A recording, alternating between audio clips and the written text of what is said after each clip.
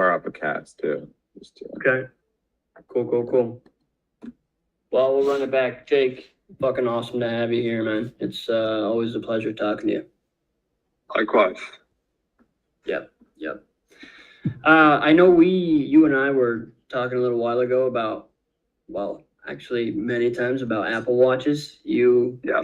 For anybody watching, Jake actually sold me one of his old Apple Watches, and I gave it a try after being inspired by your discourse on the inefficiencies of screen time on your iPhone. I forgot about that. I remember shipping it now. There was some complication, right? Like we couldn't reset it or something. There was, dude. I didn't know how much of a racket it was, like transferring a Apple device from one person to another, but I appreciate your diligence there and not just leaving me high and dry with an unusable Apple Watch. Yeah, well now you've got all my info. So if I ever get doxxed, I know who to blame. first clue. Yeah. Yeah. I haven't done anything with that yet. I forgot. Yes. Yeah. Keyword yet. Yeah, man. I guess I just wanted to hear a little bit about your thoughts. Like, what have you found with regard to efficiencies of kind of minimizing, if not eliminating? I saw your screen time data. It's like, what was it, like 10 minutes a day? Like Something like that. It's insane. Yeah. Any? I would let you know specifically, but I don't have my phone on. Fucking Christ, bro. Shit. That's good. That's a thumbs up. Yeah, what have you found, man? Well, what are the good things? What are the bad things, if there are any? Yeah, I think I've done this twice now. I guess for context, I've been interested in reducing phone screen time for a very long time, like several years, and definitely as far back as when the Apple Watch first came out. So that was Apple Watch original release date, September 16th, 2016, so 10 years ago. You had that. I had the OG, and I bought it somewhat mistakenly in the sense that I thought at the time that it already had the potential to function on its own, but at that time, it needed the phone to be maybe not like in your pocket, but if you're in a house, it needed to be sort of like within in the next room or something. You couldn't like go out. I was in college at the time, and I remember thinking, it'd be really cool if I could go out to the bar and leave my phone at home and use my watch. And that wasn't possible, but I was just excited to try it. And so I got it anyway. I did end up wearing it for a while. Like it was interesting enough, but I stopped wearing it after probably a year or two. Was it just like a fitness tracker at that point then with the time? Yeah, it did fitness, it did sleep. You could do a call, like you could text and things from it, but you needed your phone nearby to sort of handle all of it. Whether like even though you're not using your phone is doing the stuff. Now it can function as if it's its own phone, basically. That's been the case for some years. So it really does enable that sort of like independent use case. But even back then, beyond getting the watch with this interest of being able to sort of unattach myself from my phone, back then I was doing the grayscale on the phone that you hear about people doing, like getting rid of a bunch of apps and all these sorts of things to try to manage what is, I think, for most people, if it goes unintentionally managed, it's just a very addictive device in which you end up doing a lot of stuff that you wouldn't choose to be doing. You do because it's a fantastic device that's extremely addicting. And so been interested for a very long time. The first time that I felt that I really was able to go like no phone for weeks and months was about a year ago, like February 2025. It all just sort of finally came together after iterating on different things and trying different things to where I was like, okay, I actually don't miss anything about my phone. Like I'm not there's no inconvenience great enough that this feels like it's not worth it or that this is a force. Like, I feel good about having replaced everything I need my phone for with a combination of my watch, but mostly just my computer. Most of the time I'm at home. And so, for example, if I owe someone a Venmo, like there is a web app for that, like, or a website for that. You can just log in on Venmo on your computer. You know, one like weird one that I've never really used is like Uber. You can call an Uber like with your phone. There's a number you can call, but it's like it's pretty high friction. But what I found is just like, if I'm taking Ubers, I'm almost always with someone. So I'll just, you know, I won't call it like they call it. Like, you know, it's a little bit dependent, but like there's not too many things that are like that. And as far as the other stuff, you know, calls, text, listening to music, listening to podcasts, going for a run, listening to music or a podcast, going for a walk, listening to music, listening to podcasts, taking a call, getting notifications so that you're not, you know, cut off from the world for 4 hours when you leave your desk, which some people might like to do. I personally don't want to. Like, the goal is to not to, like, you know, go off the grid. The goal for me is to not use my phone because I don't think it's a good device, basically. And so anyway, finally figured that stuff out like last February, was able to stick with it for like about 2 months. And then a bit of traveling sort of unwound it for me, where like I sort of lost the no phone or very low phone like sort of streak, and wasn't like sufficiently motivated to like reinstall it, basically. Did you lose your streak because your phone filled a functional gap or an entertainment gap, that like you're on a plane for 12 hours or something, or you just needed to call Ubers again? Or no, yeah, I think I don't remember exactly, but like I was away from home for a couple of weeks and didn't have like at home I had a place where I kept my phone when I, you know, and I would go use it if I needed it for something like 2-factor authentication or whatever. But like other than that, it's just like sitting in the bathroom drawer. When I was on the road, like it was in my backpack, it was too easily accessible, and like I didn't have the motivation to not use it versus just using it because it is easier in a lot of situations. Right. Like, you know, I don't have to for the plane, like I don't have to download stuff in advance to my watch or my computer. I just grab it on the phone or whatever it is. And so it's a matter of prioritization. It is something that if you don't prioritize it, like the phone is so baked into the world that you're just going to end up using it. And then so the second thing that came out of that was soon after I started QR. And sometimes like I go through phases of being pretty intentional about a lot of things and sort of living more slowly. And then other times where it's just like, let's have at it and just go off. And like QR was like just a million miles an hour for a while of just like doing everything I could think to do to make it work. And so I sort of abandoned, like I was like, I don't care if I'm on my phone. If it becomes like super unproductive and a waste of time, then, you know, I'd like to not be. But like in general, I'm not gonna like care about the rules here. Like, let's just do whatever I need to do right now. And then probably 3 months ago, had another sort of point in time where like the motivation built up again to be like, I need to reset some things. Like I need to get a grip on my fitness again. I want to go for like a no phone week and reset that, because I was spending like 7 hours a day on my phone again. And a food fast. Like I'll often do like a food fast and a phone fast. I've done that like together a couple of times. And it's just like, you're not eating, you're not on your phone. Like it's like a big reset on everything. It's like so I did that. What's that? That's a new digital religion. Yeah. And so I did that and it stuck. Like I've been very low phone for the last 2 or 3 months, and I can speak to the benefits of it. Obviously, recently, you know, I'm not certain about it. Like, I'm not certain that it's better, but I think there's a good chance that it's better than using your phone as normal people do. And if it is, I'm like one of the only people who's not. Like I'm one of the only people with that advantage. And so I'm not certain that it's an advantage.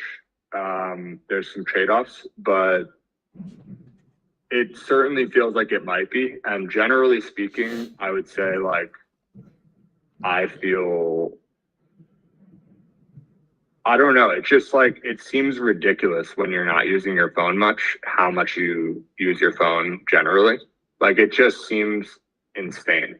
Like I don't know if these are rough good numbers for you guys, but let's say like 4 to 6 hours a day on your phone, something like that.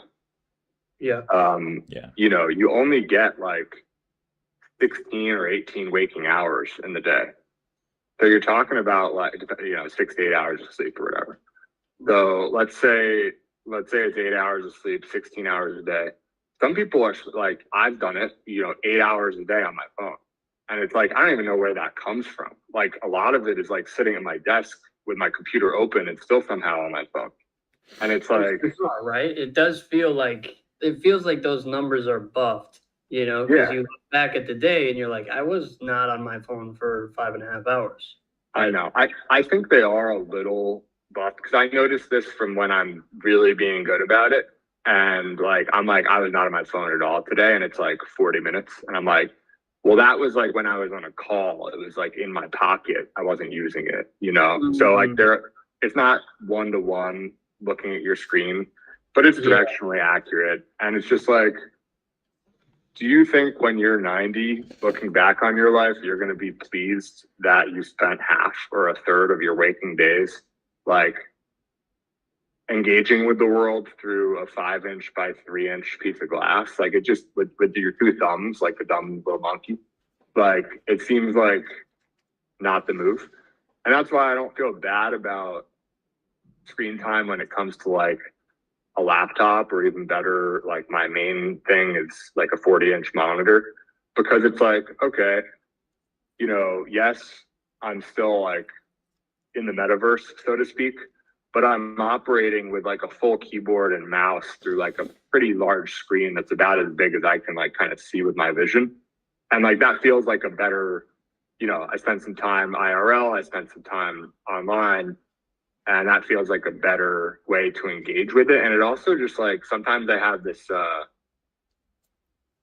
I'm not sure what the right word is to describe it, but like this feeling after a long time on my phone where it's like, wow, I was just like in a vortex of like, I don't know where I just was, sort of thing. And like, that doesn't really feel great either. And then there's just a bunch of practical things. Like, for example, like when I was starting QR, live tweeting the auctions, like I can do that just way better on web with multiple like windows open and things. Like I wouldn't have a shot at doing that on mobile. Like there's no way I could do it. Tagging all these different accounts, like being super fast, taking the screen recordings.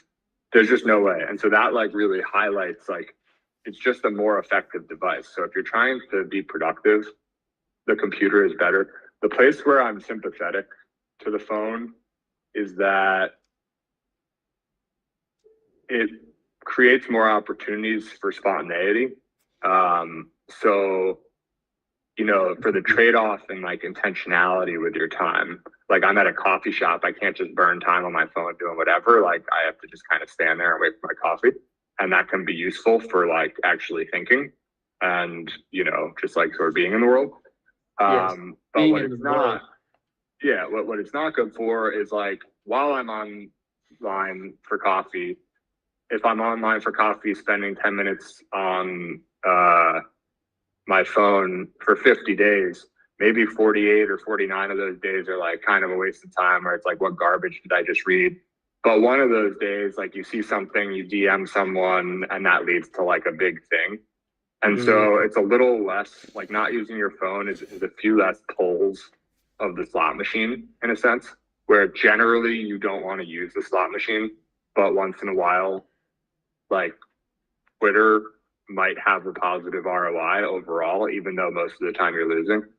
So that's one of the areas where I'm like, you know, I'm sympathetic for phone use, and Yeah, they're Yeah. kind of like the surface area sort of argument, right?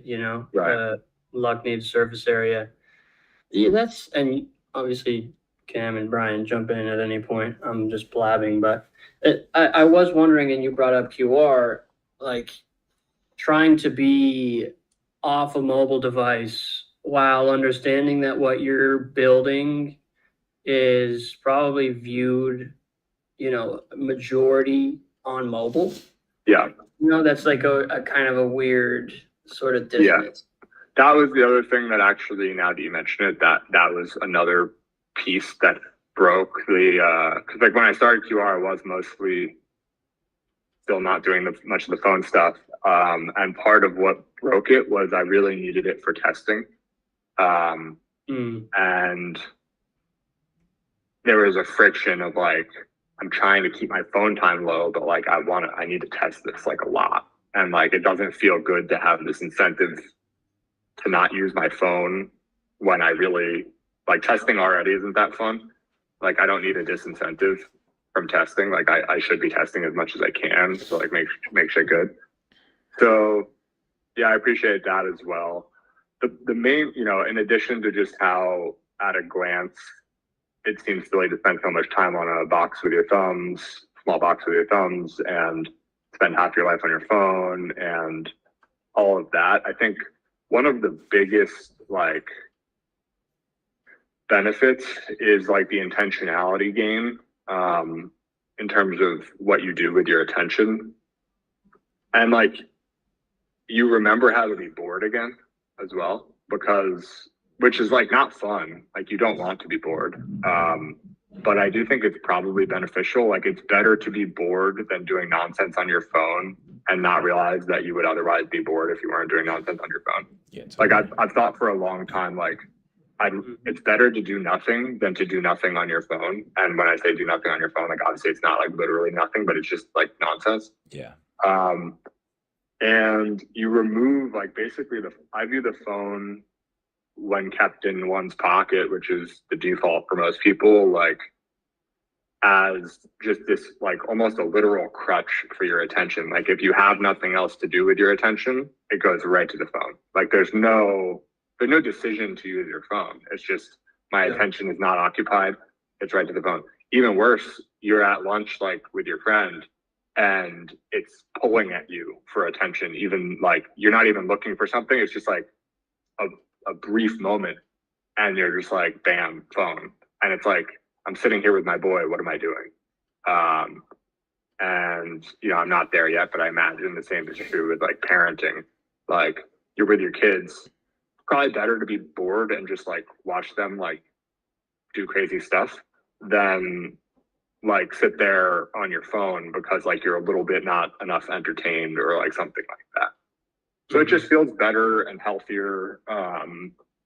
But it's, I'm not totally like, I do appreciate the argument for, that it might not be the move. And ultimately maybe the answer is a compromise sort of somewhere in the middle, but it's hard for like an alcoholic to have a beer a week.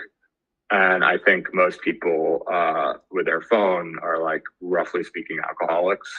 Not that it's the same addiction like chemically or whatever, but moderation can be hard. I think it can be, yeah. In situations where moderation is the right answer, it doesn't matter if it's not really practical. Like then you have to decide which extreme is better. So anyway. I mean, the thing that kind of comes up for me is a little bit more like, I guess the weak points to me seem more of like a barrier because of where technology is right now, not because like it's like a barrier of just life in general. Like for example, I can imagine a world where a brand's jingle might be more important than their logo, where like like user faces are mostly audio, and at that point like it eliminates more of the need to even look at anything on a phone because you could scroll Farcaster by like some AI just like reading you the casts or whatever it is, or even the Uber aspect that you mentioned before, where it's like maybe there's friction right now, but sooner or later it's just like you press like a go-go gadget button on your Apple Watch and like the Uber just goes to you, you know? Yeah. Yeah. I think to your point, another one of these things I mentioned, like sitting on like, being on your phone, operating with two thumbs for a third or half of your waking hours in life seems ridiculous. Another thing that seems ridiculous is how often how much time we spend sitting at our desks, as all of us are doing right now. And to your point, Brian, like I think I'm very bullish on more of an audio-based interface in the future. Obviously, there's, I'm sure maybe you guys have heard, like Sam Altman and Joni Ive are reportedly working on a device that is like in theory, it would be the next iPhone, and it's sort of like AI and audio primarily. And I would love, basically, right? Yeah, it's like I don't know, it's like a little orb, I think, that you have in your pocket, and then and headphones, something like that. And yeah, I think something like that could be very interesting. I was very interested when the what's it called, the Apple Vision Pro came out. I actually got it despite it being like $3,000, but they had a 2-week return policy, so I used it. Like I basically rented it for free. Nice. And I used the heck out of it for 2 weeks because I was like, this is my chance to use it. And I was like, if this is a laptop level device, then I will keep it because $3,000 for a laptop is reasonable. If it's not, and it's going to get dusty in my drawer like my Oculus did for 1/10 of the price, then I'm not, I can't justify that. Or if I'm just going to use it for flights or something, I can't justify that. So I returned it, and it was very cool. Similar to the Oculus, you try it and you're like, this is literally awesome. Like I am kind of in awe by this experience, but I'm not going to use it. Like you just don't end up using it for whatever reason. It's like an awesome experience that you don't gravitate towards for whatever reason. And it was similar with the Vision Pro. And I think the Vision Pro could like all of these things, like VR, we're sort of in like a VR bear market right now. Like it's all AI. No one cares about VR. No one cares about crypto.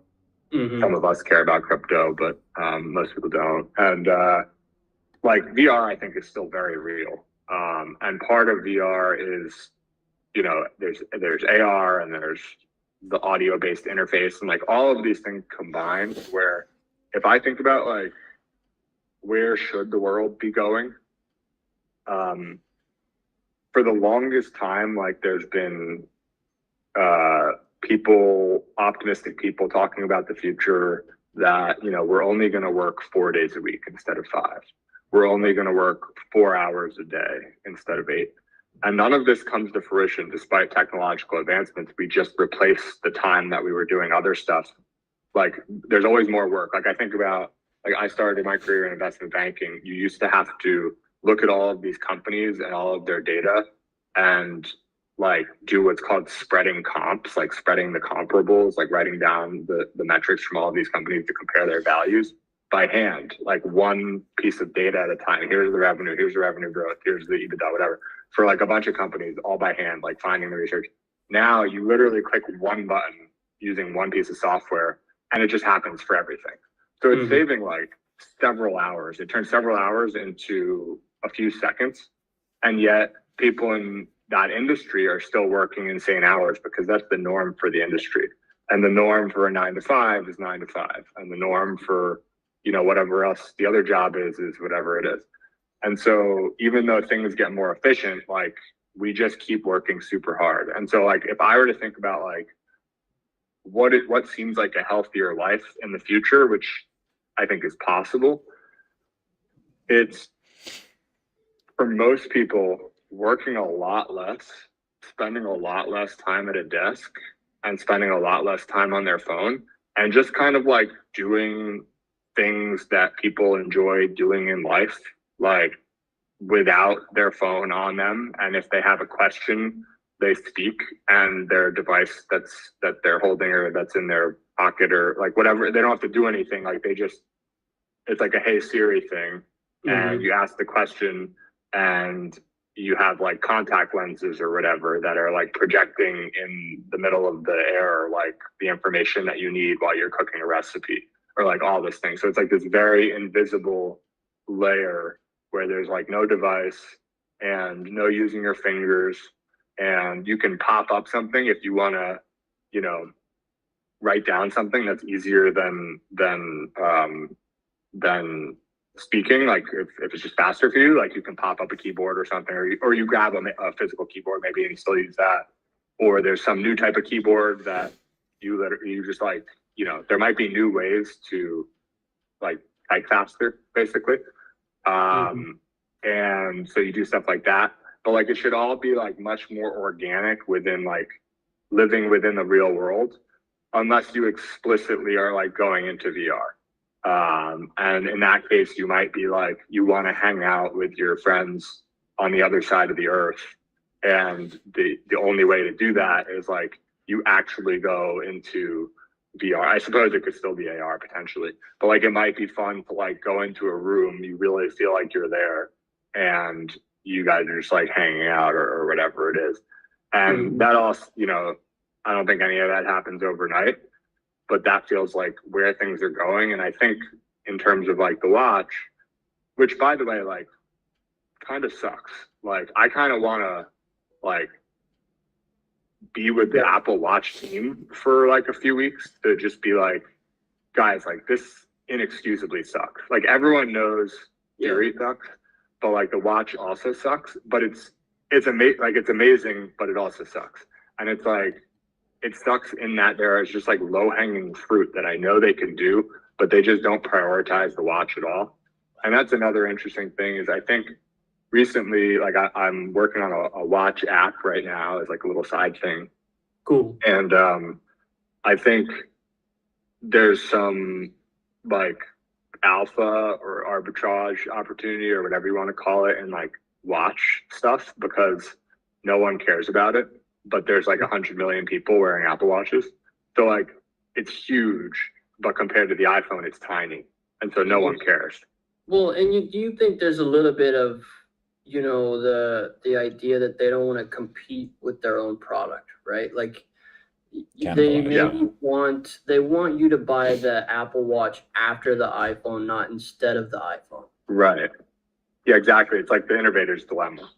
Yeah. And so to your point there, maybe there is an opportunity for someone to actually build like a better watch. And maybe watch isn't the right, you know, I think Joni Ive and Sam Altman are basically saying, we're going to build the next iPhone level device, but it's not a watch.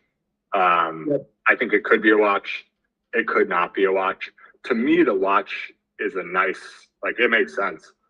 At least as a piece of the puzzle. Like it can be a watch plus AirPods with, you know, audio AI in between. That's roughly what I'm using. Also, like the watch with Ray-Ban Meta is kind of nice. Like I use that as well. The Ray-Ban Meta are also like, I think of like the Ray-Ban Meta and the Apple Vision Pro or the Oculus as being on opposite sides of the spectrum. And they're going to just continue converging closer and closer where the lightweight AR gets better and the heavyweight VR gets physically smaller and lighter. And like you'll end up somewhere probably closer to the form factor of the Meta Vision Pro, but closer to the functionality of like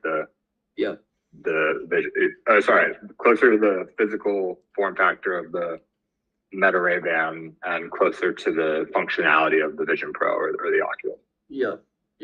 That's exactly where I want things to go. Like if I could direct the efforts of now to get the future I want, that's what I would drive towards, exactly there. I think that's what Meta is definitely driving towards. It's obvious they're making a lot of progress. Actually, I'm impressed. Brian just bought the Oakleys the other day. Oh, yeah.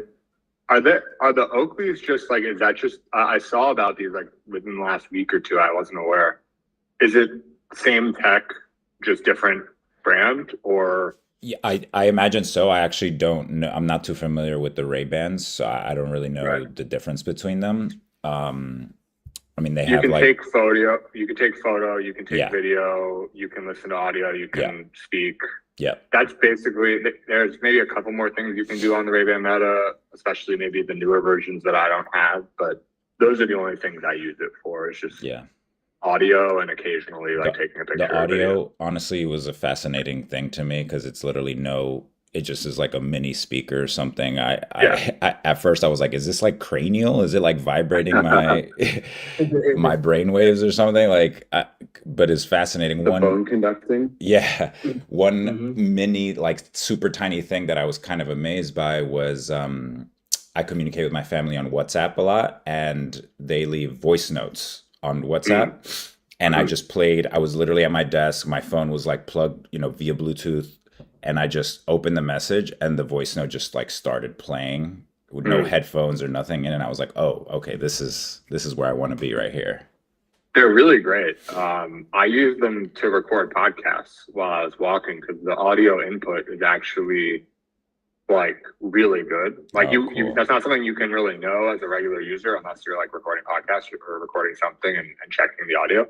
But Mm-hmm. because the output, as you know, from listening to voice notes or music or whatever, it's good. Yeah. It's not great. It's like it's good to listen to a podcast and it's fine for music, but like if you really want to listen to music, like you're better off having something in your ear that's actually like really solid. But for how it captures your voice, it's like excellent. It's like way better than AirPods, better than like a lot of things for blocking out noise that you don't want to get captured and capturing your voice in a pretty strong way. It's actually like the best I've found. Besides, maybe there's some other sort of like more technical devices you can have, but out of like standard headphones, I think it's the best. That's cool. Have you always recorded your podcasts, at least like the Purple Pod, with the glasses, or did you start out? I had assumed that you were using the Apple Watch and headphones. I've only done walking podcasts, as far as I can really recall with the Ray-Bans. But Okay. prior to Purple People podcast, like my main podcast, which I'm sort of back doing everything. Like I'm not really doing the Purple People. I'm just doing it all under Pod of Jake. The first, 100 and however many episodes, I just didn't. I wasn't walking. I just do them at my desk with a regular microphone setup. Interesting. Well, one thing selfishly, because this is what I couldn't make work with the Apple Watch, is managing notifications in a way that didn't I was experiencing anxiety because one thing to have my phone buzz in my pocket, but another one to have it buzz on top of my body. I found that it was really good for an alarm, to wake me up. I've never woken up more effectively in my life than when I had the Apple Watch on.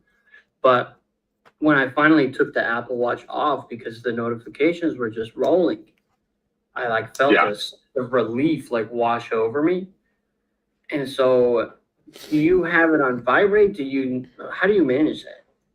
No one messages me. I'm not as popular, so it's easy. No, I have a couple things first of all, with sleep. I mean, as an alarm clock, I'm sure it works great. Just as a practical, as a detail, I don't wear my watch to sleep. I charge it every day, or every night while I sleep. And so that's just sort of I like to have a dedicated charge time for these things, because otherwise it becomes a constant hassle of when am I going to charge this or whatever, or you're on and off. So I just, people like it for sleep tracking and stuff, and that's fine. Some people might choose to do that. You could charge it some other time. I don't know when.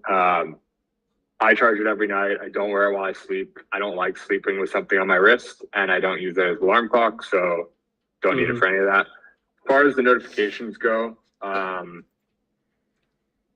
I have it on Do Not Disturb, as well as my phone, by default all the time. And so I will get a phone call from contacts that goes through the Do Not Disturb. So that'll vibrate on my wrist.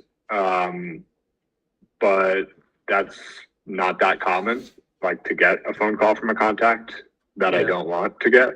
And if I do, I just ignore it. It's like not that big of a deal, but it's like very infrequent compared to what you're talking about. I've never really I can't remember what the last time I was using a watch without that setup. And so I don't remember what it was really like, but I couldn't imagine having a constant buzzing on your wrist. Like it would be way too much.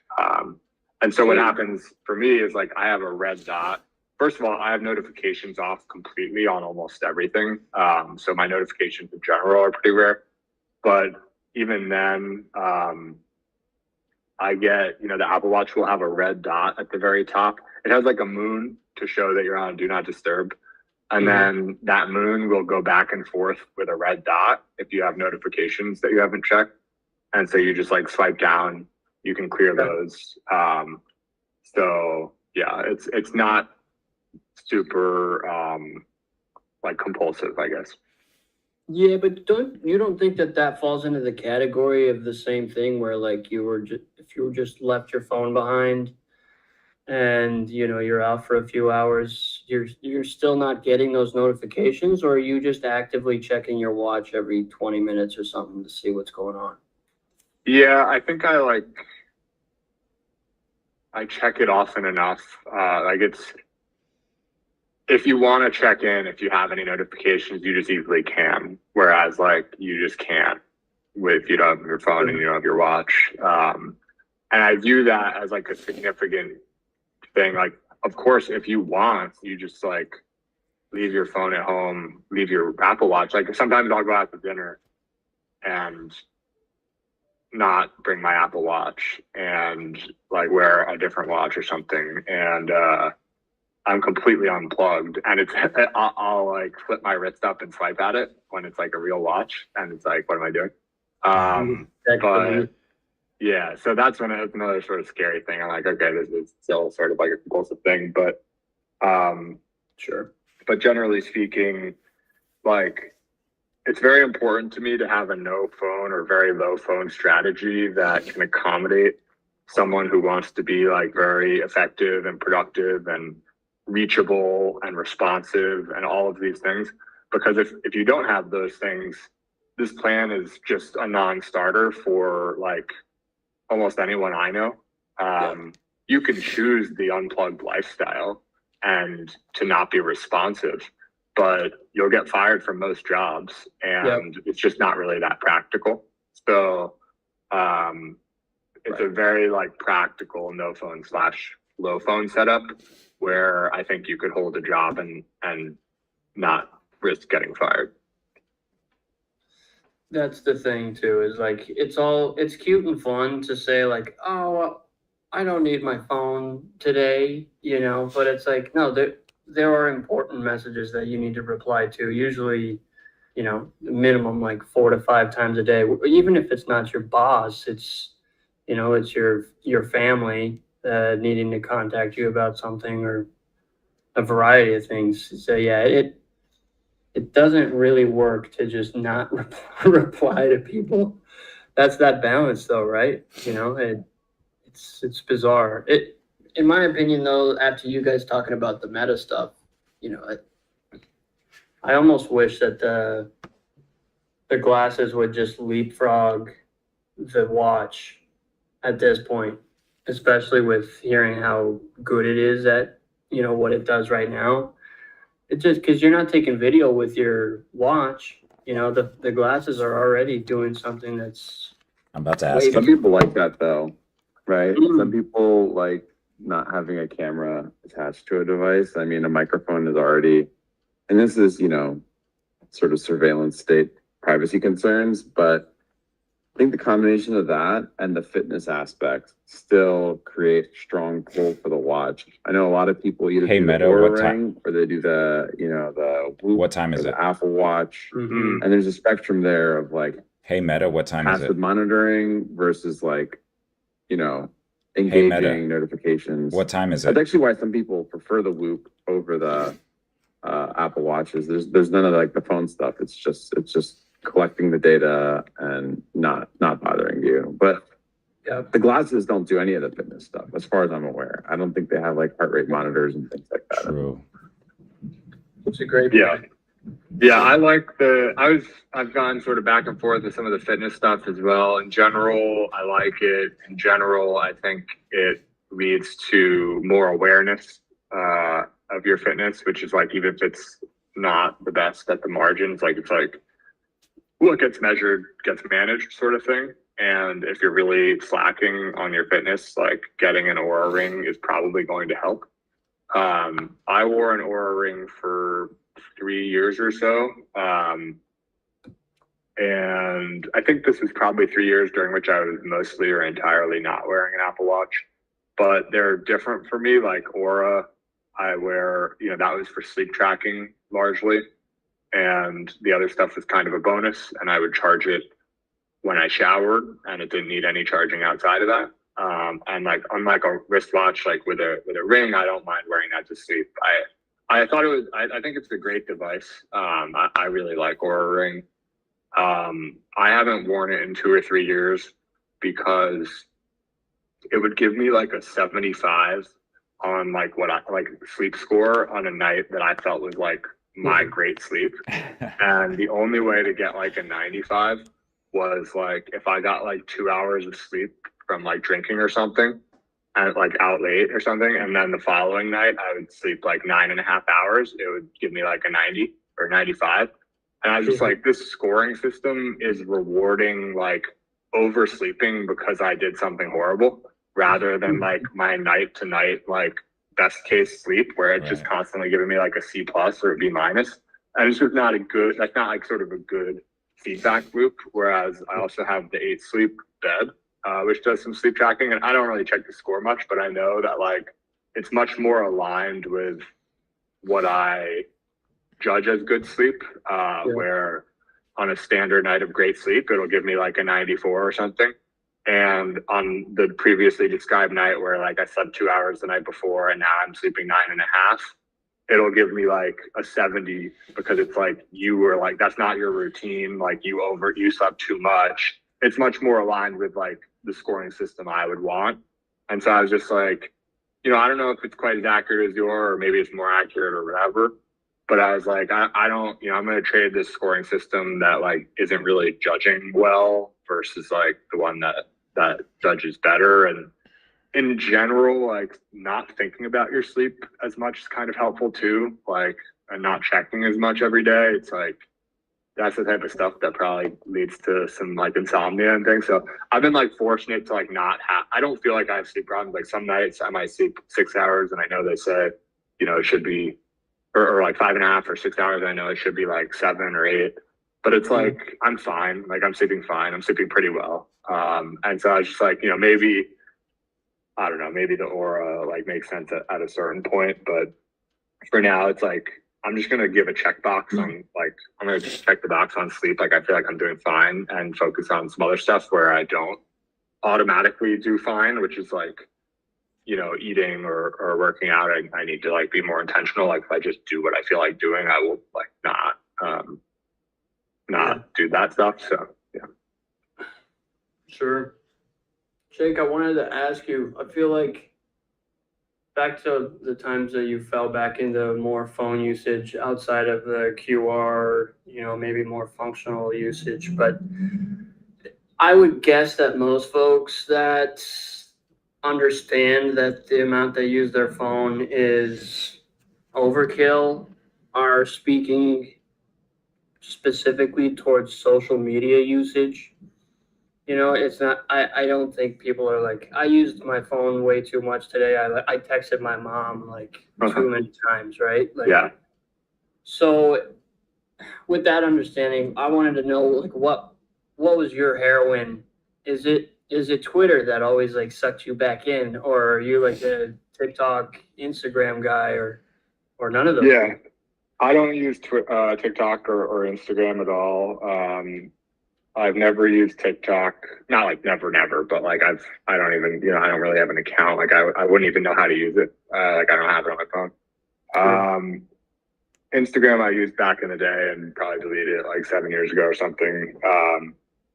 And but yeah, my heroine is Twitter and Farcaster, and probably Safari, just generally like Interesting. internet surfing. And at times when I had like deleted the Twitter app or something, using Twitter through Safari, something like that. What else? The elite workaround. Delete the app in Safari. Exactly.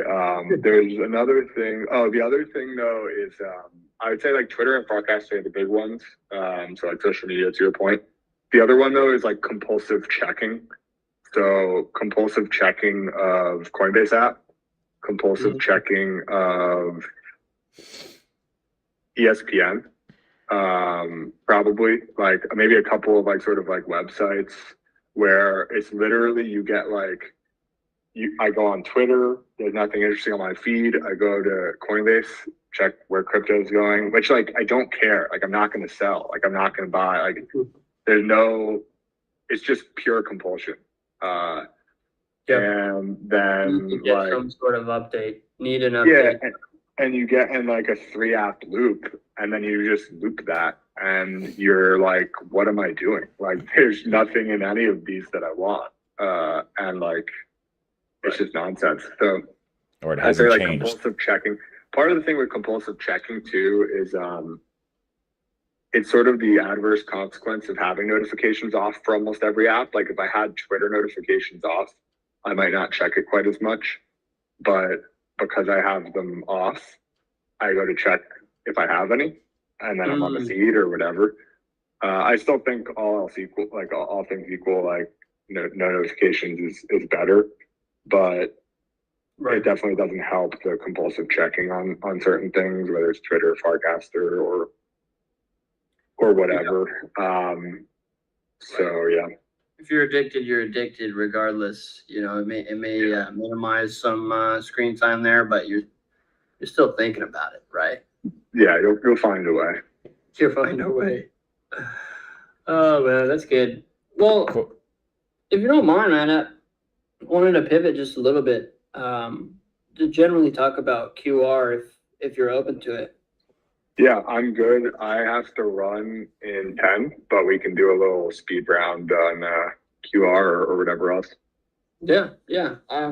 I only had really one bigger question here. I don't know if these guys do, but obviously hop in. I just wanted to hear like a broad, maybe high level take on you've been running QR for over a year now, right? And yeah, are there any like outside of price, token, yada yada, maybe more on like a human nature side of things or things you figured out about yourself? Like what's one maybe or a couple like bigger takeaways that we wouldn't expect you to have learned throughout, managing this project?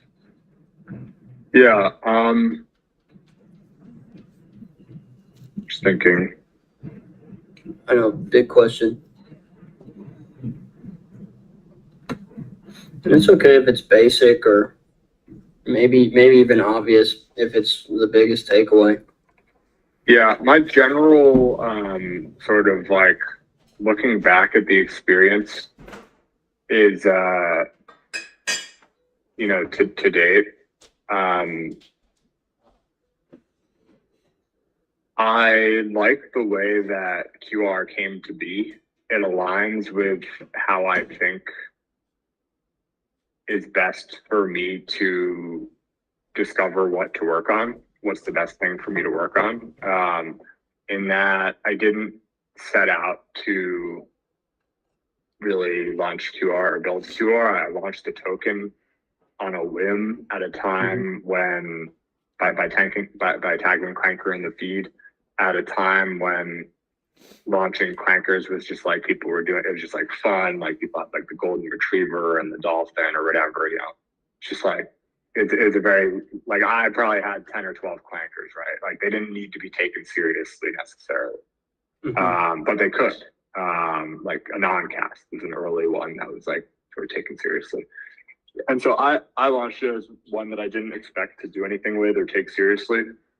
It was just to bookmark this idea that I had at that time, which was basically like somewhere around the question of why do all meme coins fail?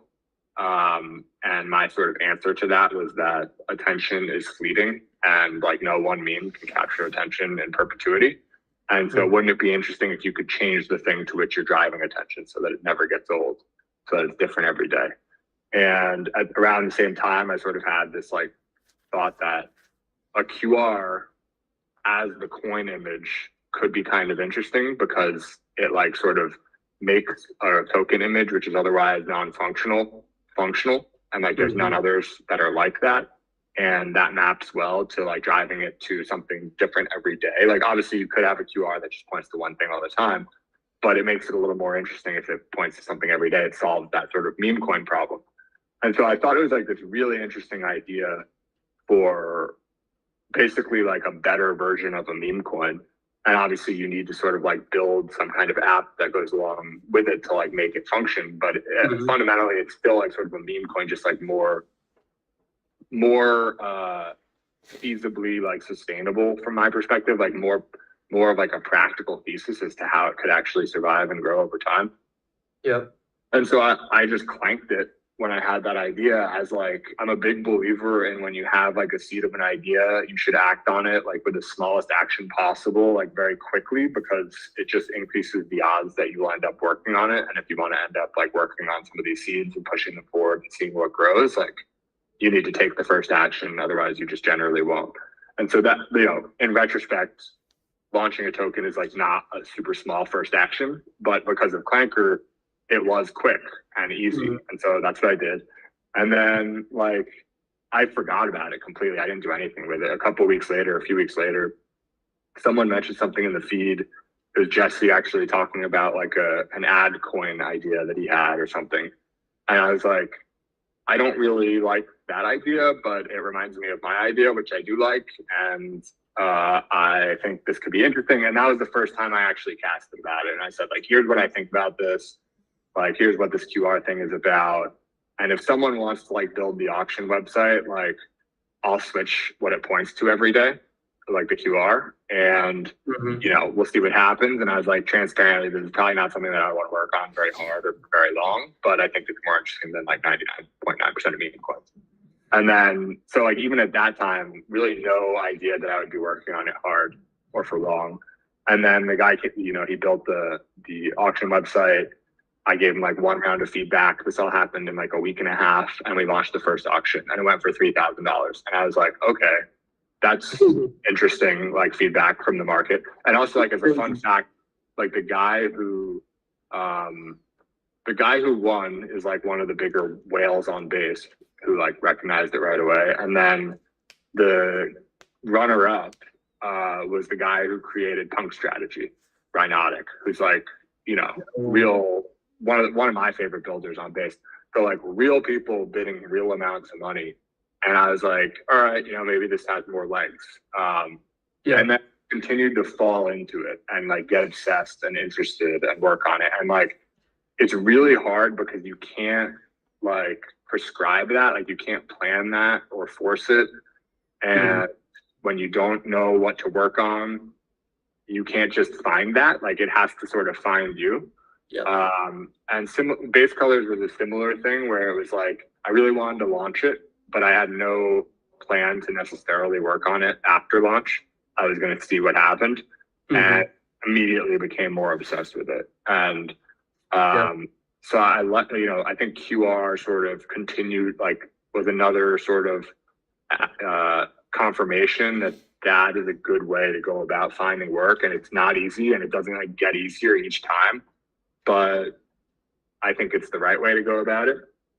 On the other side, I wish I could say that I learned something to do better. And like, I you know, there are things to do better, of course, but like, I took a major mistake in mind.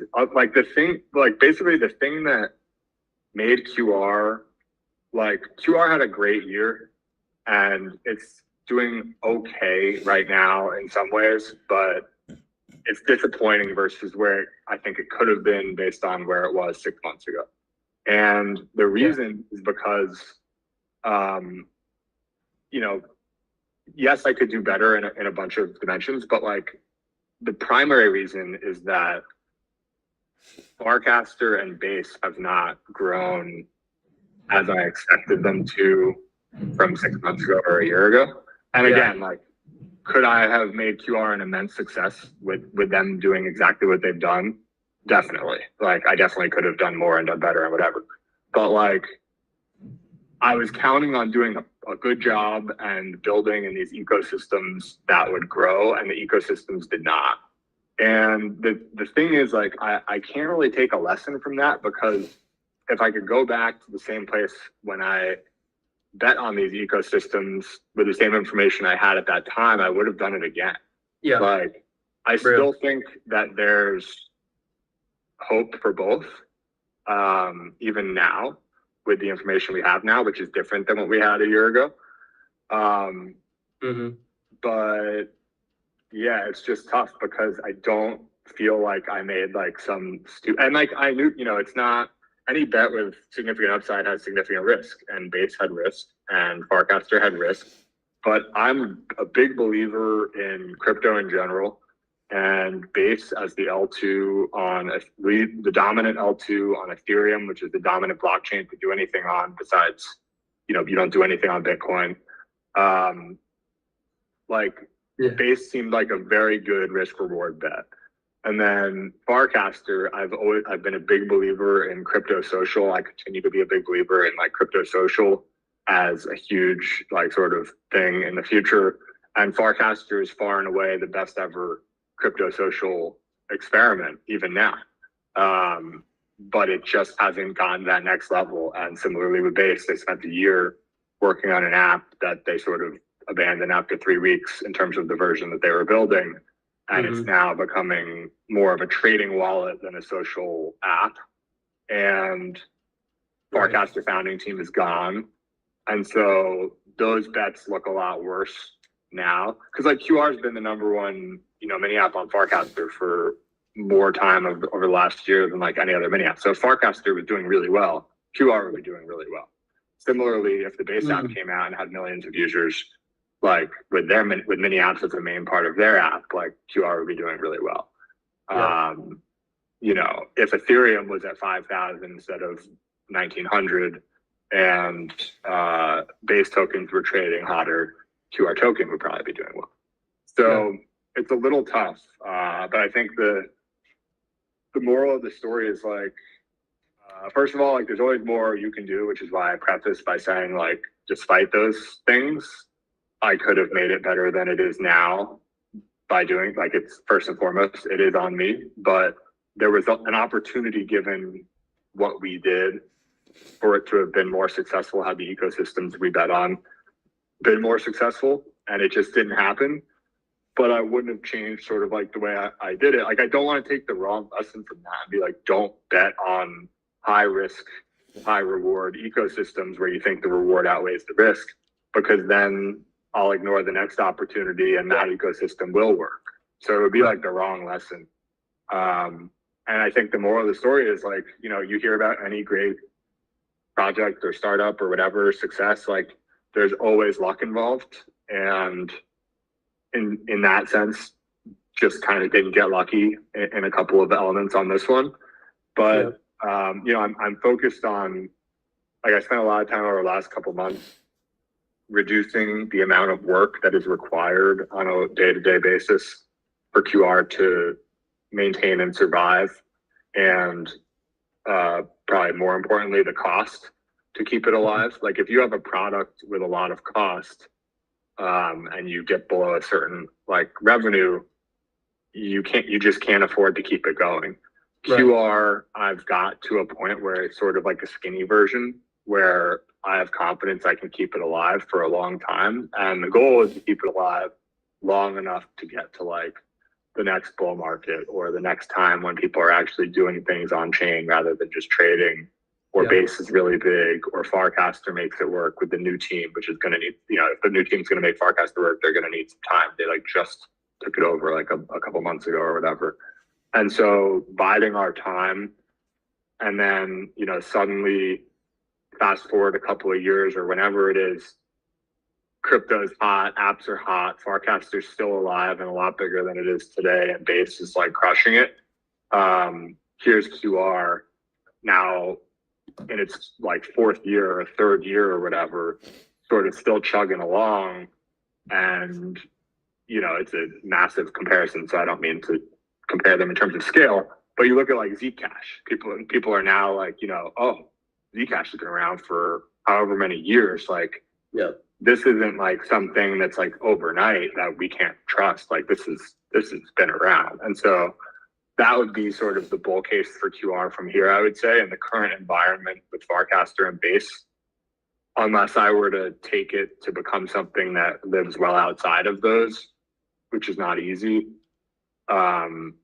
The sort of name of the game is like survive and bide time and drive what attention we can on given day to whoever's willing to pay the most for it. And then if the market sort of starts being more in our favor, maybe we can sort of dive, you know, double down, triple down, and see if we could take advantage of that time period.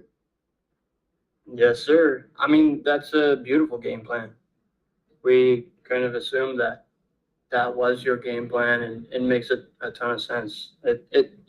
It's also an inspiring story too. And with that being the place you're at now, it's not, oh, QR could have been great. It's like QR was great. It's still fucking cool. And taking the step to, you know, lower operating costs so that it, you know, can be whatever it wants to be in the future is, yeah, that's inspiring, bro. I mean, let's not forget base colors as well. Excuse me. Which is also like another, I feel like another kind of input into like how you seem to like to operate in like these like early primitives, or you work with primitives earlier than other people. And I don't know if you have to go. I have one, I guess, question about that. Yeah, if, like, go ahead. I got like a few minutes. I went over myself, so I really got to go in like 5, but which means like 7. But go ahead. Well, I guess my question is a little bit about like the idea of being early or even permanently early. You know, kind of the theory that like using a primitive early, or the betting on primitives early with the theory that one of them will win, except you can't really predict which one will win, because like you said, like luck is a factor in a lot of these. So I guess I wonder if there's a line, or if you've ever drawn a line or been conscious of a line while building something, and whether you consider it like a productive experimentation, or just like permanently early to things that are like hard to compound, or like by the fact of being early, it's hard to compound being early to something that maybe doesn't even take off at all. Yeah. I mean, I definitely don't want to be too early, because like too early is basically the same as wrong, and it's easy to be, not easy, but like oftentimes people are too early, and that is the reason why something fails. But you know, it's more fun and interesting to be early rather than late. Like if you're late, you're chasing basically, and you might succeed, but it's not that fun. Whereas like if you're early, you're like sort of discovering and like inventing. So I just sort of like, I'd rather fail on the early side, because it's like more fun to be on that side for me. And the bigger thing I think about, like as a commonality between QR and base colors and even condo, is obviously I like crypto. I think crypto to me is, you know, is about more than just like tokenized stocks and stable coins. And I'm hopeful that we're sort of at the bottom of a trough now, maybe not in terms of price, but in terms of sentiment around those things. Like everyone's like, you know, stable coins are going to be huge, and I'm sure they will be. Tokenized stocks are going to be huge, and you know, maybe there's a couple of other things like that, but you know, no one thinks NFTs are a big deal anymore. Like the same things that were true about NFTs a few years ago when they were hot are still true, and it's just like no one cares about them right now. But like Yeah. it seems hard to imagine you won't have digital objects in video games that are like Right. NFTs. Like, why wouldn't you? It makes so much sense. That's So I think it's all, I think there will be a return to fun, so to speak, in crypto, where like interesting things that were not possible pre-crypto, will become like popular and interesting again. We're just at this really, like, previous bear markets were like crypto is a scam and worthless. This bear market is like everything besides the boring crypto is a scam and is worthless, but the boring crypto is real and valuable and like, yeah. Whatever. Like this might have been a thing in the very early, like before I was involved in like 2013 or something. Like it might, because around that time, I think people were like, no to Bitcoin, but like yes to blockchain. And like I wasn't around for that, but like that feels like sort of how it is. Like now it's like no to NFTs and like, crypto social and things like that, and like apps that are like using crypto, but like yes to stable coins and BlackRock. And it's like, okay, I guess, but like that's not really that fun for me. So when you're we'll see what happens. But in general, like in that like more fun and interesting side of things, what I've found myself naturally gravitate towards is like building sort of passive on-chain. They don't start passive, but they can be set on somewhat passive mode on-chain assets where I can like sort of dip in if and as the timing becomes more appropriate, after having taken the time to create them and get them off the ground in the first place. Like people, there's like, I think I can do that with all three of these apps. So yeah, I like that piece of it. And even more general, like outside of crypto, I've always thought that companies could be built with far fewer people. Obviously this is more of a popular view now with like AI, but even without AI, I just don't think a lot of companies need as many people as they have. And they also, I think there's a default assumption that a company needs to be a continuous, like never ending work. And I don't see why that needs to be the case. Like, I think you can have an app that you build that the software just works, and you might want to advance it at certain from time to time, but the default that you need to be working on it all the time, I don't understand why that would be the case. Like, I think you can build something, have it out there, have it working. Like Condo, for example, maybe I should be working on it more, but like I haven't, and I made it and it works and people use it. And if I want, when, for example, Rainbow made it so that you could do batch swapping, like they didn't have the functionality and now like you can. And so we added like the ability to connect Rainbow Wallet because I was like, oh, Rainbow has that now. That is a prompt to add a feature to Condo. So I will do that. And now that's done. And now I'm back to passive. Yeah. And so I'm very interested in like sort of those sorts of products and apps and businesses within and also outside of crypto. Yeah, it's interesting. I think like my other question, which I think will be quick, is basically like if specifically with base colors and QR, like how you view building it. Like, do you view yourself as like making a market? Are you making an art piece? Are you making a tool? Or maybe it doesn't matter what the distinction is, or maybe you don't even, maybe it's maybe it's like an unnecessary thought, but I'm curious, like if that changes at all how you build it. Yeah, I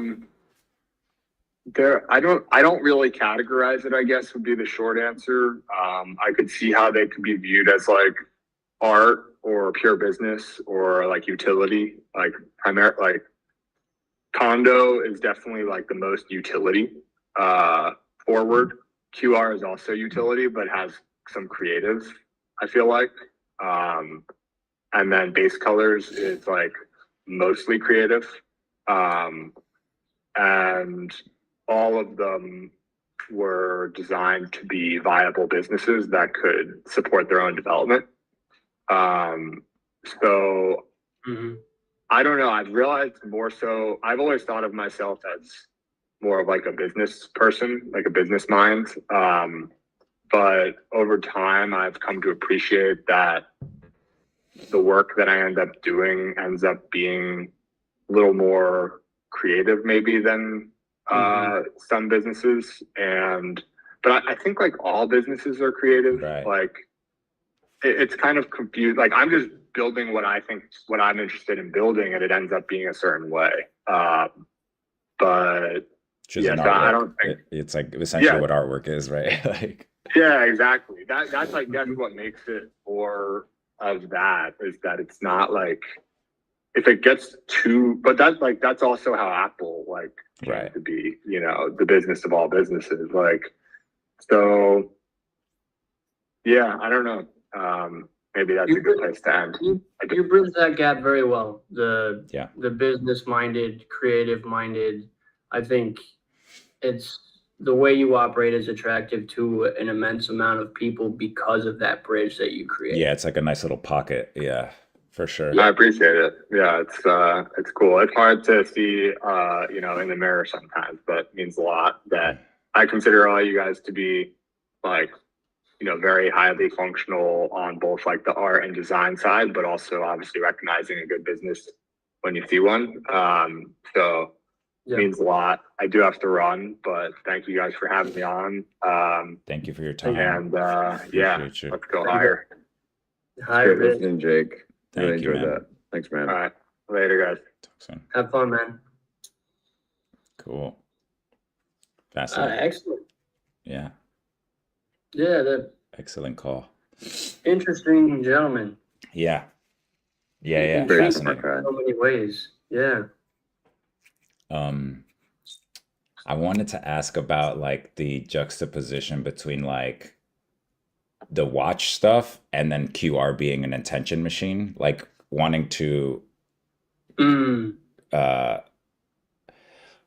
direct your attention a certain way by removing attention, but then also having a product that is basically being like, here's where the attention is. Right. But we did talk a while about the Apple Watch, so I was like, let's move on to the other stuff. Yeah, that's my bad. I just really No, it's I don't know, fascinating. I'm intrigued by it. I've been intrigued so hard by the idea of not using a phone. Yeah. And someone who's tried very unsuccessfully, I'm like, what the fuck? And it's interesting to hear him say that, like, just use the computer, bro. Yeah. Yeah. Like a big takeaway there. He's like, just use I didn't expect him to go in that direction. I thought that he was like, I'm unplugged. I don't do anything online during this time. But he's like, actually, it's the opposite. If I'm super plugged in. Like, I have a computer room. Yeah. I got that Neuralink plugged into my spine.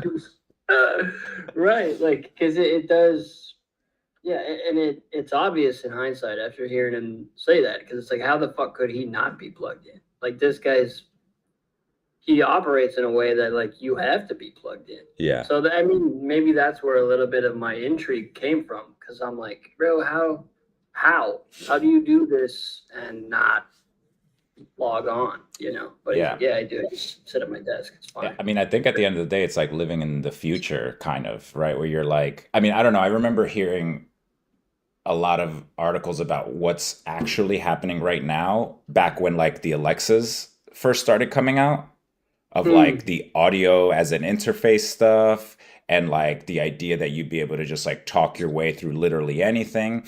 And that obviously didn't become true at all, but now it is that's kind of where we're at, where it's like, I feel like with the AI stuff, like all of that can be true. Like 11 Labs is doing crazy work with the fucking voice stuff. And like, you could totally distill, I could imagine a social media platform like Farcaster, where like everyone chooses their own voice, and then for you to like listen to a feed, every cast is read by the person's voice. Like, can you imagine the spammy ones? Join now for $500. Yeah. In cred. Join now for what? or Clanker replying to you. Right. Well, the Alexa callback is good because it is maybe one of those examples of being too early. Right. people were like, myself included, is like scary. Yeah, It was scary when I first heard about exactly. it. It's like, I don't want that. But now I'm like, I want my fucking glasses to listen to me. You know, I don't want to wear them on my face. Yeah. You know? So it's like, it's time. Too Yeah, early, that's the thing. right? It's like with the possibility of that, or like that's the thing. It's like the promise that those things made. It's like we weren't ready for it, but now it feels like we see the possibility of like not having the phone and like still being able to function in society because we've already gone too deep down the rabbit hole of everyone having phones. Now it's like kind of weird if someone doesn't have a phone. We're like, that's actually not a weird thing, you know? Right. It's not inherently weird, but Yeah. it is at this point in time. At this point in time, because we've made it that way now. Right. Even like That's what- I was when I was working at Scent Cam, I didn't have an Instagram, and going to social situations and saying like I don't have an Instagram, I used to get those reactions like, "Whoa, that's great!" Like, and I was just like, "Yo, that's nuts that you think it's crazy. I don't have an app." Right. When you put it like that, bro. Sorry, I don't have this app. Yeah, I'm sorry I don't have this app, dude. Like, what do you want me to do? That's funny. Yeah, but that's how people stay in touch, huh? Yeah. Instagram. It's like the next level up would be getting someone's number. And that's like, whoa, very intentional. Yeah. Yeah, that's scary. You're like, whoa, I have a girlfriend, all right? Yes. Way off. Fellas, I'm gonna cut the live on Farcaster audio. But I want to report that we had 12 listeners at one point. Oh, what? Hey, let's go. That's fire. Yeah. Thank Let's you. keep an eye on it. If anybody's still listening, we love Shout you. out. Thanks for listening. Yeah, we're gonna keep doing this too. Now that they support this on Farcaster, we'll do it. And we got some fire emojis on there too. Caleb said, "Love you too." Hell yeah! All right, and with that, I'm gonna drop the mic. Peace, Check in guys. next week. But no, that was awesome. Yeah, that was awesome. It was crazy rabbit hole on the fucking Apple Watch. Yeah, for real. But how do you do it though? Dude, I could have went down that rabbit hole for another hour. I was just like, bro. I'm actually surprised that you can't call an Uber from the Apple Watch. Yeah, me too, actually. I do think that they're nerfing it intentionally, bro. Right? I honestly do. Because they want you to buy both. Yeah, because I've heard or read articles on the of how Apple, obviously we can't prove it because it's Apple and those secrets are locked away at, you know, Cupertino or whatever, but like the theory is that they cannibalize the iPad because they don't want to, or they don't want to cannibalize the MacBook, so they nerf the iPad basically. So they still want people to buy both devices. So like the iPad isn't as good as it could possibly be because like the MacBook is right there, which I think now that those barriers might be starting to like crumble with that new like MacBook that came out that has the iPad processor. I forget, it's Neo, I think NeoBook or MacBook Neo. Yeah. $600, super affordable too. Yeah. So I think maybe like, oh, now that Apple has a product, they're like, okay, fuck it, you know, and we can sell you this product here. Versus like nerfing or cannibalizing their own line, which they might be doing that across the board with Apple Watch to iPhone, with iPhone to iPad, with like all, because they have the whole spectrum, you know. I would expect to see some changes because Tim Cook recently said he's stepping down and there's a new guy stepping in, right? So I feel like that's good opportunity as ever to really kind of shake things up and maybe consolidate product lines and in doing so, probably make way for new product lines, right? Whether that's going to be like the new Apple Vision or whatever the fuck AR, VR thing. Yeah, true. The glasses, maybe they come out with glasses. Fuck it. Yeah. That's an instant cop for me. If Apple launches glasses that look decent, like they have to look good too, but like I'll buy them. I mean, I don't care. They could just call them the Vision Lite. Yeah. Yeah.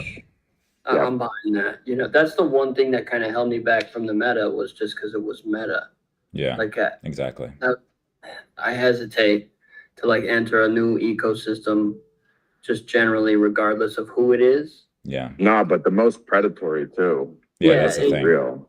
Exactly. So like put those two things together and it's like, oh, fuck, man. But the product is so sick. You know, that's how you know you really Yeah. something clicked is like, I want those, but I really don't want them, but I really fucking want them. You know, it's like you made a good product when like I don't respect you, but I want to buy your shit so bad. Just absolutely negative brand value. Yeah. You know, that's something to be studied.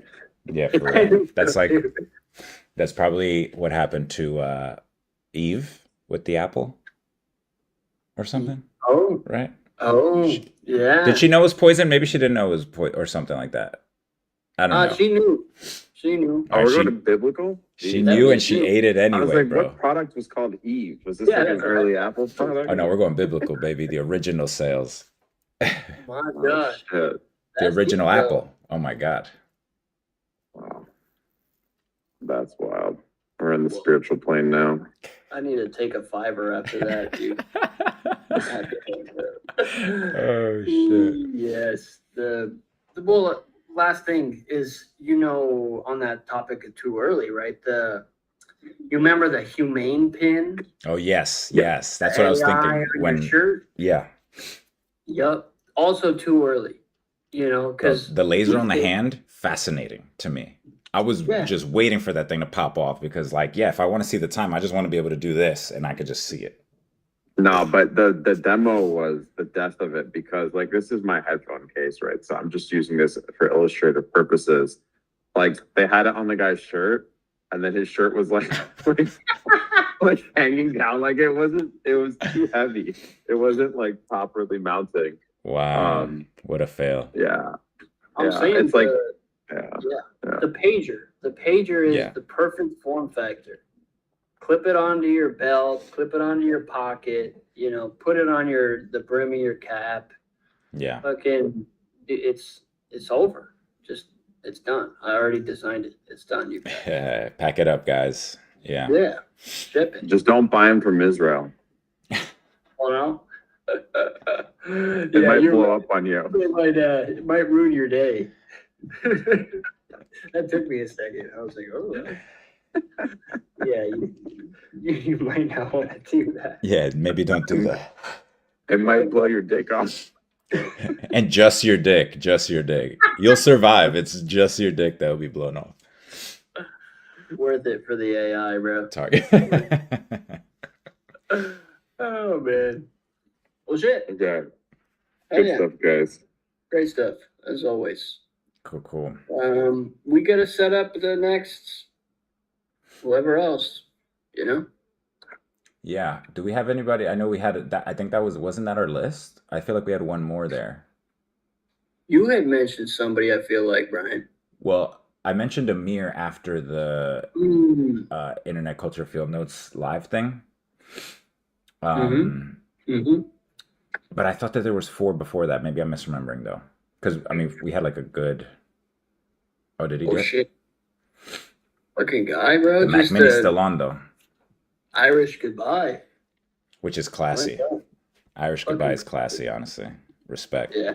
Now egg on my face because I'm still here. Yeah. We had talked about. We talked about potentially July. Oh, that's right. That's what it Oh, was. sick. That's what it was. I bet he would hop on. Him and you know who Bias is? I've seen him on the timeline, but He's not around much anymore, but he still pops in. Bias did a podcast with July and then never fucking released it. oh, really? I'm like, well, because he's the creative type, you know. He's like, it's not just the way I wanted it, you know. how Oh, that wow. goes. Oh, it was Bias's podcast? Yeah, it was his first episode. It would have been his first episode. I guess it is. It's just not. Did he want to do public. like cool edits or something like that? Or? He was being creative with it. He was, Okay. yeah, he was being cute with it, and I'm sure like a really sick way. Yeah. So he- sick that he didn't release it. it's also- That happens. not- I get it. It happens to me all the time. I get it. That's It's a like, joke, yeah. but also like I'm not like trying to make fun of him. This is like, No, no, you no. know. But I've talked to him many times. We relate on that constantly. It's like, yeah, just so much shit Would created you that. think they would come on together? Is that what it is? No, I'm just saying that Two there might be separate. an appetite to hear July because, you know, Bias never released that podcast that I've been itching for. Yeah, we should do that. Um, I'll reach out to him. yeah, hit him Would up. that be just him, or would we ever do a double guest? We could do double, I think, like with the episode or the I guess episode 2. It's like internet culture field notes. Honestly, is a lot of syllables to say. To be quite honest, especially talking about it like here, like very quickly. But with the second episode, I did find that like having them like as long as they're like related, talking about the similar topic, I think it'll work. I think it actually probably works better. Mm-hmm. We can probably compress that. I like the vibe of internet culture field notes. Like it, Yeah. yes, it's a lot of syllables, but it's very descriptive, right? And Yeah, yeah, it's yeah. like And directed. ICFN, the Christian thing is like, damn. I mean, like obviously when we say it, it doesn't conjure like those kind of images to me or anything like that. But like, uh, people Google, dude. They could find it real quick. There's probably a combination of two words that hits that same note of internet culture field notes. Yeah. There might be. It'd be Yeah. worth poking at. But Yeah, yeah, I forgot about that Christian shit. yeah, well, I guess I hesitate to say ICFN because of it, but maybe no one's thinking about that at all. Maybe that's Well, what if it is. somebody Googled it, what does come up? ICFN. I think that, right? It is. That's the first thing. Yeah. So, yeah, unless we really upped our SEO. We dropped some money on that. See, more than God, dude? Damn, that'd be crazy. We don't have more money than God. We need people tithing. You know what I'm saying? Think about it. Get free money weekly on Thursdays. Oh shit, donations. Piensa la way. QR. I was thinking a little bit more about the. Okay, well, I'll put a pin in that July aspect. I'll text him.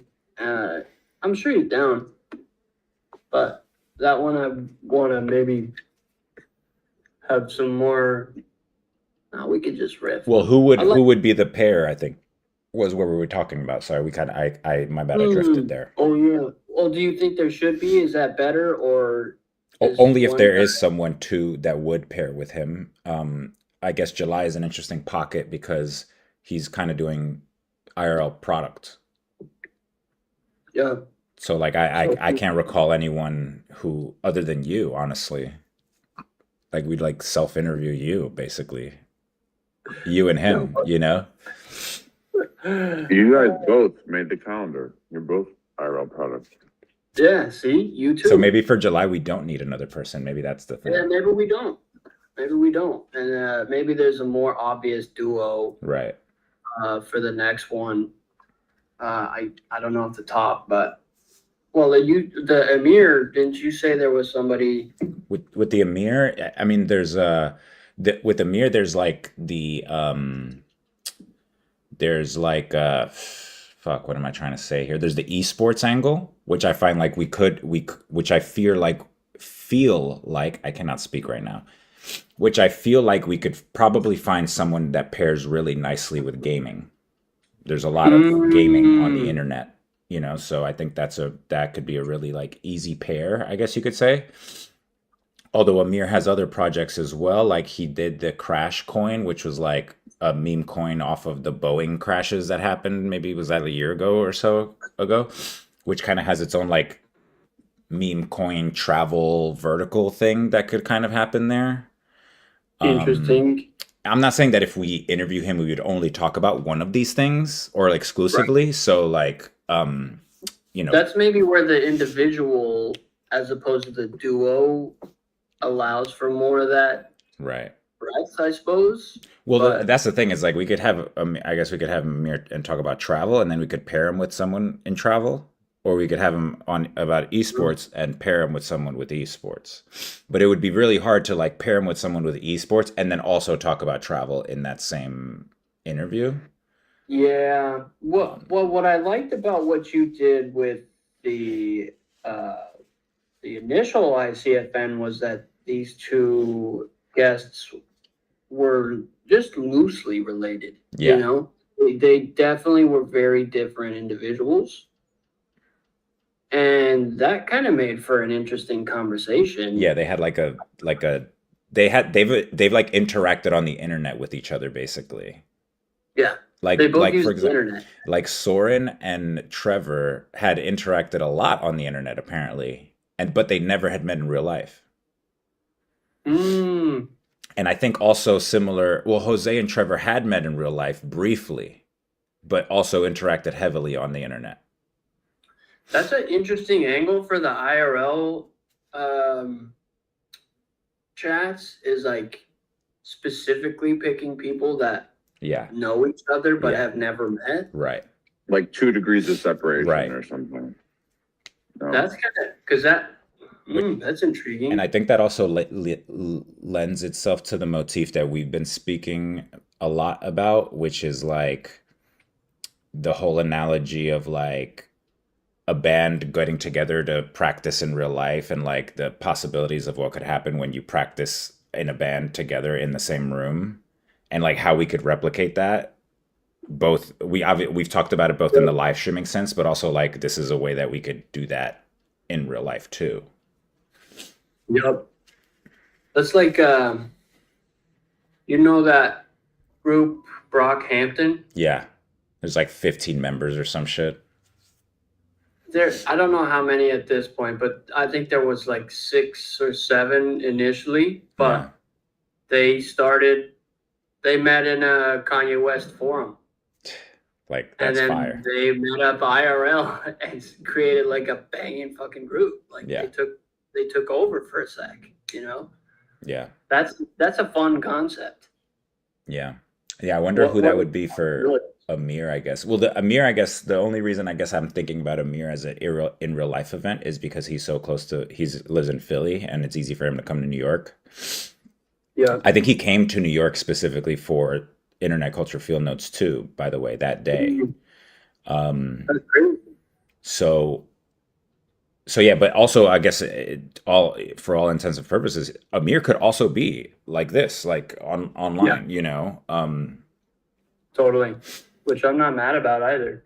There's an idea that I'm kicking around, which again, I think honestly, I don't think we can do it the more I think about it, just because of the amount of money it will take, but is to do like an old school LAN party as the event and then have Amir talk, like interview him during that.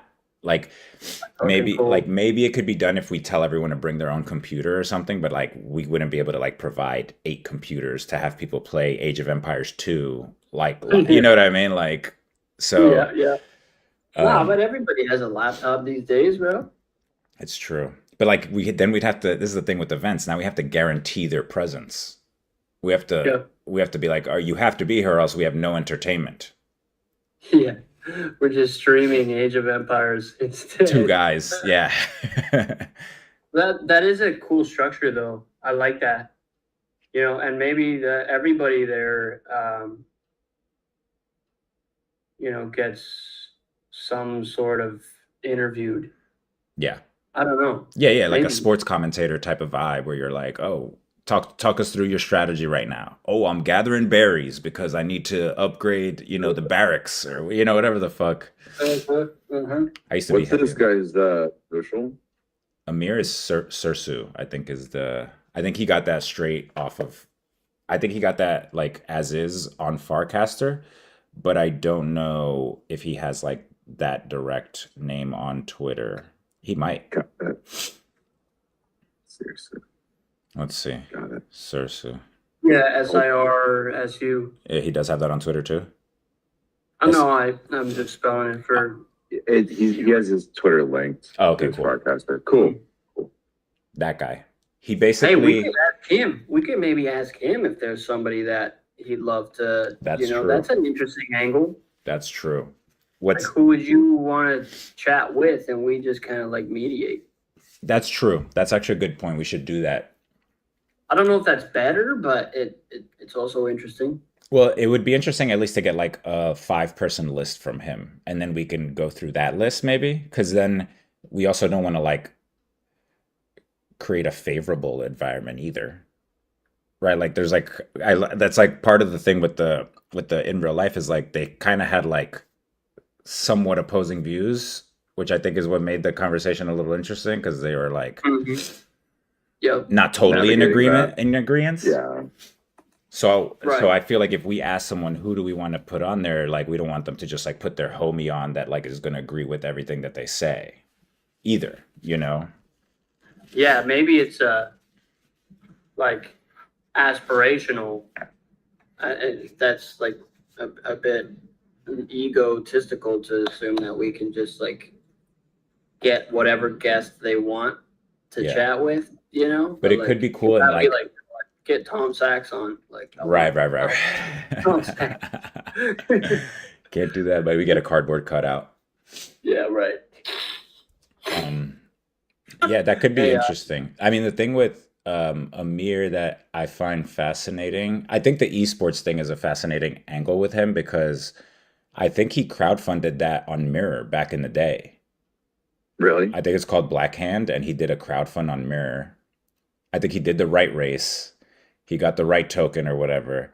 Then he did the crowdfund, and then that's what was like the initial seed funding for this like esports team that like went on to play Valorant and like all these other games on like a tournament level, like world tournament level see, in like I don't know esports enough. stadiums, which like that's when I found out those even existed, you know?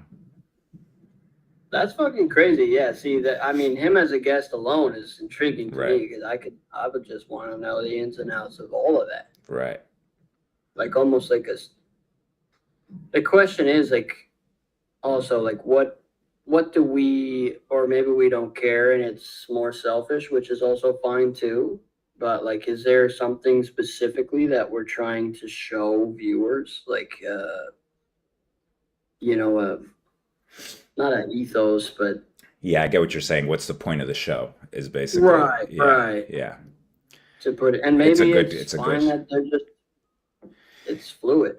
Yeah, that's interesting because that was kind of now that you bring that up, you're reminding me that I had a question for Jake about that as well, of like the nature of like picking your guests, right? Like what I guess what is the common thread in which he uses Yep. to categorize like, oh, I'm gonna have because I think he had Vitalik on at one point, didn't he? He did a long time ago. I feel like. Yeah, so like obviously by having the guest, it's implicitly saying like I'm betting on this person, right? By having the guest on his podcast. Unless the goal is specifically I want a one-on-one with this person and you can also have you can be a fly on the wall, you know. Right, right, There's right, right. that too, which is like yeah.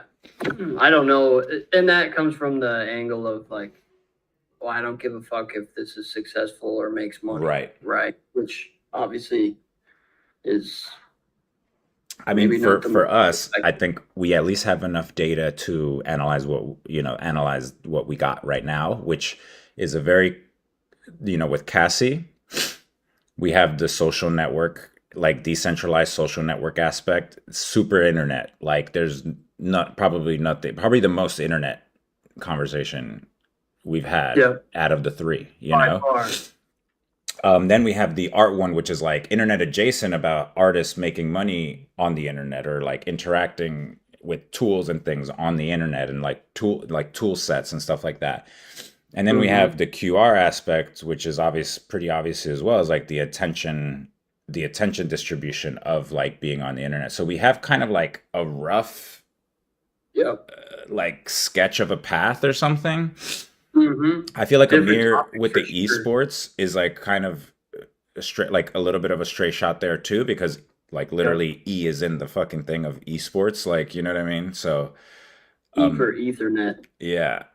So fucking rookies, dude. They don't know Wi-Fi exists. Um, Wait, what does the E stand for? electronic, like email, I think. Okay. Or a e-girl would be electronic girl. I think I that's where the never E thought comes about from. that. Like, Should it be I? I would figure it'd be internet. I think Apple owns the I, so you can't do anything I. Oh yeah, Yeah. I girl. Yeah. That's like remember when the iPod first came out? All these like Yeah. brands were coming out with the I in front Yeah. of their like just random. iCarly. Yeah, there you go. Yeah. Probably the most popular So example of corny. that. Yeah. Yeah, legit. So yeah, there's like a certain thing that I think I don't know what the answers to your question basically is what I'm saying. I'm just kind of like thinking out loud about what could be Yeah. the purpose of the show or kind of what we're like walking alongside of that we haven't maybe even formalized yet or something, you know? Yeah, I mean, at the end of the day, so far it's just been. Maybe it's random that they've been different categories amongst the same sort of broader idea. But to your point, the esports shit just seems like a obvious path. What about the July one? I feel like that seems obvious too, but not in the same ways. Right, physical product. His Because of the camera, like the it's nature of the camera feels very internet to me. well, and also yeah, it is right. Their Faust, their ethos Yeah. is, or I guess their slogan is to building products that make us more human. So Yeah. it falls into like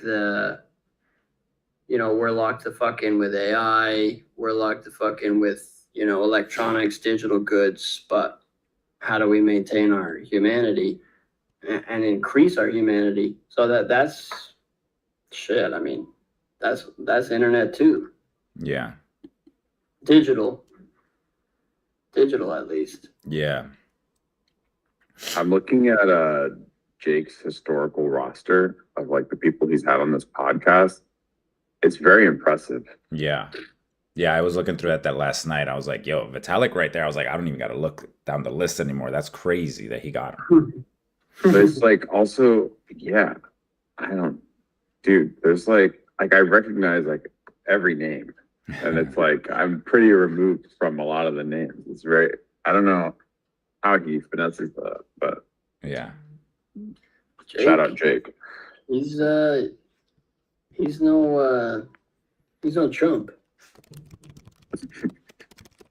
I don't know why he spends time with guys like us. You know what I Yeah, mean? yeah. How the hell did he make time for us? Yeah, That means we're onto something, dude. That means we're onto something.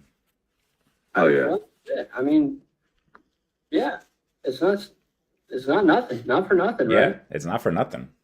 It's easy to be like, oh yeah, we're cool with Jake, so of course he'd come on, but like, he chose to come on here, and Yeah. he's a legend. Yeah. That's fucking cool. All right, okay. I mean, things to think about, but in my opinion, why not just set up with Sirsu for either next week or the week after? Maybe we do bi-weekly with the guest, or if Oh yeah, I don't didn't we say that? Yeah. How did we do? So the next week would be no Well- guest. we were talking about the cadence between IRL and URL, Right. which with the IRL shit. I will give you a little update on that. Sorry to cut you off. Okay. FWB is definitely down to continue doing this. I have a meeting on June 2nd to talk about what that even looks like. Excellent. So That's fucking cool. yeah, that is a ball that's rolling currently, meaning that like I don't know like what kind of, because obviously throwing these events costs money, Mm-hmm. and presumably that's where that money would come from, the FWB side there. Mm-hmm. Mm-hmm. Now, obviously for giving us money, they're going to have some requirements. Don't know Totally. don't know what that is, But Right. at least That's for the like the conversation. IRL portion, we can at least imagine that we'll have at least partial funding for those things. Question for that meeting is, would they be interested in sponsoring the URL calls? You Mm, know, like, so we have no overhead here, right? yeah. Like, maybe that's a way for us to, you know, either put a little bit in our pocket to Yeah. save up for the IRL events, or maybe like we can like kick back to either the guests or the viewers or both, Yeah. you Yeah. know, in a way that we don't like have to figure out tokenomics for this, that, and the other, you know, like it's Yeah. maybe a little bit more straightforward. I don't know. It's just interesting. Yeah, it's interesting to think about. I agree with you. Like, definitely, I think I would hope that there's like a kickback for us for merely just organizing it. You know what I mean? Like, even like on a Yeah, personal level, right? totally. Let alone the event itself and like kicking, and basically the whole all the way down from top to bottom, you know? Um, but again, I guess I do wanna, and I don't know, I'm saying this live anyway, so whatever, but like I guess I don't want to scare them away by like painting too big of a Hmm. picture and being like, whoa, whoa, whoa. You know what I mean? Real, Like, real. so Well, it may be an opportunity. Sorry to cut you off. It may no, be an opportunity, like, okay, FWB sponsors our IRL events. You right. know, like that's in our pocket. Yeah, Who else? Who wants to right. sponsor our URL events? Right. And not only that, I feel like I'm either having deja vu or misremembering here, but I feel like we also talked about this idea of like um enabling donations on the Higher Zip website. Because Yep. now that we have chat, the next logical thing is like, okay, how could people just like straight up donate for things that to happen on the stream, whether it's like $5, that's the part that we talked about, the receipt paper or something like that that shows the Mhm. question in real life. Like, Oh, okay, you you put five explain that to dollars me. in, you ask a question, it prints out a receipt, like at the actual in real life event, and then we ask that question live because it's like, so there are also aspects like that. Oh, sorry, Cam. Yeah, now it's all coming back to me as I'm talking about it. Actually, the aspect that I'm talking about here is that like there's the revenue generation potential of the in real life event itself, right? But there's also the whole other layer, which is the live stream, which could potentially be an even bigger revenue generator than the in real life event, period. And a way to bridge that gap of URL to IRL Right. with people watching the stream, basically interacting with the physical space Exactly. at the IRL event, Exactly. which the receipt paper is an excellent idea. I still wonder if there are other Like a literal restaurant receipt that Yeah. like spits it out and you Yeah. grab it and you're like, this is the order. Exactly. Exactly. I think I even used that example that we should get the little magnetic thing where like the chefs put it up on the board. Yeah, You know? yeah. because it's one thing to like do, you know, if you pay $5, your comment is gold and pinned at the top until the next person pays for a comment, you know, on the stream, on the screen. But to break that fourth wall and like you as a viewer, like watch your fucking receipt print out, like that's compelling. Yeah. That would be so fun if like, yeah, if we hit like a little viral bump and then the printer's just like Da, da, da, out of da, da. control. And It would be people in the sick. room are just like, what is happening? The conversation has to stop in real life to then be like, we have to accommodate the URL now. And that's how the Yeah. two things leak over into each other, which is fire. It'd be dope. Yeah. And it's probably fun for the guests too, right? Yeah, They're exactly. like, oh, so many people want to ask us shit. It's cool because, well, and also just from a logistical perspective, like I have John's question written down in my notes to ask Jake, and I forgot to ask, we got, and the conversation was good and flowing, Yeah. like, so it wasn't like any dead space, but it's like, if it just printed out in front of my face, I'd be like, oh, okay, John has a question, Right. Yeah. But so there's things like that are like crowdsourcing funding essentially, but there's also another idea we talked about was like actual ad space within a show, but not in the traditional sense where like we have to stop the show to be like, here's an ad from our sponsors, in a way that it's on the website itself, like a banner or a ticker or a marquee or a toast notification, something like that we're like a pizza shop that like sponsored the pizza for the event gets, because they gave us pizza, so then they get this like 30-second thing that pops up 20 minutes into the conversation, and like making it's not products. like a commercial break. It's more just like real estate. Exactly. Real estate. Because in the simplest sense, right, we have the token ticker at the bottom. It's like that could just say FWB and scroll FWB, FWB, FWB, and then the pizza guy shows up. He's like, "Hey, you want fucking 8 pizzas?" And then we throw the pizza guy name in there. Literally. It's not stupid. It's just like multiple angles to the same goal, which is like getting paid. It's really what it is, Yes. It's diversifying a portfolio, and the portfolio hires it. Yeah, exactly. And really, I think the initial goal, from a realistic perspective, is getting funded, whether that's like revenue or sponsorships, to keep doing the IRL stuff. Yeah. Because I think there's obviously legs here, right? Yeah. We had 12 viewers at one point on the, like, that's huge for us. Yeah. Especially on our own proprietary site, which is not like YouTube or Twitch or, you know what I mean? Like, that's pretty dope. It was Farcaster Audio. Oh, that was on Farcaster. Oh, I thought you meant the in real life event. My bad. Oh, we had more in real life, I think. Wasn't there? Actually, I'm trying to remember. I think we had 3 on YouTube and like 5 on hireZip.com, but I don't actually know if that's because of the like live thing, the moving cursor thing that like limits it to 5, like 5 people per room or something like that. That's it. I have to revise like that code to see like how that compartmentalizes it. But yeah. Sure. Well, yeah. So this obviously has legs. But the IRL stuff, I mean, I feel like that has big legs. Yeah.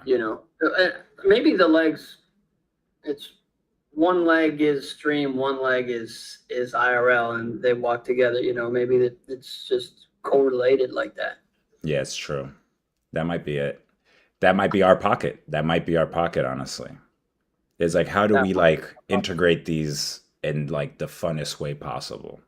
In the funnest way possible, and most interactive way possible. Right. That might be the angle too, right. Or it might not. I'm not sure, but bridging that gap seems to be compelling. Yeah, because I think our leg up, which we unintentionally did, is like for example, there's like certain limitations to being on YouTube, right? Like for example, any donation made through YouTube has to go through YouTube. Thus, they're taking 20 to 30% of that donation, right? Mm-hmm. And like to receive a donation comment also has to go through YouTube, right? Which means like it maybe our ability to receive that response and do some kind of action might be kind of like limited by what YouTube allows streamers to do. Mm-hmm. But since we have a live streaming site, we can potentially eliminate all those barriers, thus creating more fun situations that could ever be possible by YouTube or Twitch. Agreed. And we don't have And not only that, the crypto aspect, right? Like we have privy wallets now. Like every account that's made has a privy wallet that people can load up. We haven't exposed that yet, but like we could do that. and we should. Which brings us back to the cursor aspect, right? Or like the Oh yoink yeah, aspect. the yoink Like thing. I was thinking about that just yesterday. You know, like the green dots right now. It's like $5 you get the gold arrow. Yeah, You know, until the next person pays 5, and you get to fucking spam the screen with the gold arrow, and it says your name under the arrow or whatever. Like it's still an interesting idea in my opinion. Maybe maybe it's not quite as gamified as we initially thought. Maybe it still is, but I don't know. I would pay a couple bucks to have the gold arrow for a second. totally, You know. totally, Um, totally. the one thing though that I think is pressing is Derek on the stream talking about glitching and Trevor talking about glitching. On the chat, hires of chat. Yeah. Yeah, my computer's topping out on memory, dude. So I may either have to get a new one or maybe someone else could run the stream as well. I could run the stream if that would like solve the problem. Yeah, maybe. I'm happy to do that as long as I just want to run through that like 2 or 3 times just to make sure I'm doing everything right. Well, I could I mean, now that you live in New York, we could do it whenever we're together, and that way, all you have to do is hit go live, and that's it. So like like it's easy, bro. It's Figma. If you know how to use Figma, you know how to use this. I barely know how to use Figma, but I'm not I retarded. knew. I was like, damn, he's gonna say he barely knows how to use Figma. Is it really Figma? It's kind of, yeah, it kind of takes a lot of design cues from Figma, to be honest. Oh, but it's not actually Figma. No. Okay. But it literally Okay. has the same bounding box. It looks like the UI looks just like it. Nice. Well, that's also all to assume that it's better from my laptop. That's what we need to validate too. I'm sure it is, dude. I'm sure it is. I'm telling you, like I have 7 gigs of free space left. Oh shit. So that's what I'm writing at the top. All right. We'll fix that then. Then that's an easy fix. I don't know if I I, can up my iCloud storage or some shit. I don't even know. I don't even know what to do at this point. So I have this Mac Mini. I think it had no problem piping the audio to Farcaster. I think if we could also experiment with running more production stuff through it. I just don't know if that would fuck with the audio because it's doing some weird like rerouting of audio within the current setup. But Brian, if you put together like a doc, or we just hop on another call or something like that, and like you step us through like what software we need, the Figma knockoff or whatever. Yeah, we can give it a shot. Okay. Yeah. I think you already built a doc, didn't you? Yeah, it was very basic though. It doesn't. Well, actually, no. It did say. Yeah. What was that? That was a Notion page or something. Like I was able to stream one time without you here. I'm gonna try to search Notion in our chat because I feel like it was a Notion. Yeah, is this it? Back in October? That seems right. A while ago. Yeah, this is it right here. Sweet. Just bump that in. Oh, nice. I'm gonna click it right now. I'll take a look at that. Also, who is rubbing their mic? Hey, Sorry. I apologize. Oh. It was like a little piece. Sounds like you were scratching like a DJ. I clicked that. You know my DJ name is Eric. You know that, right? DJ Eric. See, think about that. Sorry. Oh, Bubble is the software. So the O Bubble thing, actually, you can cancel that out completely. That's irrelevant now. It's straight up the Meld and like the YouTube thing after that. Oh, Meld Studio. Yeah. Yeah. That's it, huh? Yeah, that's the app.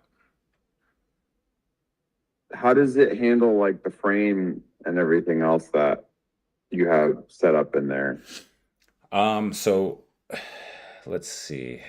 It basically it basically like that's the Figma aspect about it. It's basically I like see. everything is like kind of like has bounding boxes. You can enlarge, you can mask, you can do all these Mm. things. On the left side, it has layers basically. So each it has layers and scenes. Each scene can contain many layers, similar to like a web page or something like that. Um, so basically, you just keep adding layers, essentially. You could start with the background layer if you wanted a solid color. One of the little cheats that I did is I made a website that is not public to anyone that I use as like the background for the stream. And that Mm, website has like basically I made a website that it's a straight up microsite that has keyboard shortcuts. So like in the stream I can change while in the stream I can change like the ticker at the bottom to change to be like up top to like be a list instead of a ticker, blah blah blah. Um, that's how the clock works on the lower right hand corner of our streams. It basically just pulls real time from the locations listed there. The logo on the top left is just a straight up video file pinned to the top left. And each keyboard shortcut, I have two rows of keyboard shortcuts, one of which is the numbers that changes the pricing tickers, the token prices, and then the ASDF, which changes the background from the DVD bouncing logo thing to like the 3D thing that your dog liked, that Rigatoni liked. Um, and we can add way more things on that as well. So like whenever you set up Meld, you basically what you have to do is just add a browser source as a layer and then use this URL that I made as the source, and then you just straight up layer stuff above that, right? Like the next layer above that would just be like share your browser window because that's where the Google Meets is, and then you use that as the thing. And then on the right side, there's like all the attributes, and that's where you would add things like masking out the background of something. Um, yeah. so like on the website itself, I made it all uh, based on like green screen. So for example, I could have the website up and then I could key out all the green and then use another layer as like a video background or whatever I want. Right. And that's why our videos show up over the DVD thing. Exactly. Exactly. Mm. If you had that as like a project file or something that can be like shared, and then when I get Meld set up, I Oh, I can. can actually look. Export session. I just noticed that they have that. Here it goes. Wait. I'm gonna export it. I'm gonna just give it to you as it is. I don't know what it'll look like. Oh, that's cool. But Yeah, I it would guess be if good to you play around with it. yeah, if you import it, maybe it should just work fine, I guess. Let's see. Sweet. It's a JSON file, so it should look Yeah. at that. And like once I use Melt to like connect it to the stream URL and stuff like that, it'll just automatically switch on hire.zip. Yeah, so basically you have your I guess it's not sources, is outputs. Oh yeah, it's literally called outputs. You'll have like as you can add multiple outputs. Like you could add a YouTube account, you can add a Twitch account, and then infinite amount of like custom RTMP places. And then you'll see them pop up on the right side as you add them. And then each one of them has a toggle on and off switch. Got it. So you could have them all on all the time. So then when you hit go live, all of the live streams will go on, which is typically what I use just for the live peer and the YouTube. So then when I hit go live, both of those things go out. But remember, I don't know if you guys remember, at one point I had like my Zora also account like switched on. Yeah. So it stays toggled on until you toggle it off. But again, you could add as many sources. You can add your own, like you could add many different outputs. Um, so yeah, up to you how you want to set it up. But you could even turn it on as it's already streaming. Turn it on and off as it's streaming. Got it. The only thing is, which this is kind of like at large with any streaming software, is that you can't like change the settings while it's streaming. Okay. The settings of the outputs. You can change all the Yeah. other settings for everything else, but the output settings, you can't like add a new custom RTMP like in the middle of a stream. You'll have to like stop the stream, add it, and then start again. I see. That shouldn't be an issue though. Yeah, Because that we already have our, the live peer and the YouTube Yeah. kind of hard coded at this point. So exactly. And even the YouTube one, I didn't add it as a YouTube account. I added it as a custom RTMP endpoint, and it's basically just the YouTube data. that's cool that it just can work like that. Yeah. But yeah, it's kind of limitless in that way. You could just kind of Well, sweet. I'll give it a shot and I'll report back. mind you, it's free. Like to do that, I think most other platforms charge you, especially the multi-streaming part. It's really nice. And oh wait, now that I mention it, I used to work with the CEO of this company. Of course you did. And I'm sure that he's also down to be a guest, if not a sponsor to some of the events, both IRL and URL. Meld Studio CEO? Yeah. Wow. It's not a bad idea, especially with, folks tuning in are probably, adjacent to the idea of streaming themselves. Right. All right. How do you know everybody, Brian?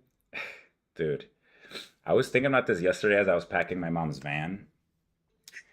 Life seems meaningless sometimes until it isn't, if that makes any sense. Like I've always kind of like viewed almost like my career path as like, damn, I fucked up because there's no like linear path to like, I fucked up because I did this and then I did this and then I did this and it really fucked me up. I should have done this other thing. But then there are some moments like this where it's like, oh, I know him from this like random time I worked at this one company.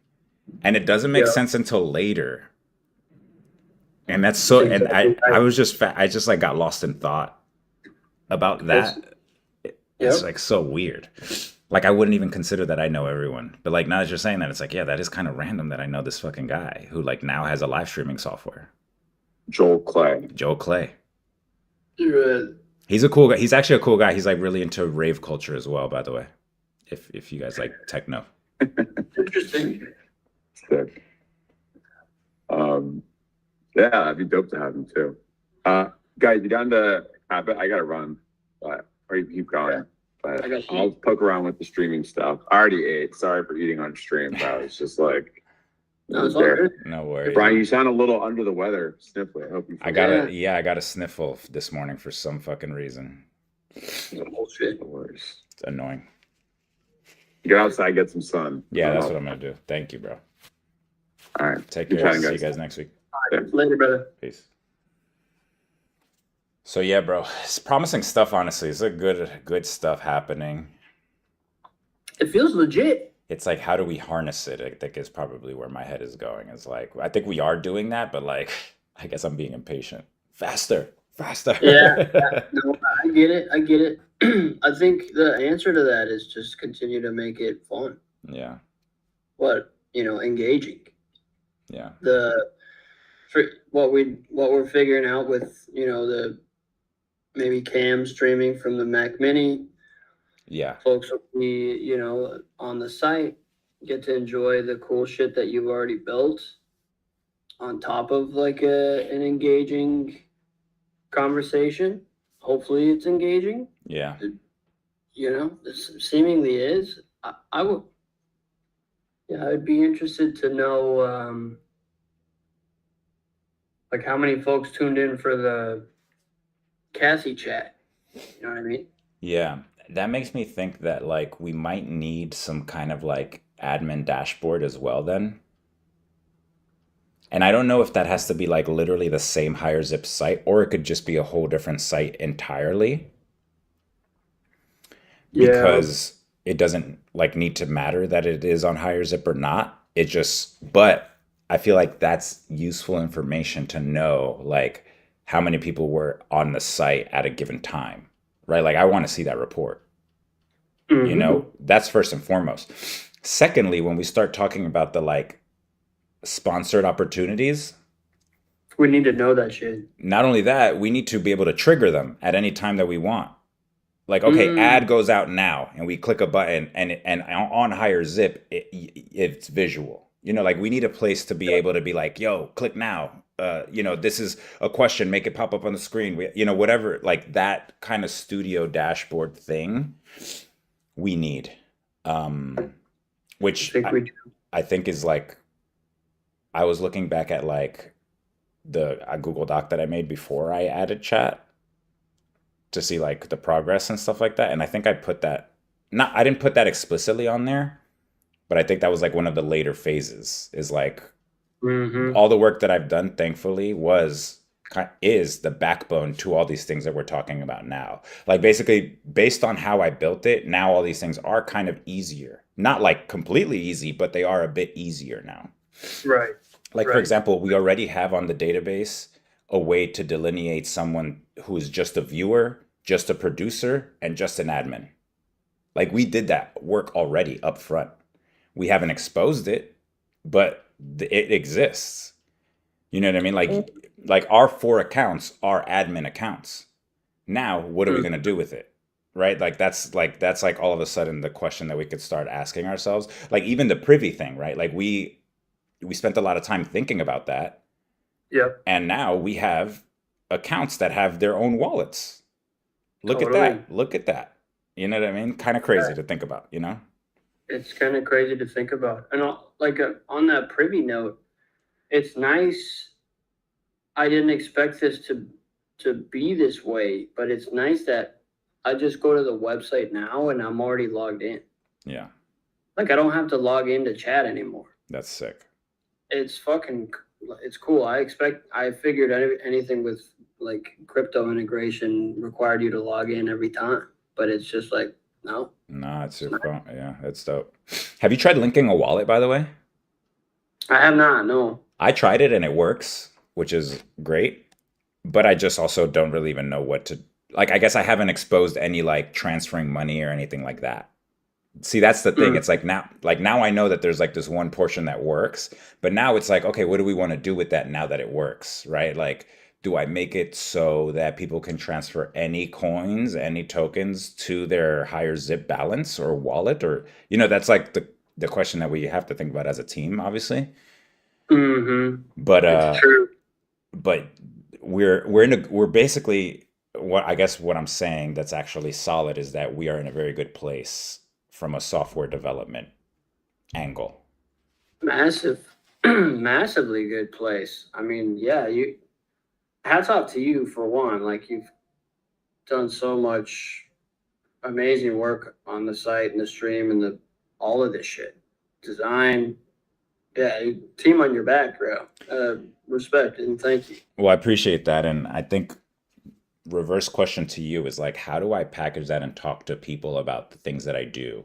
Because that to me, like, because what you're, I guess higher zip even in general has become almost like exactly the thing that I want to be working on, where it has like the IRL component with the live streaming or like a video production aspect to it. And it also has a website that is like unique to the experience and like tying, like Mm-hmm. that's kind of the stuff that I want to be working on.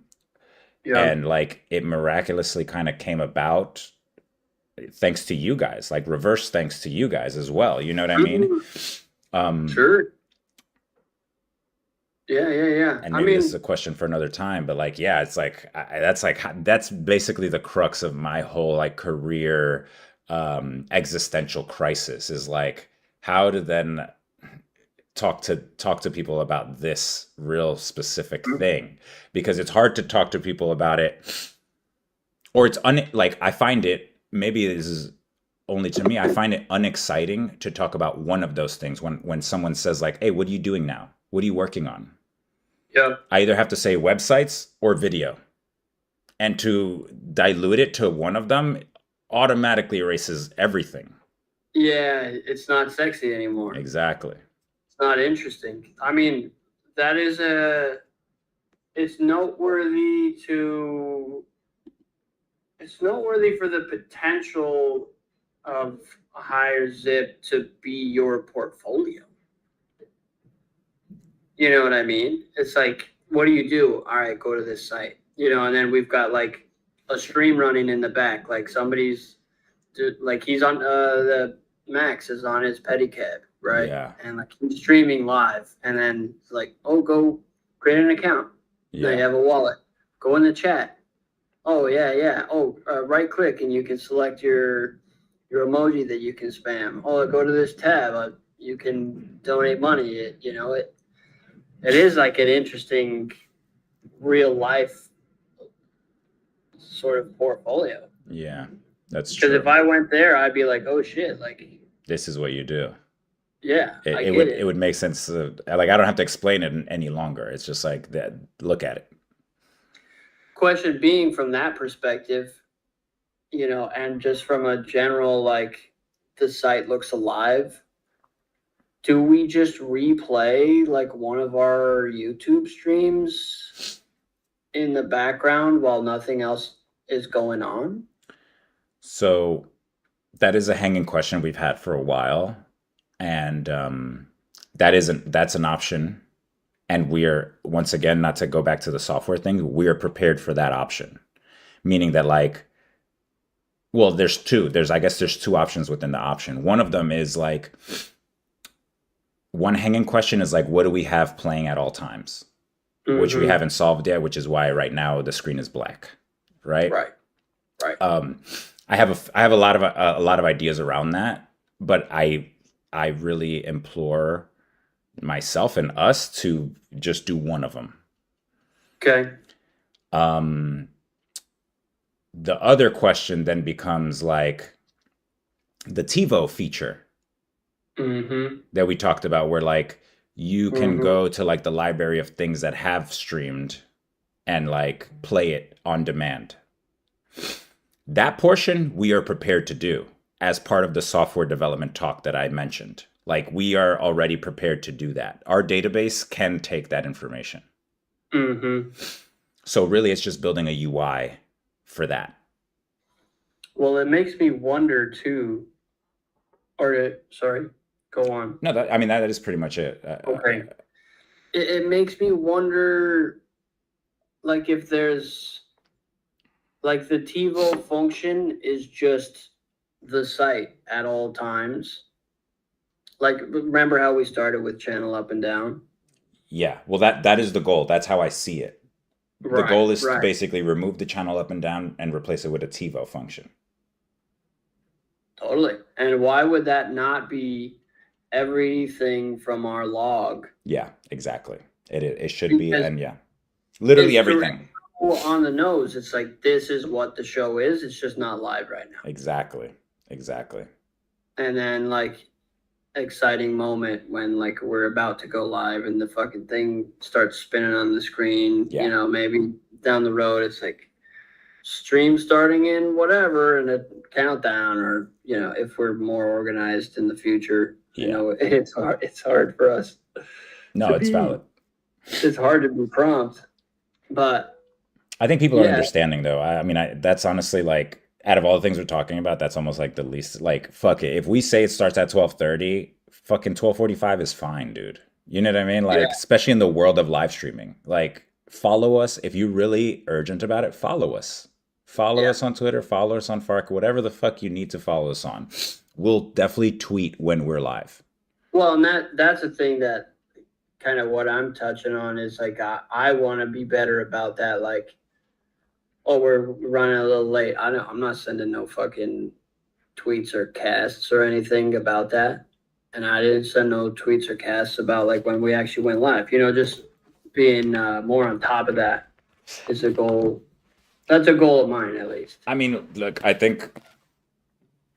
look, we all, I don't know, based on the event, even I think I've told you, it's like we all obviously are like looking at our own thing and being like, we could do better. Yeah, But I sure, think also like the point to that is like, what is a way that'll help us not forget to do that, basically? Right? Like, I guess the thing that I thought of when you were saying then is like, is that a thing that the admin dashboard needs to have? right? Like a button that's just like this tweets out to this one account. Because as an admin, what other accounts do you need to connect? None. You just connect to the one. And this button pops up and it says send, start, tweet, or Exactly. whatever. Exactly. I mean, that's fucking. You know what I mean? So I see it more as like that kind of problem rather than like I need to be better. Like, sure, but the way that you need to be better is basically clicking the button. I like you think in a much different way than I do, and I respect it a lot and appreciate it, because I don't think from a technical standpoint, because that's just not me. I think from like how do I organize my thoughts a little better, and get a Google alert or whatever. You know what I mean? Like that's how I think. This boomer shit. You building infrastructure for that is not even something that I was considering. But the thing is, I think what I think about the most sometimes is kind of mirrors, honestly, our conversation with Jake. Is almost like I've come to terms with the fact that I will forget. I will. I will too. Yeah. Like guaranteed, I will. Okay. So knowing that, what could I do for myself to not? And not because I care about forgetting. It's mostly because of like we live in a society. I don't want to have someone wait for me at a coffee shop for 45 minutes. So then I make a calendar event. And not only that, like I need to remember when I need to leave my apartment so I could get there on time. So I make a calendar event for traveling. Oh, it's going to take me 20 minutes. So I know when I need to leave the house because I'll forget to leave my house. Yeah. Sad but true. Yeah, that's just my personal struggles with it. You know what I mean?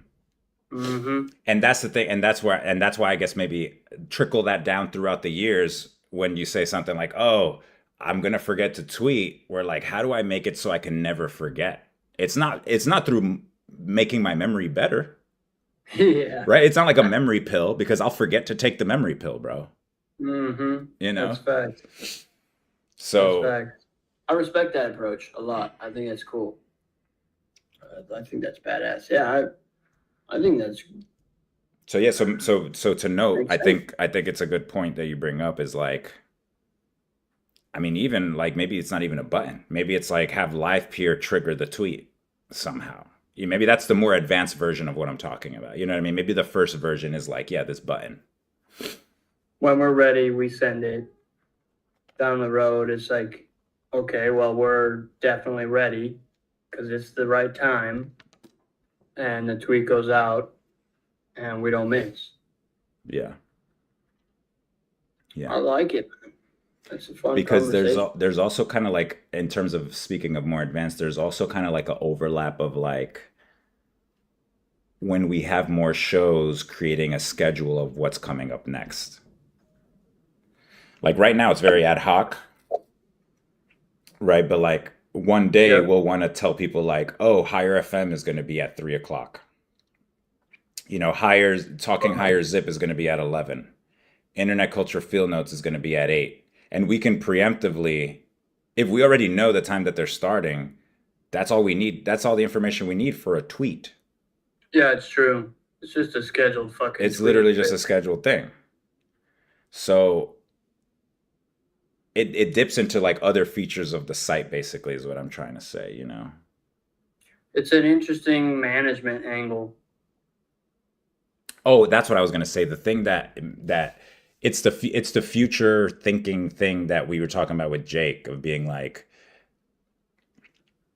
I know that I can't have just one Dorito, so there's no Doritos allowed in my house because if I have a bag, I'm gonna eat the whole fucking bag, and I don't want to. The health repercussions to doing that is obviously. So it's like creating like fail safes to be like living the life that you want to live. Like, do you really want to develop a system for yourself to force yourself to remember to send a tweet, or do you want the thing to just happen? Good point. Right? Like, is that a skill that you genuinely want to improve? Because there are skills that, like, there are things in the world that you actually want to be better at. And remembering to send a tweet out is probably not one of them. No, it's actually not even on the fucking list. Right. So that's what I mean. Is like, okay, so those are the things where it's like, I'm going to get those motherfuckers out of the way so that at the end, what I'm left with is just fucking living, dude. Yeah, what I want to think about is talking to whoever's on the stream. Exactly. That's where I'd like to spend my time, Exactly. you know, or like figuring out who should be on the stream, Exactly. you know, or building relationships. So then down the road, you know, they do want to chat with us. Yeah, I agree. That's how I think about it, at least. Yeah, I agree with you. No, it's beautiful. It makes perfect sense. It makes perfect sense. Yeah, it's just inspiring to hear you talk about it, because like you have the skill set to consider it from that angle. Like I feel like I don't have that skill set right now. So yeah, it's inspiring. Man, you have curiosity, and I think that's really the only thing, to be honest. Right? Like I mean, the way that I learned how to code is wanting to build a thing. Well, and yeah, fair. Right? Yeah, Like wanting and I'm making an assumption here, so correct me if I'm wrong. How did you learn how to make jewelry? I wanted jewelry. Yeah. Fair. And I think that it like that, on a plain even playing field of like skill versus skill, or none of that exists, that's really at the end of the day what it is. I mean, like, that's at least how I learned. For example, I wanted to learn how to code way before I actually did, because I thought I would have had to go to school or something, or take a class for that. But turns out all I needed to do is like have a like kind of a mentor, and then build a thing. Oh, I want to build a Discord bot. And then in the process of doing that, the mentor is like, yeah, you can't really do it like that, but I'm building the thing. And then eventually the mentor is not there anymore. And then now I'm like researching by myself, like, oh, I'm on like Stack Overflow and shit. This is like when Stack Overflow was like a thing. Now it's just AI, baby. So now it's like, all right, well, you know. But Yep. At the end of the day, it's really that. Like, if it's just the curiosity and like the thing. You're an artist, so like I don't even have to explain that aspect of it. Is like you have a curiosity for something and you go down that hole, and when you come out of the hole, all of a sudden you have a new skill that you didn't even realize you were actually learning at that time. Yeah. But you know, also like it is nice to just hear things that you know come out of someone else's mouth sometimes. You know, Yeah. Destiny said something to me the other day. She's like, "I know you know this, but I'm going to say it out loud because it's nice to hear sometimes, even though like you already understand this idea, but you need someone to say it. It is powerful in that way. So I appreciate it. Yeah. Well, I like affirming. this trajectory. Yeah. Same, dude. Same. I think we got something. I just don't know what it is, but riding the wave, baby. The permapool wave. Permapool wave. Oh, you know what? That reminds me. Well, Jack just texted me a couple minutes ago. He said, "This shit makes me so happy. I could listen to y'all all day." And he sent a screenshot. Sick. Which made me feel so warm. But I remember bringing up a guest being Light. Oh yeah, that was another one on the list. That's right. And he has been like digging hard into Claude basically, and would be an interesting internet focused AI conversation as opposed to like a productivity sort of AI conversation. Oh, okay. Because he has views on, he thinks about the internet. Like that's just what he does. And then Jack texted me and I was like, well, fuck, that could be a good duo, because Jack is like optimizing with AI like constantly, you know, and he has maybe a different perspective than Light does. And if they opt in, you know, like it could be an awesome conversation. Who's Jack? D Jack? Genuine Jack. Yeah, G Jack. Oh, cool. That's dope. That would be dope. That could be a fun one. That's a dope one. I like that one a lot. I think when you said Light, the first person, and Claude, the first person I thought I was Flood, because you told me that sometimes he'll be like talking to Claude Code drunk and things like that. So when you like that same thought kind of crossed that my would mind, also be sick. That would also be sick. I actually have a call with both of them later today. Nice. so I could bring it up. I'm Yeah. not sure if they'd be. I'm sure Flood would be down, Yeah. but we gotta get. We Well, gotta get. I think Jesse Flood Jack would be down, should be down specifically, or it'd be dope even separately from Light because he has Opsis, which is an interesting way to run a studio. Well, thing is though, they're not doing Opsis no more. Oh, really? Yeah, I mean, Opsis still exists and kind of operates, but it's much different than what it was. How so? It's a gray area Okay. right now is the only thing. But But the token that thing is said, interesting though, and I think that could still be observed, right? Or no? yeah, and the conversation would still be fire. Right. You know, he can definitely still talk on those things like intelligently, even if it's not, the most relevant piece of his life at this point. But that would be fun, and we could get on. From a Flood perspective, we could get him and Frag. Frag. Yeah, I've seen the name. I don't know him though. Yeah, he's co-founder of Opsis. Oh yes. Sorry, I imagined the it's PH. Yeah, I have interacted with him online. Yeah. PH, yep. Them two as a duo would be wild Yeah, too. that could be Like dope. they do different things under the same entity. They did that for, I don't know, 7 years. That's And dope. they're now doing different things for different entities. And that would be an engaging conversation too. Just like, because Austin Frag is, he's a developer, Okay. Flood designer. And their worlds are kind of colliding right now Right. because of AI. Right. Of Flood's doing more. That's fascinating. That That one's a dope one. Is Austin based in New York? No, where is he? He's on the northeast. I don't know exactly. I forget. Flood's in New York. Hampshire. Oh, he lives in New Hampshire now? Yeah. Oh shit, I didn't even know that. But he's been talking about making a trip. Actually, he's coming down, bro. His wife was in town. We got brunch. She said he's coming down next month. I need to text him about that. Yeah, so that could be a dope one too. Or that would be a dope one. What if we did we could do a IRL without an audience too? Right. Like a typical podcast, Right. or like a YouTube show where, Right. There's a few chairs. Exactly. That's where like the studio idea that we've been talking about, that's like, that would be the moment I mean, I'm not saying we have to wait to do that for that, but that's like one example of like where yeah, we could do that. We should do that. Yeah, I wonder if there's I don't know if Breather is still a thing, but definitely Peer Space you can rent. I was about to ask. Yeah. Okay. I think what is it called? Breather rooms? Let's see.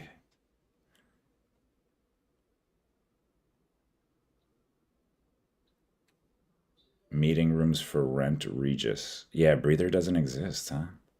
Oh yeah, that does. Workspace name, spaces types, private offices, desks, day passes. Yeah, no. So this is just offices, which is fine because we could bring our own camera equipment, but I feel like with Pure Space, we might be able to find like specifically a podcast studio that has the microphones, you know what I mean? Like, therefore we don't have to like carry as much stuff. That would be slick. But maybe we could do that. That could be another iteration of it, basically. Just try it out at least. Especially with someone like Flood, like, very chill, whatever. Maybe that's not to bring it back to the pricing discussion, but maybe that is our like tiers of what's available, like for people to sponsor sponsor on Higher Zip. Mm-hmm. Like there's like one bracket that's like internet interactivity type thing, but then there's also like for this price Oh, it, yeah, we have to think about it. We have to think about it, I think. Yeah, well, because I mean, realistically, at the end of the day, it comes down to where the eyes are, Right. like as opposed to where we are, which makes sense initially. But if I'm gonna sponsor, I'm gonna say, okay, how many views am I gonna Yeah, get? Yeah, that's and true. if you're if you're renting out the fucking stadium, I want my shit IRL. If Right. you're getting more views on the street, you get it. Yeah, yeah, yeah. Yeah, that's true. But it is compelling to think about tiers in general. Yeah, I guess I'm just thinking about it from the other side of the partnership where like if we say to someone, "Hey, give me some money," they're going to be like, "For what? And how Right, much?" right, So that's exactly. the aspect of where I'm thinking about like tiers and like what could we lay out on the table for someone Mm. at this moment in time, right? Right. Like for Which, example, the FWB one, we could say, "Hey, 750 will get you right, placement on an event that will happen in real life." right. Because, well, like for the event that you did, you know, 750, what did that get them? Yeah. Well, would that What get is, them? We would have to determine what, but it's and we would need more budget to do the event the way we want to do it, I think. well, just straight up bluntly asking, like from your perspective, what did $750 get FWB? Well, I spent probably around 630 to be exact. Although FWB approved me for 750, I guess I just did an expense report at the end of the day. Mm-hmm. Um, and that got me, I'll tell you, it got me one camera technician at a very discounted rate. I was able Yeah. to buy pizzas for 250 or $330 actually. 10 Okay. pizzas for $330. Okay. Catering would have been 1600 bucks by the way. I priced it all out before. And even like not big of a deal in terms of what the catering actually brought. This is for Saves you. 60 people, mind you. I operated under the assumption that it was 60 people from start to finish. So pizzas, I got 10. I think only 6 of them were actually consumed. 6 of them being consumed is still a lot for Yeah, not people. I'd rather like have leftover than to be like, damn, we fucking monstered down all the pizzas. Yeah, right. And then I think I spent 120 bucks on like seltzers, like canned cokes, or like blah blah blah blah blah. So I will say that those, like even the pizza and the drinks, I think those could be opportunities for brand partnerships as well, where like they're Yeah. not giving us money, they're just like giving us an inventory basically. Mm-hmm. There's also like the idea of alcohol, which is actually like an industry that already kind of does this by doing tastings and things like that. Mm-hmm. That introduces like the idea of a bartender, right? Where it's like, Mm. okay, then we would have to pay that person or something. You know what I mean? Like that's where like the economics start to kind of like get a little complicated. Like for example, for Yeah. the full rate of the camera person, they could easily charge double, and that's not even talking about the rental of the equipment itself. That's just like their day rate. Yeah, they could easily charge more than that, Yeah, more than double, yeah, right? for sure. And then like for example, like the ATEM mini switcher, that's like $60 a day as a rental fee. It's the switcher to switch between all the cameras. Mm. Then we Yeah, start to then you talk. start to consider like investments on our end. Like, Exactly. all right, we don't want to pay $60 a day anymore. Do we cough up, you know, however much, $500 to buy Right. our own? Exactly. And then there's the other one of like a security guard, which like Mm. venues don't really provide that. I thankfully know people from public records, so I was able to get one, and he honestly was nice enough to do it for free. So that's another aspect. Um, Damn. So there are like, for example, I did the event like on the cheap, and I was lucky enough where like some people helped me out for free. Yeah, that's the real cheap. That's the Is real some cheap, you know what I mean? people. And I think that we Yeah, can do that still though. Like we can um like we could still ask companies for free things. yeah, that steps into a little bit of the chicken and the egg, Right. right? Which is, the or do companies do free things for us that gets us more viewers and attendance, or do we get more viewers, which convinces these businesses to offer us free shit? And maybe it's somewhere in between. I think it's both. Yeah, I think it's a little bit of both. It's like we have to basically sell it. We have to sell it. Maybe not successfully, but we have to start selling it. Like, hey, would you be down to give us this for free? You And know? start building our sponsorship portfolio, Exactly. which is legitimacy, which is like, maybe we did like a morning one and we got Nouns Coffee, to sponsor it with even just a little bit, like a couple bags of coffee that we even brew ourselves, Yeah. So it cost them like, $30 to sponsor this event in coffee. Yeah. But then it's like, well, we had Nouns sponsor, we had FWB Exactly. sponsor, Exactly. we had fucking Grimaldi's or whatever. And then that I think is like where we, like I said, we gotta, I guess I keep going back to like building those tiers of what we're providing. Like if you sponsor our event, if you give us these drinks for a 60-person event, then we will flash your logo up for 30 by default. And then Yeah. if you give us the drinks, let's say, and you also give us money, then we'll flash that thing twice throughout the hour that we're talking here. You know what I mean? Like something like that. We have to at least because as soon as we start trying to sell it, people are going to be like, "What am I paying it you for, and for what?" So It that's makes me think of that guy, like from an interesting perspective, right? Not if say we don't have thousands of viewers, right? So it's like, well, viewer count is not sexy yeah, necessarily, but like, how do you make it interesting for them outside of the fact? Because if it's not viewers, what is it, right? To your point, yeah. and it makes me think of that guy that did maybe he's still doing it. The toilet ads. He's like did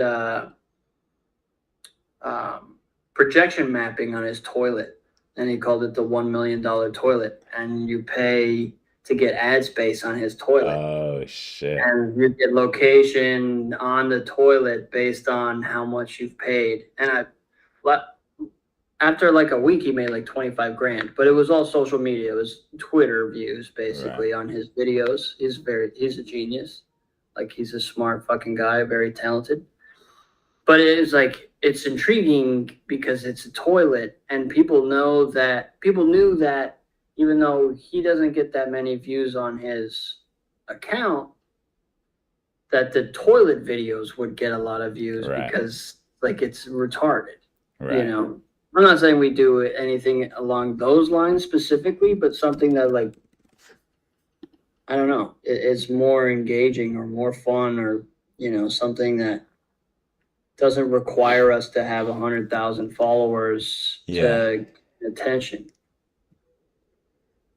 Yeah. Well, so what do you think is the easiest way to try to tackle it? Meaning, like,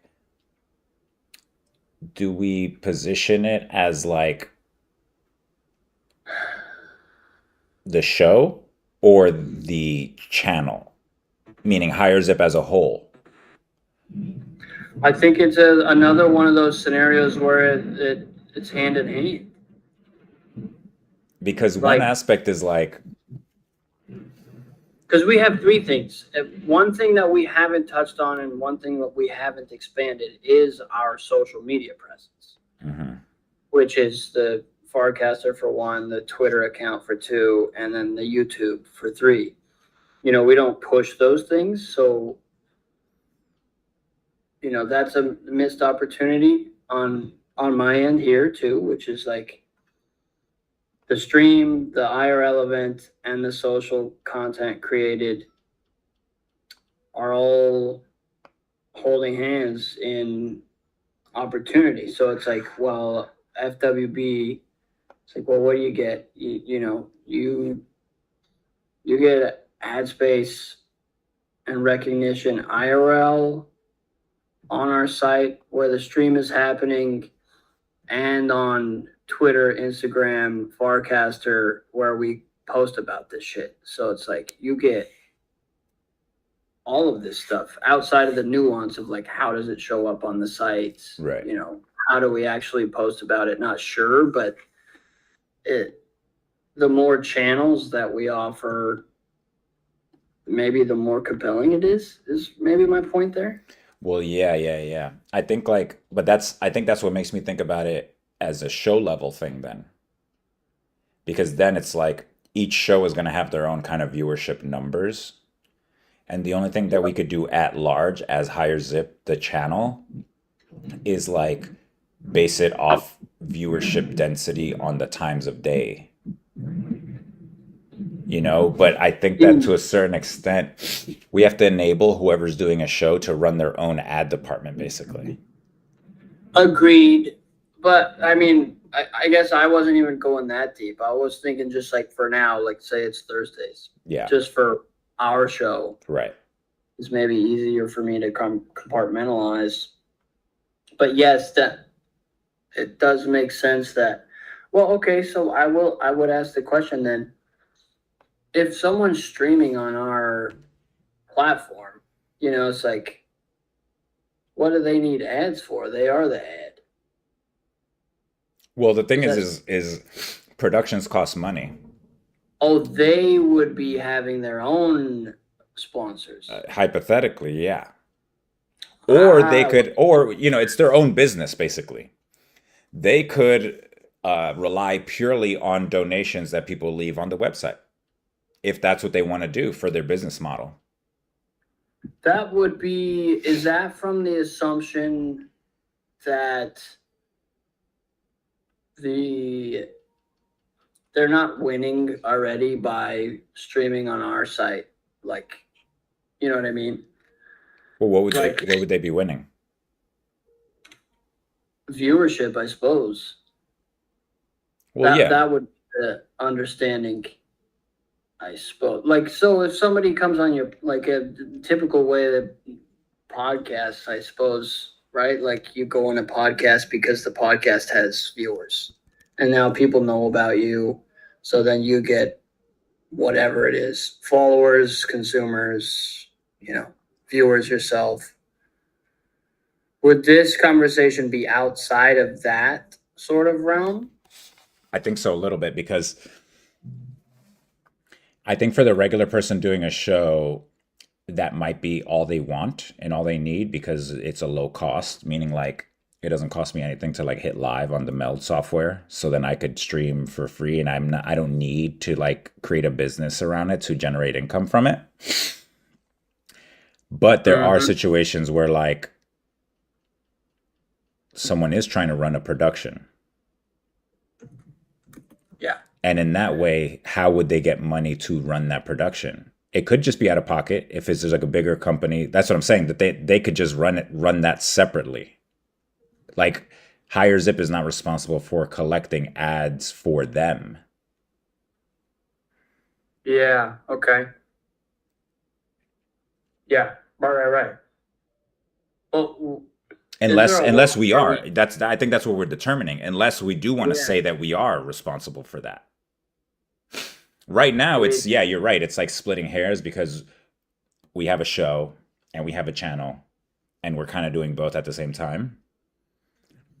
But as soon as we start onboarding other producers, like, what are we saying here? Like, that's what we have to determine what we're going to say to them, which is like, we'll give you a share of ads that play during your show. Like, is that what we're saying? Because then, then we have then we're gonna have to have a basically an ad department, whether that's me or Mhm. you or some other person, whatever. We're gonna have to have basically a place that is like consistently trying to do ad sales. Yeah, it's true. It Or does get whatever other convoluted. method of funding that we think of too. I guess it doesn't have to be ad sales, but I think the thing that I'm focusing on here is like what's the promise that we're saying to producers? Because viewership, yes, you're right. We're giving you that. And there's no way, like, it's just unethical really to charge people for viewership, honestly. Like, that's just weird, you know? That's weird. And in a lot of ways, that's what people who stream on all these bigger platforms, that's what their aim is. Their aim is like, oh, I'm going to stream on YouTube because a lot of people are watching live streams on YouTube. Yeah. So in that realm, that's just like a thing that's just like the normalcy. What's not normal is like a show that comes on to higher zip. How do they, yeah, like what are we saying the promise is monetarily, Well, and that's if a at good, all? if at all, and that's what I've been wondering as you were speaking here is there an angle outside of monetary value Well, there that, definitely is community and viewership, definitely, for sure. well, and even outside of that, from a personal perspective on our end, like from a responsibility, no, responsibility is the wrong word. From an interesting perspective on our end, like, are we cool to talk to? Like, do they actually want to be here, or are they just trying to, make $100 and they're not doing anything on that day and time? Or is it like, those guys have a fun show to be on, like we watch fun shows all the time, and it's difficult. It's difficult, like, Yeah. because the what I don't want to maybe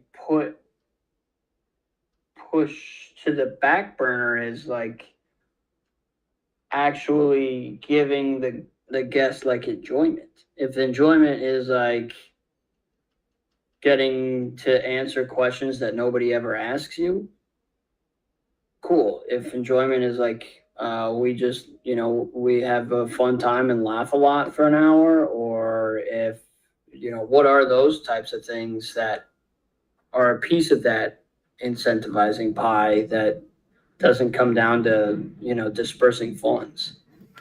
Oh, wait, you're talking about like Like, why the on fuck our would I show. want to come on there outside of, oh, they're offering me money? Oh, no, no, no, no. I guess I wasn't thinking about giving money to guests of of our show. Mm.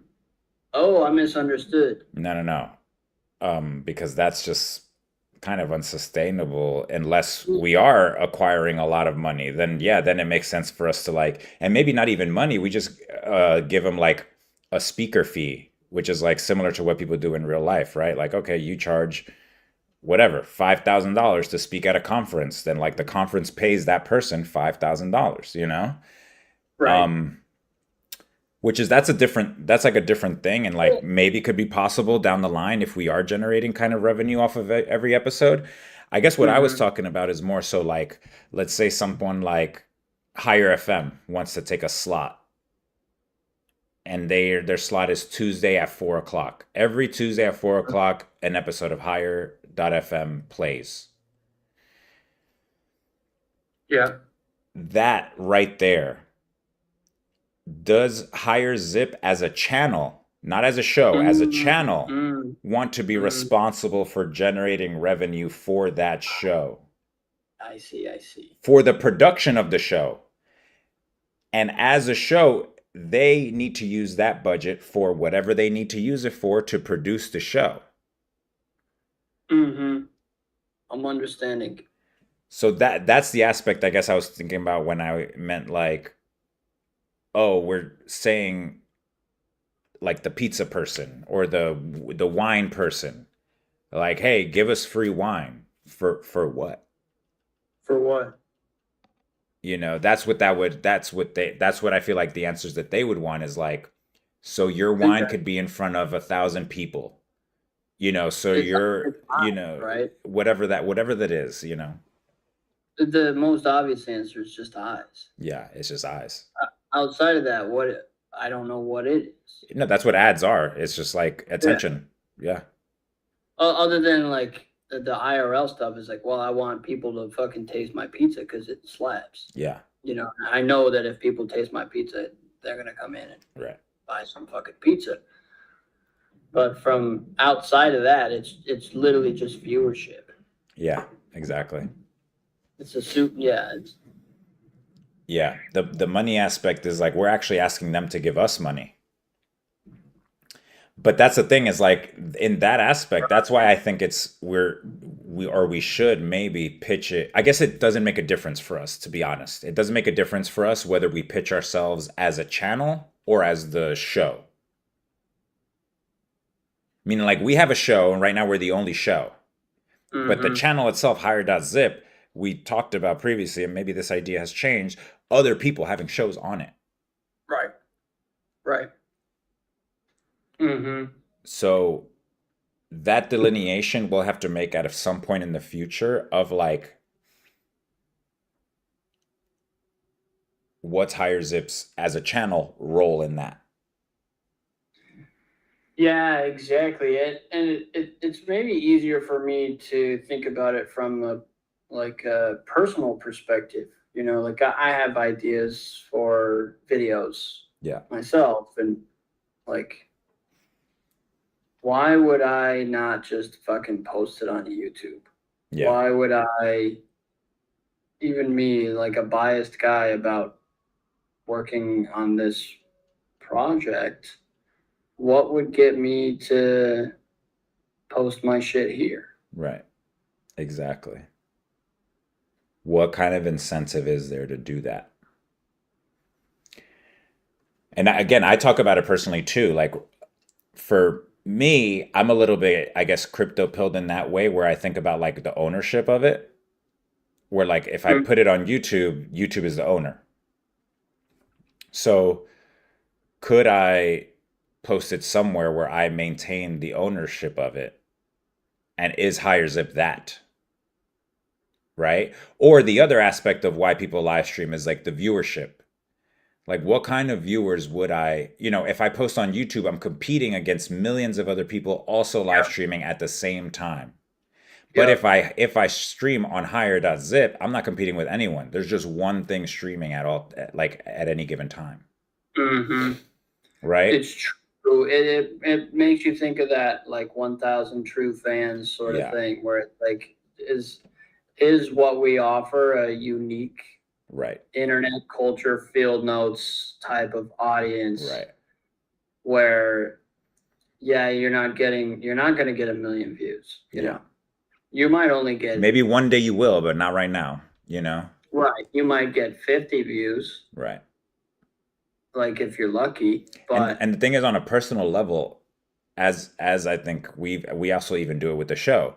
We stream to our site and we also stream to YouTube at the same time. So as an individual who live streams, there's no sweat off my back by just adding one more platform to what I'm already streaming. So totally, it's not extra work for me to stream on Higher Zip. it's just It's just another channel. it's just free space, Exactly. free real estate.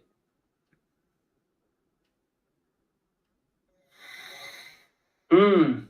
So I think there's that aspect that like is enticing, but then I think that there's other aspects that become more enticing over time, essentially. Like as the site generates more views and all that, then it's like people are going to be fighting over wanting to stream at a certain time. Yeah, but all of it hinges. There's no way around it. It all hinges on view count Totally. at the Totally. end of the day. Yeah, totally it does. Yep. Yep, because the other thing about view and getting more people on it is like those things kind of go hand in hand. It's like let's say, I don't know, Cam streams, and Cam streams a different time, Tuesday at 4. And let's say Cam Mm, streams gets 25 viewers, which is like record breaking for us, right? Like, damn, okay. But all of a sudden, 25 of those people are now aware of higher.zip. yeah, So like the initial audience is going to have to be people who are like also building up their stream audience. And yeah, every time smaller. they stream on Higher Zip, we get a little piece of their audience on our other shows because now they're aware that on Higher Zip, the program changes, tune in at any time, and a different thing could be on. And ideally, they would get a little piece of our audience. Exactly. The trade, right? That's why you'd have a bigger guest than your podcast, you know. Yeah. And then all of a sudden, you start to uh, influence that decision with the things like the receipt paper thing, ideas like that. Where I was like, oh, now you can access this API endpoint and you can hook it up to your live streaming software. So every time someone donates $5, there's like a thing that plays. Mm-hmm. Which is like, again, things that all of a sudden, then aside from viewership, because I agree with you that it all comes down to viewership. Aside from viewership, it'll be like, oh, okay, I'm gonna stream here because like people can donate me $5 and it'll automatically do some shit to my stream. I don't need to like reverse engineer it on YouTube if YouTube even allows me to do it. Mm-hmm. Interesting. So that starts to walk down the path of the incentive being feature set. Yeah. It's a little bit of all of these things that we're talking about, honestly. Like it's like Mm-hmm. what kind of viewers am I gathering here? Right? Right. Like, do I even want to stream to this kind of audience?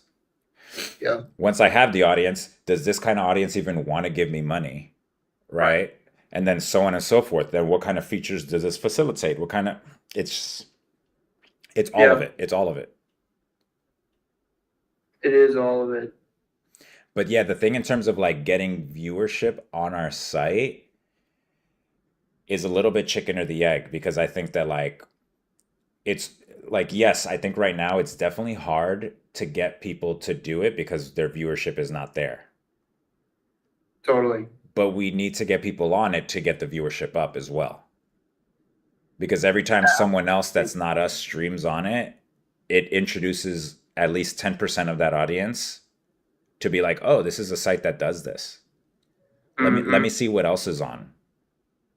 Yeah. And from like small bites, currently it's like, well, we had more people in the chat today than we had last time. Right. More Exactly. people interacted with the features on our site, which ideally are intriguing to them Yeah. and engaging to where they're like more excited to come back next Thursday because it's more fun than watching whatever they were watching on YouTube. And that's a good point too, because the aspect of it's like feature set from the perspective of the viewer, but also perspective of the producer. Exactly. Exactly. It because you can lose yourself right in the conversation of more viewers is everything. Right. It's like, well, yeah, fucking That everybody yes. knows that. Right. Everybody That's knows that. yeah. But what are you building outside of something that gets viewers? Yeah. Are you, yeah, what story are you telling? Why are you different than whoever the fuck else? I think we have a little bit of that kind of dialed. I don't think really anybody's doing that. I mean, like from our current standing, the closest thing would be like GM. Yeah. That's kind of the closest thing in, Yeah. So I think but an that IRL. that you bring up an interesting question because that is probably some place that like it's where we differ heavily from a lot of platforms, I think, right? Because where we're trying to optimize on is like the consistency factor, right? Like, for example, and I'm not saying 100% of the schedule, we want it to be like consistent, but we want like repetitive shows essentially. Like, if we're saying Higher Zip has a spot, we want it to be like weekly, actually weekly, kind of like like how we do Talking Higher Zip, right? Like, so that's a different like demographic than YouTube, which YouTube is just like stream whenever you want at whatever time you want, whatever. Everybody's here. Everyone's here all the time, you know? Yep. So that's the piece where like I hate to get technical on because I feel like it's too early to get technical on, which is like, how do we incentivize someone that when they say, I want to stream on Higher Zip, we incentivize them to do it for, I don't know, a minimum of 2 months, once a week. You know what I mean? Like, just consistently, and maybe that is somewhere we could use a higher token somehow. I don't know. I'm spitballing at this point, but like, we can the idea is creating an incentive for someone to be like, I'm going to publish season 3 of Higher.fm on Higher Zip every Wednesday at 4 p.m. And like, if we depending on how we incentivize that, then obviously there needs to be like an actual meeting the goal. That means that you have to actually do what you're saying you're doing for us to like release the incentive. Yeah. But that's like a B2B business kind of thing, right? Like, that's like a between us and the producers kind of vibe, rather than like something we have to solve for viewers. Like, all the viewers are not going to be doing that. We're uniquely trying to do two things, right? We're Yeah. building a platform and a show at the same time. Right. Right. Right. We're building the viewer experience, not just building the guest experience, which most Exactly. folks do. Exactly. It's intriguing, but for someone, so say Higher FM, like, I was just thinking, why would they use Higher.zip? Well, it's because we built the infrastructure. Why wouldn't they use YouTube though? They built infrastructure that works flawlessly. It's like, well, because we're in a subculture. There's like a subculture angle to it. My personal take on that is like, why not do both? As Higher.fm, why not do both? Like, I guess if I owned Higher FM, if I was the owner of it, I can't think of a situation where I would say I'm going to do YouTube instead of Higher.zip. You would just do both. Or either I would just do both, or I would just do YouTube. Yeah, right. Then if I'm thinking strategically, which I think with the show like Higher FM, there's no need to really think this strategically, then I would do only Higher.zip. If I'm thinking like what you just mentioned, like, oh, there's a hyper niche here, this is exactly the audience I want, like, and so and like, at the moment I don't really need a large audience, I just need consistent, whatever the strategy behind that would be. If there was a strategic thought, I feel like it would be more towards the Higher Zip route than the YouTube one. And then in that realm, then if I landed on Higher Zip, then I'd be like, why not just fucking flip the switch to also go to YouTube? Totally. You just would. Regardless of which switch, if we make it easy enough, you would just do both regardless. I mean, it literally doesn't change the production of the show at all. Yeah, you just would. And then you're also on our YouTube. And frankly, like, the idea is like, as a production, and I'm saying that as like a business mindset, as a production, don't I want to generate as much money as I can from one single episode? Yeah. So doesn't streaming on Higher.zip and YouTube allow me to do revenue from both two sources? Yeah, the only reason you wouldn't is if we had a bad reputation. Yeah, You know, exactly, that's exactly. the only reason you wouldn't. Otherwise, yeah, fucking absolutely. Yeah, or it's like exponentially harder to stream on higher.zip, and you'd have to set up some whole other thing that, like, would require whatever, like some really technical thing that I'm just like, oh, now when I hit start, I also have to go on this other website and hit like Mhm. this, and like, then that's when like you're like, fuck higher.zip, you know? Yeah, yeah. It does make me think about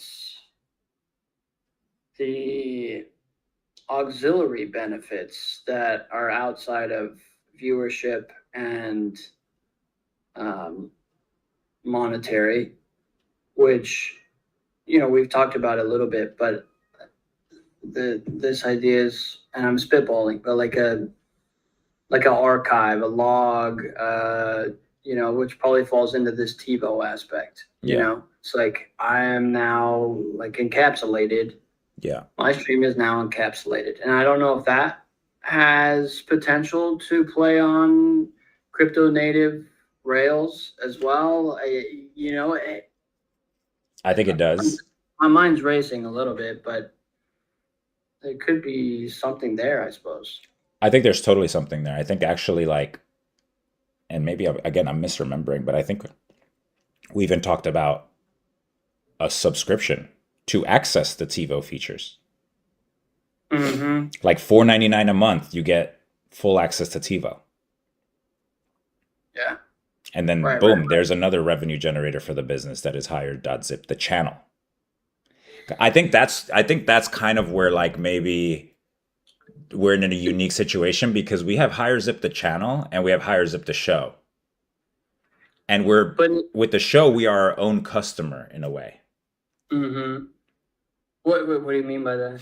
Meaning that like by running higher zip, we are showing people what can be done from a video production perspective Our show is an ad for the platform. for other people to want to create shows here.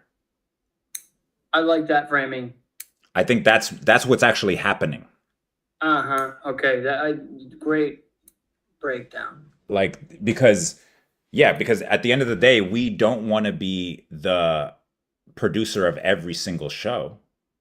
Fuck no. And also, we don't want to be the higher.zip to be a 1 hour show on Thursdays, and the rest of the time it's a fucking black screen. Yeah, exactly. Both of those things are true. So in that realm, we like the in real life events and how we produce the thing, that's a product in and of itself, that show. Like for all intensive purposes, and obviously like this would be dramatic. This isn't a dramatic example, but like if one day we decide to shut down higher.zip the website, we could still do the show weekly on YouTube. Totally. You know? Yep. It's just that we're in a unique situation where we have both of these now.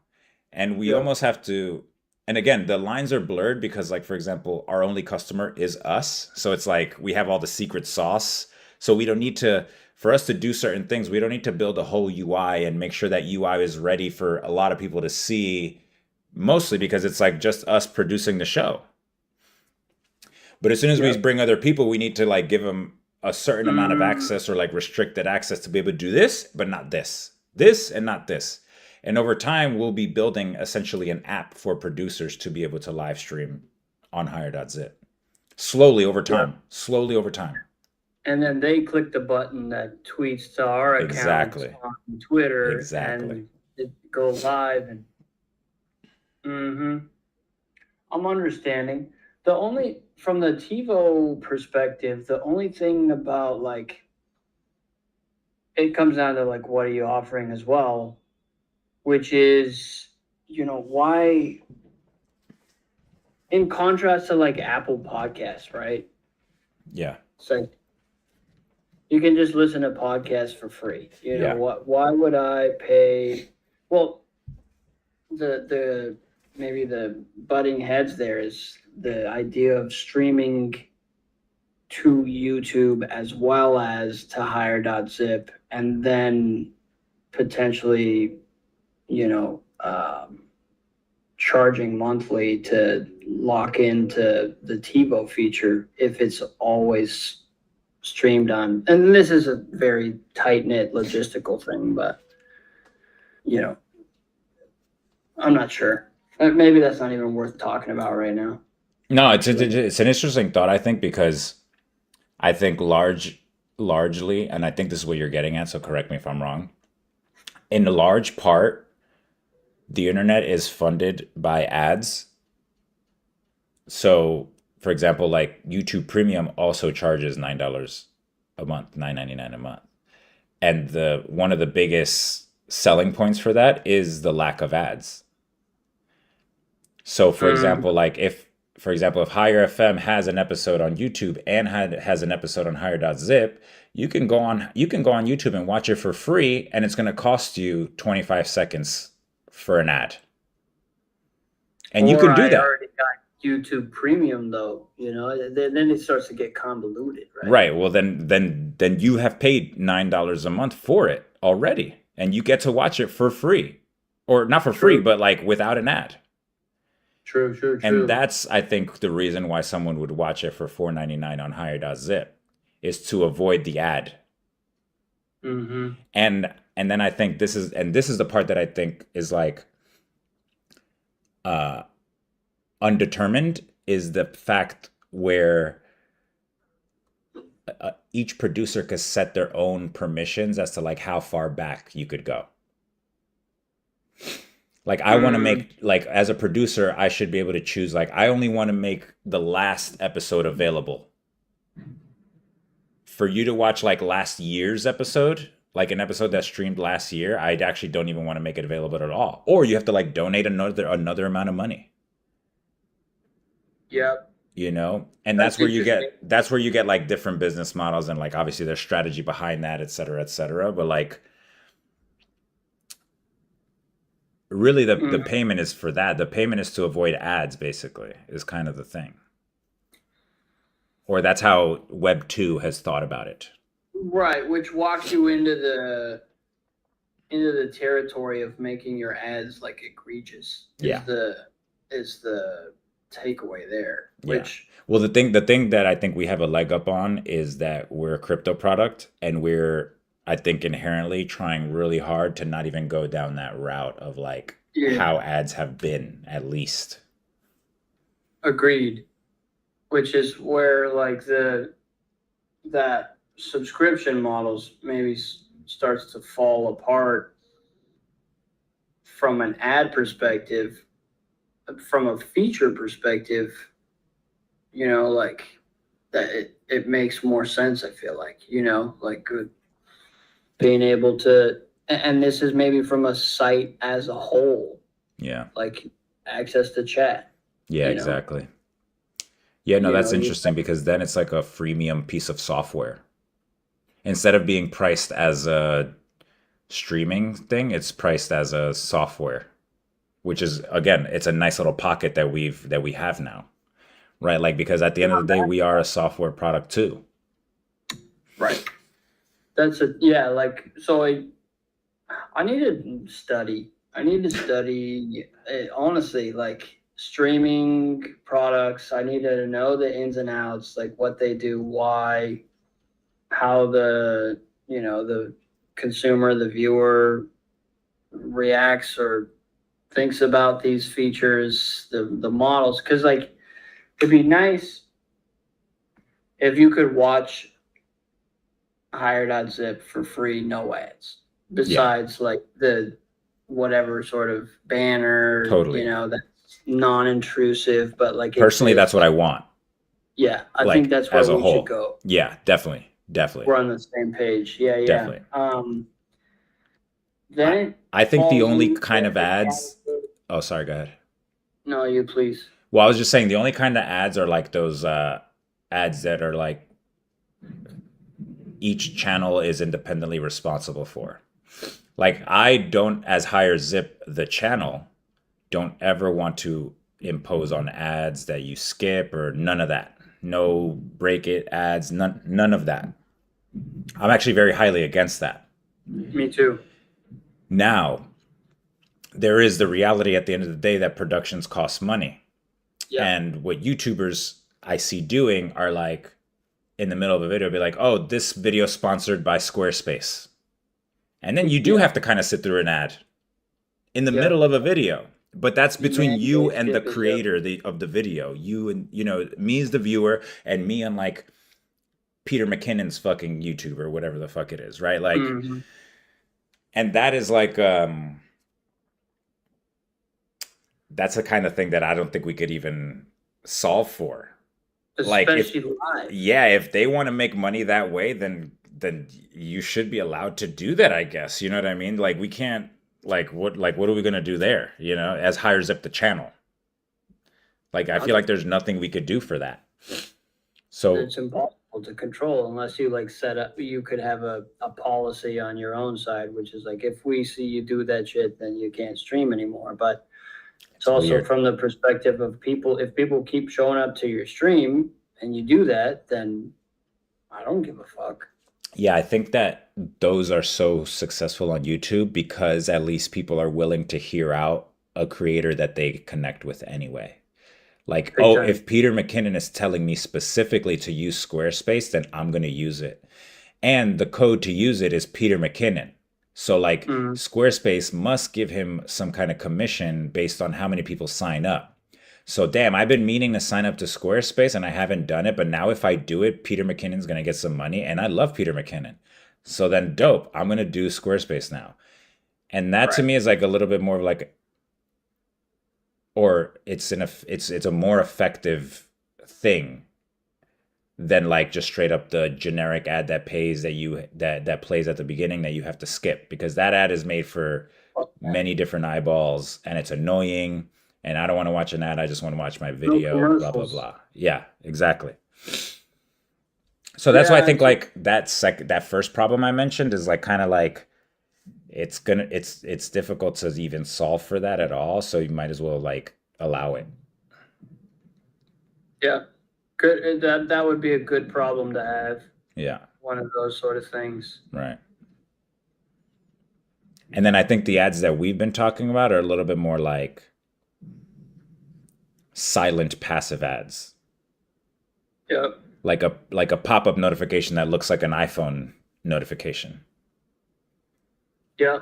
And like someone could skip it at any moment, like whatever, it's fit, you know what I mean? Like it's just like literally a pop-up on the top right corner. The show is still going on. You can still watch the show, And honestly, the pop-up doesn't even make noise, Yeah. Or maybe there's a creative way to use the ticker or something in a way that's not like a pop-up. It's like, exactly, this is part of the show, like at the CNN or whatever. Exactly. Like those are more of the solutions when I say ads that I'm willing to go down when I say ads, is like only solutions like that are like integrated basically.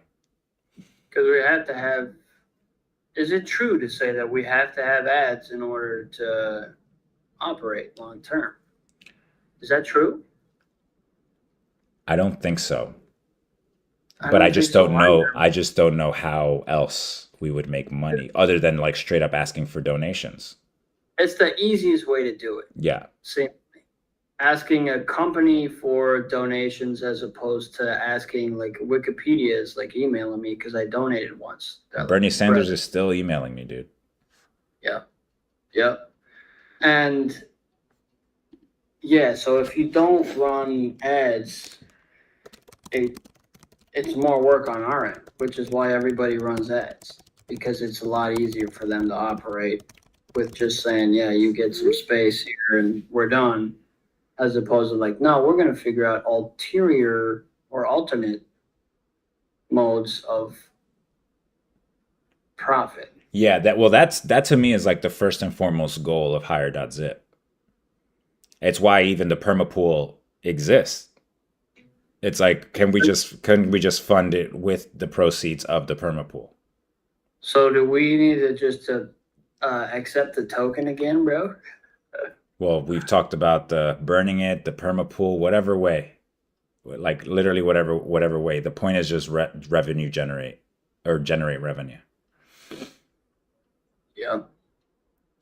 because at the end of the day, like it costs money. And that's all it's all it is. It's really just a matter of just like the economic system that we live in, bro. Like we need to make Oh, money because it costs money to run it. yeah. And not even simply because our time costs money. We need Right. to generate money because we have to pay for things, Right. not just because we're using up our time.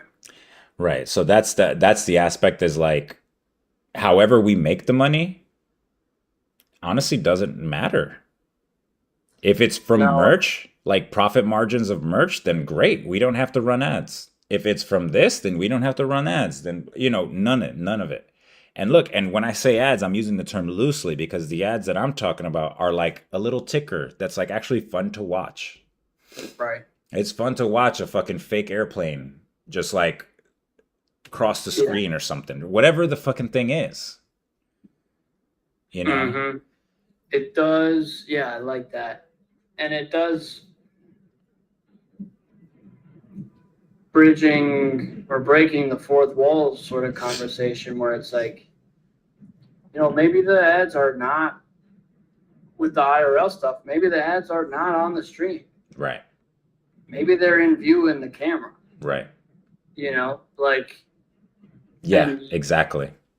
right. It's like I'm thinking about the Super Maybe Bowl. there's just like an Evian bottle on the table, and that's right there. That's placement. Yeah. And is that compelling enough for whoever, is selling that product? Not sure. Maybe it is. I think it is. And I think that like the more we pluck at, because we've talked about many different ideas now in terms of monetization. And I think the more we pluck at all of them, it'll be like all of them together will have like a substantial amount of revenue rather than trying to focus on like one way that everyone does. Yes. 100%. Yes. Something that you just said brought up this YouTuber that I watch when I go to bed every night. It's called Ryu Camp. I'm going to link it to you. Okay. His and Destiny commented on this last night, which has, I'm normally the one that watches this guy's video, so it's been apparent to me for the longest time. But like he camps, he's Korean, he camps and cooks, and he has a beautiful like ASMR sort of camping video. And she was like, this is basically a big ad. Yeah. And I'm like, yeah, entirely, because people send him fucking products. He uses the products. He doesn't say words, but he sets them up. There's a logo, sets up the next thing. Now he's cooking. And it's like, it's not an ad, but it fully is an ad, And so and he's a genius. He like bridged this gap to where like, I didn't realize I was watching an ad for like 6 months. Yeah. But now I know this brand, Brooklyn Works, that makes blankets. Exactly. It's in my head. His dog sleeps on it every night. He doesn't say Brooklyn Works. He doesn't have an ad break. It's just like,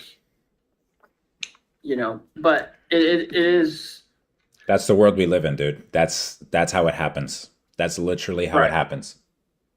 And that would be goals, but it does fall back into the chicken egg sort of conversation, is like, how long do you do something for free until you either have somebody that wants to pay you, which is a viewer or a sponsor, And I can't answer that, obviously. But that said, it's proven that we can get paid for creating events by FWB. They proved it. Yeah, I think honestly, and I can't even quote this, but I feel like I have heard people answer the chicken or the egg question, just to bring it full circle, I guess, here, as the answer being both of them. Because and look, I don't know where I said this or where I heard this, to be honest. But the analogy, and I don't even know how true this is, but the analogy that was presented to me when I heard this, honestly, now that I'm thinking about it, it might have been ChatGPT that I asked this, and then I had it like voice dictate back to me what it was.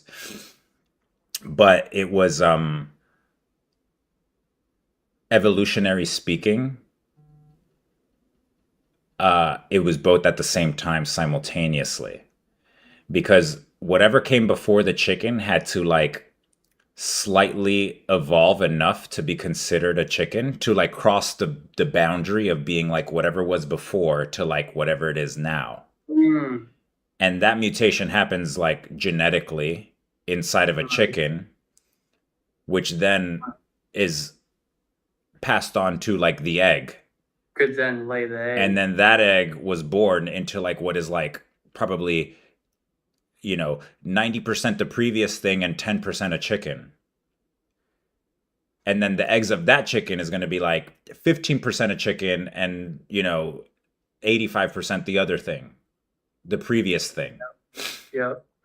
So over the course of many years and many eggs laying, we have the actual chicken that is 100% a chicken. And if that is true, then that's kind of what we have to do. We kind of have to be like ready for that conversation of like how much we're going to charge people or what we're going to charge people and what do they get and et cetera, while also making cool shit, basically. Yeah, exactly. It's that puts the answer to that question based on that description is time. Yeah, it's both. It's Chicken or egg, consistency and it's time. Yeah. Yeah. Chicken or egg, no time. No, legit. And that fair enough. I think that's Because the like good look, answer. we like, and just to use an example that actually happened is the friends with benefits situation. We didn't know that we could make money or get funding for an event until we did. Right. And if one thing did not come before the other, really. Right. I mean, you could argue that the stream obviously came before, but the event was what got the funding, not the stream. Right. So it was both. But then now take it a step further in the evolution of a chicken. Mm-hmm. Right? Like take it a step further. It's like now we're thinking about ways on how to integrate both of them more tightly. And we're going to continue to do that until all of a sudden we have this thing that's not a software product and it's not a streaming service. It's this weird third thing. Mm-hmm. It's maybe we do take a bit more inspiration from FWB. Maybe you saying this other third thing, it's like maybe it's a community. Yeah, I agree. Maybe it's a network, just like Hire would lead us to believe, Yeah. It's a network where, we're hosting events, we're streaming shit, it's like, it's a little bit more personal than what a software product sounds like, or a streaming platform, or I'm understanding. So yeah, I think that like I think that, and honestly, now I feel like we're saying things that we've said before. Two things here. The thing that we made has never been made before. We're taking pieces from things that have been made. Like we're taking pieces from YouTube to make this other thing. YouTube, Liquidity Twitch. pool, right? Like what other live streaming platform is trying to be funded from a liquidity pool? Mm-hmm. So it has pieces of like the crypto world, pieces of like streaming thing, and like we only call it strictly streaming because that's the easiest way to verbally explain it. It is, and it makes me think about, you remember Evergreen, or what was it? Pine Tree. Pine Tree, Evergreen. I just listed a pine tree. No, but I knew exactly what you were talking about. You know, Pine Tree died because it was just YouTube. And the answer to why would I stream on Pine Tree as opposed to YouTube was not answered. Exactly. It was like, well, because I care about crypto more, that I'm Right. gonna do it on. It's like nobody get a fuck. Well, the people only give a fuck till a certain point. That's Well, and that's what that gets I'm you. early. And that's I'm what that gets early. you. Maybe it's gonna blow up. That's what Jake was talking about Forecaster today. I'm Yeah. early. Maybe it's gonna blow up.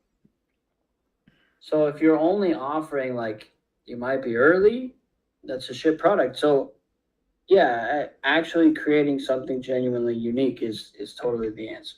Yeah. So The other thing that we've talked about a lot is the community aspect of it. And we keep hovering around it, like the aspect of the band practice place, which is like an analogy of like how we meet on a weekly basis. This is band practice, baby. And look what we built. Yeah, totally. You know? So it's like, it's a good point. It's like a community thing where it's just like, there's definitely other people out there building stuff. And how can we entice them to have their meetings at a very basic level, the meeting that they already have, to live stream it on hire.zip? It does make me start to go down the how do we make it more social path. And I don't know if that's right, but that's what the community aspect makes me think. And I don't know what the fuck that means. Yeah, yeah. Like, is that something that makes me walk down the path of like, oh, do you want to live stream your fucking Google Meet instead of using Google Meet? Do you like have a channel on hire.zip? And that's maybe a massive diversion. But when you mentioned the aspect of community in that way with the band practice, it's like there's probably something to unlock there with the band practice. Yeah, exactly. I don't know what it is. Exactly. Same. I don't know what it is, but that analogy is like still in my head. That call was how long ago now? You know, that analogy is like still in my head, and I find it in my notes. Honestly, consistency. I don't know if it's because it's in my head that my eyes always gravitate toward it or something, but like, I'm like, okay, because on a very basic level, that's kind of what we're doing here. We're just having our meetings in public. We started like a jazz band, you know, and I don't know what sort of band we are now, you know, but like we just keep having band practice. Exactly. So it's like, how could we get other people to want to use our event space, basically, is what it is, because that's what HireZip is. We have HireZip, the band, but then we also have HireBand, the studio. Yeah. What did I say? HireZip, the studio? Did I say that? HireBand. Yeah. I said studio. I thought about it as like a recording studio. No, it's true though. That's the two different layers here. We have our weekly show, which is our band. But we also have the studio that is hire.zip, the website. And nobody's renting out studio space or buying studio time. That's the part. Is how do we get motherfuckers to want to rent out studio time on here? And I think one of the other reasons that analogy rings true is because like you don't really want that many people watching you practice. And guess where that aligns? Our viewerships are not that many people. Yeah, fair point. So in that case, we're kind of like incubating bands, you know, to think about it on a high level. I like that framing, by the way. Which you could apply that to what, you know, the conversation between Soren and Trevor. Exactly. Right, that was like an incubation of sorts. Yeah. Like nobody showed up to like prove anything. Right. Oh, maybe they did, but it read as like a band practice with like members that have different tastes in music. Mm-hmm. Okay, that's a lot to think about, Brian. It's where it's like kind of on a high level where we're heading. I don't think there's like any action items behind it so far. Yeah. But it's just like kind of like par course for like building something that doesn't exist. There's nothing to like rip off of, basically. No, and I like that we kind of fallen into like that community talk again, or maybe for the first time, really, from a hire.zip perspective. We've talked about hire being the parent to this from a community perspective, but we never really talked about hire.zip in such a community way, band way. Because it's easy to get lost in the sauce thinking about monetization, right? Yeah. You start to lose track of, which is not wrong, but it doesn't feel, monetization conversations do not hold hands with community conversations generally. Yeah. And you make them interact peacefully and in an exciting manner. Right. I think so, but yeah. I mean, at the end of the day, it's like in terms of the monetization part, it's really only because it costs money to do it. So really, at the bare minimum, the monetization conversation bars only really exists because it costs us money. If it didn't cost us any money to stream and to run the site or none of that, then we wouldn't even be talking about it. It's true. We didn't talk about it until it started to costing us money. Yeah, it's a good point. And that's just the reality of the society we live in. That's not like we're out here like trying, like we didn't start this to make money. Right. Yeah, it's like you then decouple it in a way that's like, we're not building which we've always said, we're not building a YouTube competitor. We're more so building fucking Wikipedia. Right. Exactly. That framing. And that's the whole thing about like also using the verbiage like donation versus purchasing. Yep. Or like subscribe to a monthly thing. We're just like, this is like a recurring donation. Yeah. Donate monthly, yeah. That's also interesting framing. Because obviously we want to avoid like sugarcoating bullshit terminology, but it doesn't sound wrong. I mean, PBS, that's what PBS does. It's a public broadcasting service, and the way they fund it is donations. Well, NPR, right? NPR too, yeah. So we're able to do that,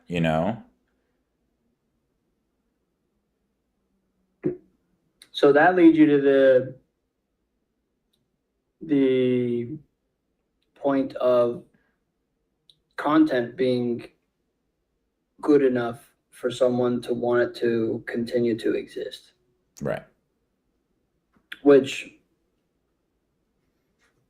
stems us back into the idea that like having guests on is better content.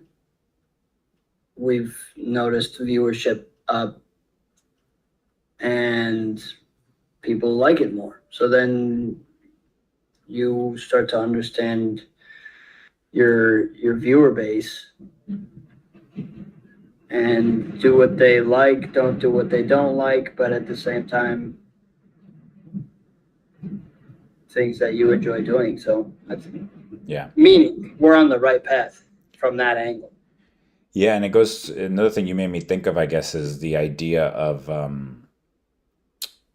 that idea of having other people have shows is also kind of like that. Like we're noticing viewership because every time we bring a guest on, they bring a little bit of their viewers on, and their viewers then start discovering higher zip. Same goes if someone else were to just do a show without us at all. They'll bring people to higher zip. Totally. Yeah. Okay.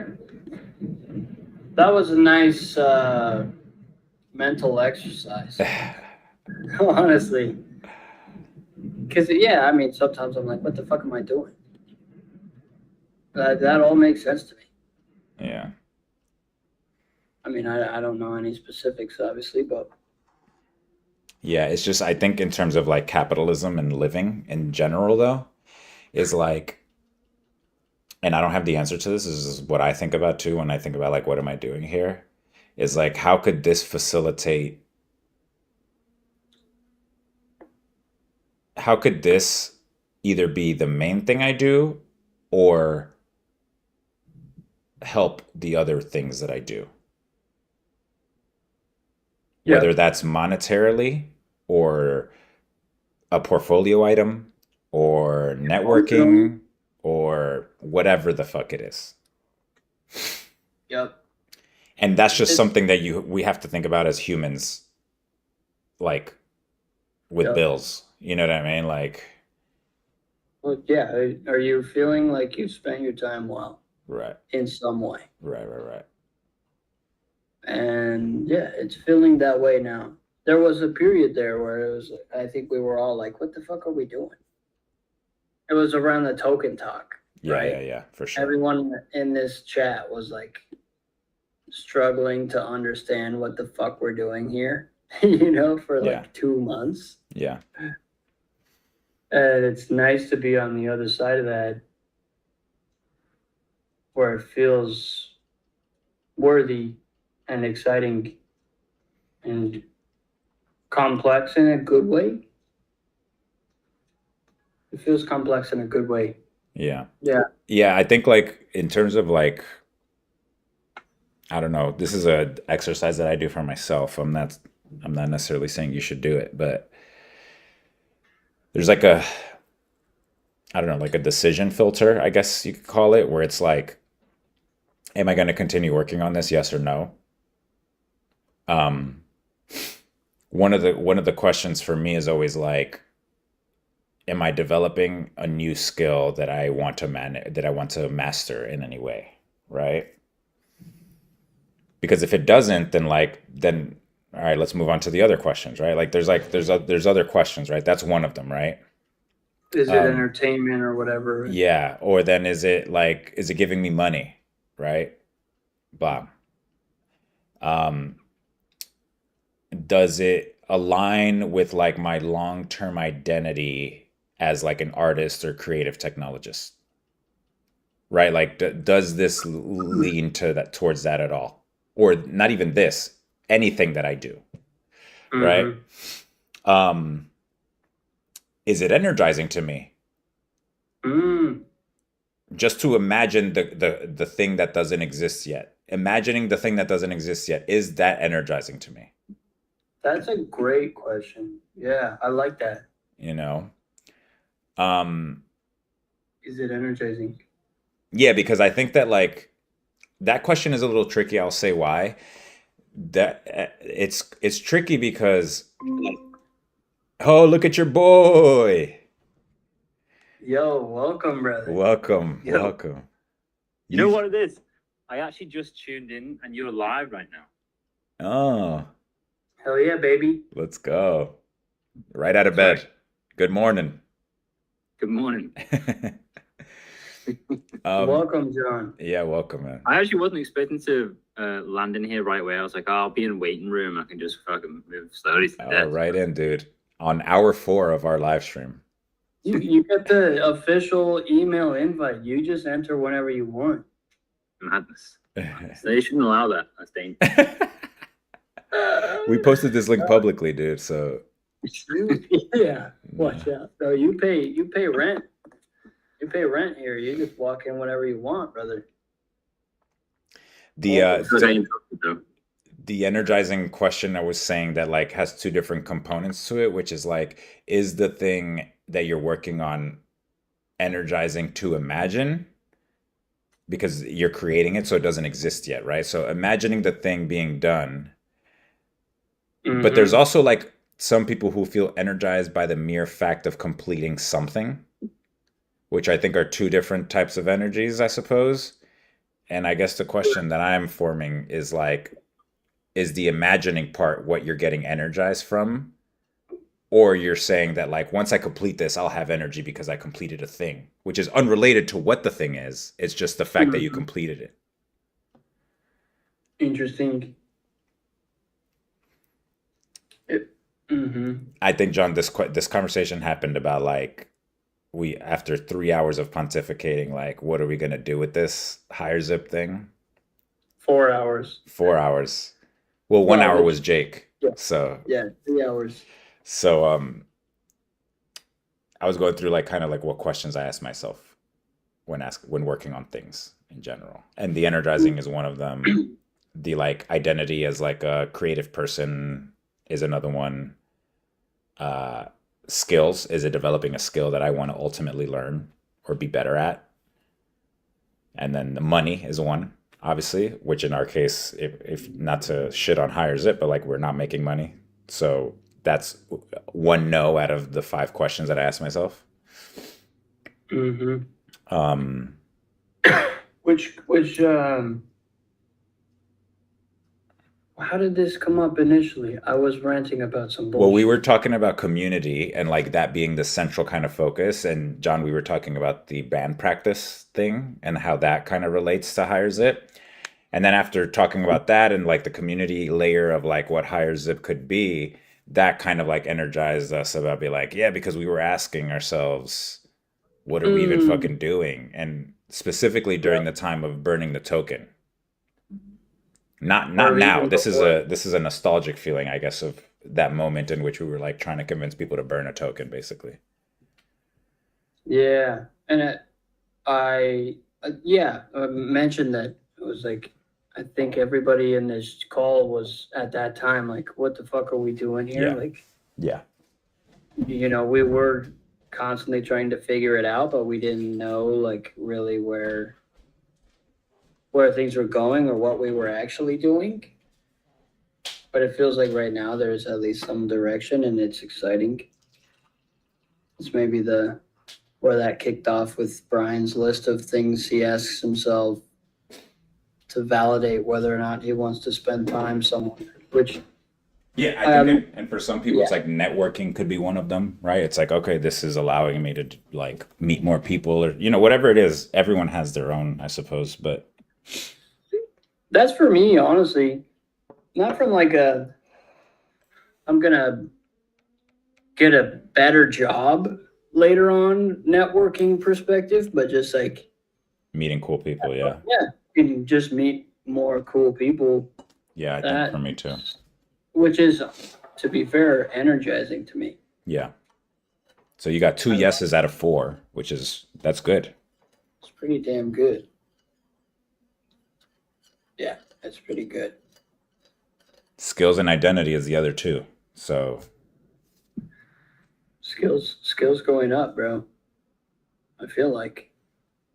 and not to get personal if you don't want to talk about it, but are there, what skills are you using with higher zip that you maybe haven't noticed that you're getting better at? For one, just Or if you have noticed it, then which is well, that?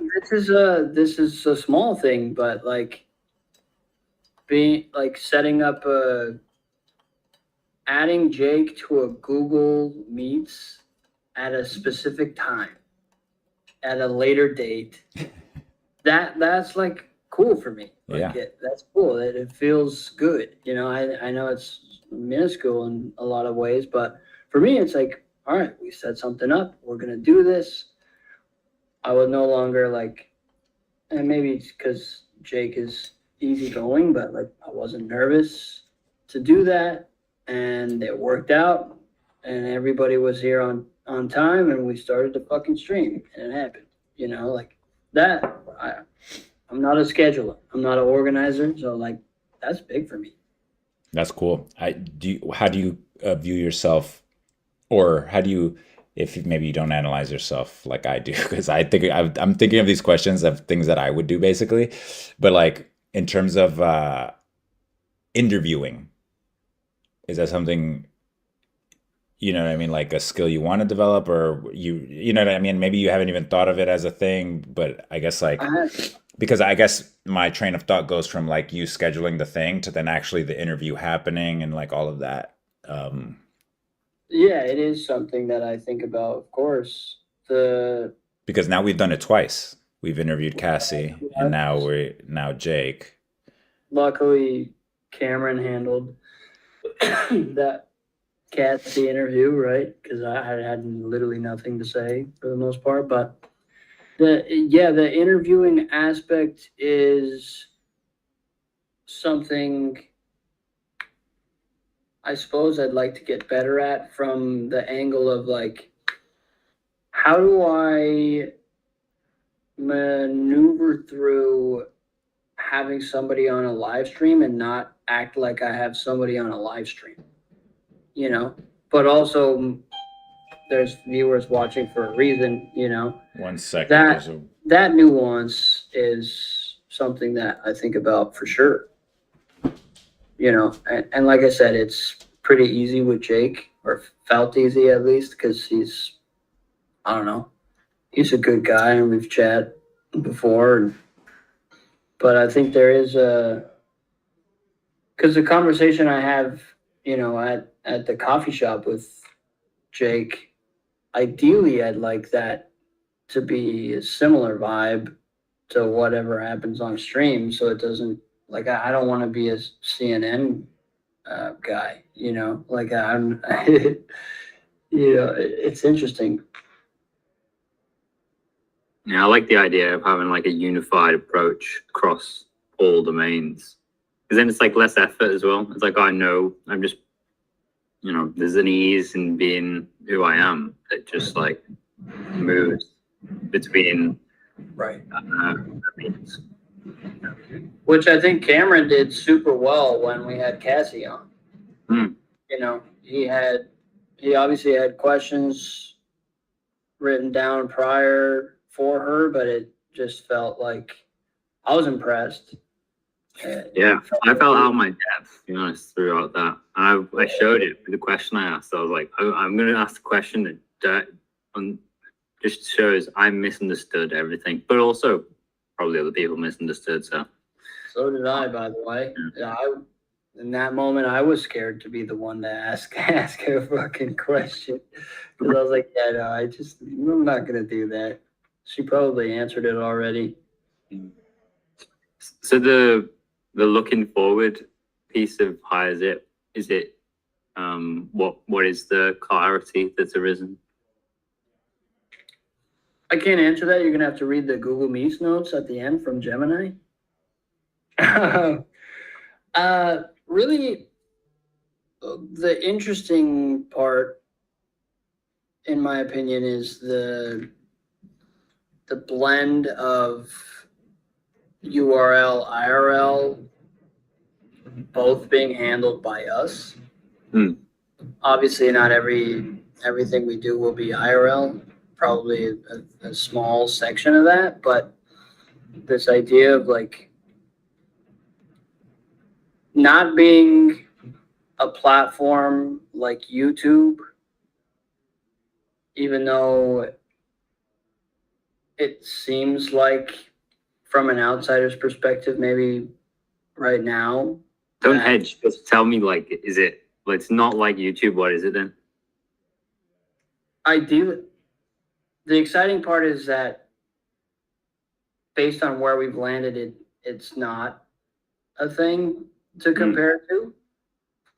I think that's maybe what's interesting, is like, especially proven by Brian's ICFN event sponsored by FWB. It's like that was also streamed,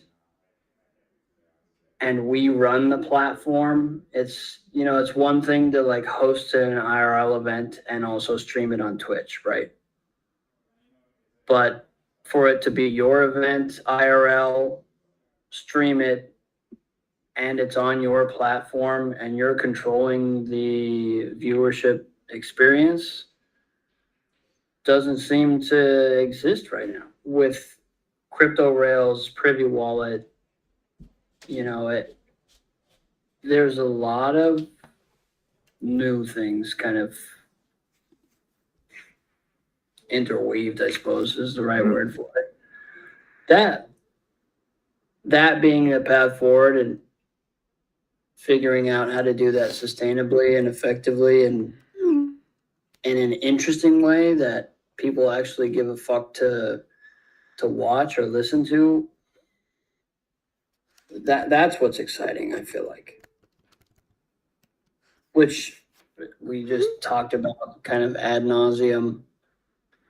But, you know, incentivizing viewers, incentivizing other streamers, incentivizing guests, that's a puzzle, a crazy puzzle, actually. And how to do all of those things at one time while offering, you know, while doing all the back end work. You're doing the front end, back end. You get what I mean. Yeah.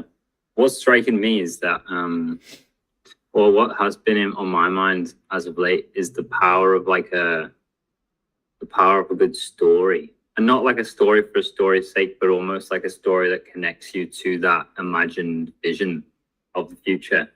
Like when I hear Brian talk about asking these questions, the answers to those questions form a cohesive story for why one would spend time on Higher Zip, basically. Interesting. I didn't even think about that. That's interesting. Man, I love John. Yeah. Look, it's good. It's good that you hopped in, bro. It's good to see you. I hadn't considered it from that perspective.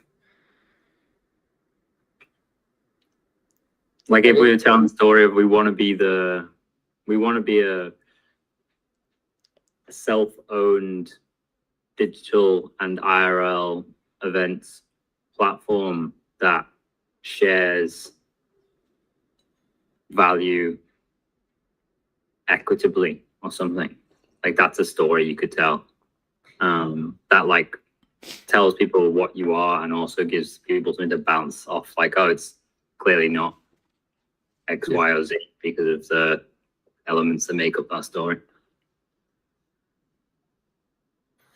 That's interesting, which I think answers a question that I'm sorry if you guys already addressed this, but the question I think that we were talking about before that we haven't really pinned down, which is like, what would be the reason someone would stream on higher.zip? Meaning from the context of like, and we thought about the context of like viewership or like money or, you know, like some third thing. Culture. Yeah, culture was the other one. And I think that maybe John, that kind of answers some of that, or partly answers some of that. Yeah, like if we put those things together, so if we could tell a story, like why would you want to stream on Higher Zip? It's because the culture is that the viewership is of a specific culture, and also you get paid because the culture of the thing is X, Y, or Z.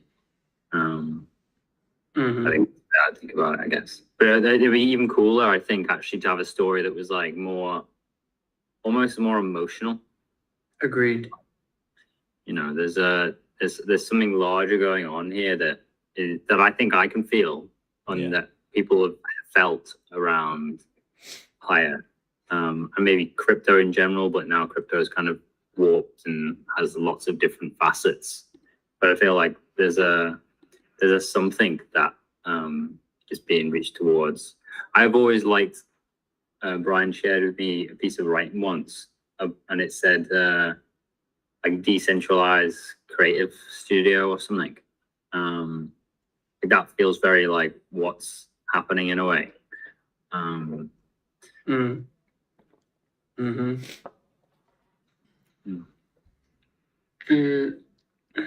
So I mean, in terms of storytelling, it's almost like, I guess my brain is going, that's almost like a creative direction marketing thing.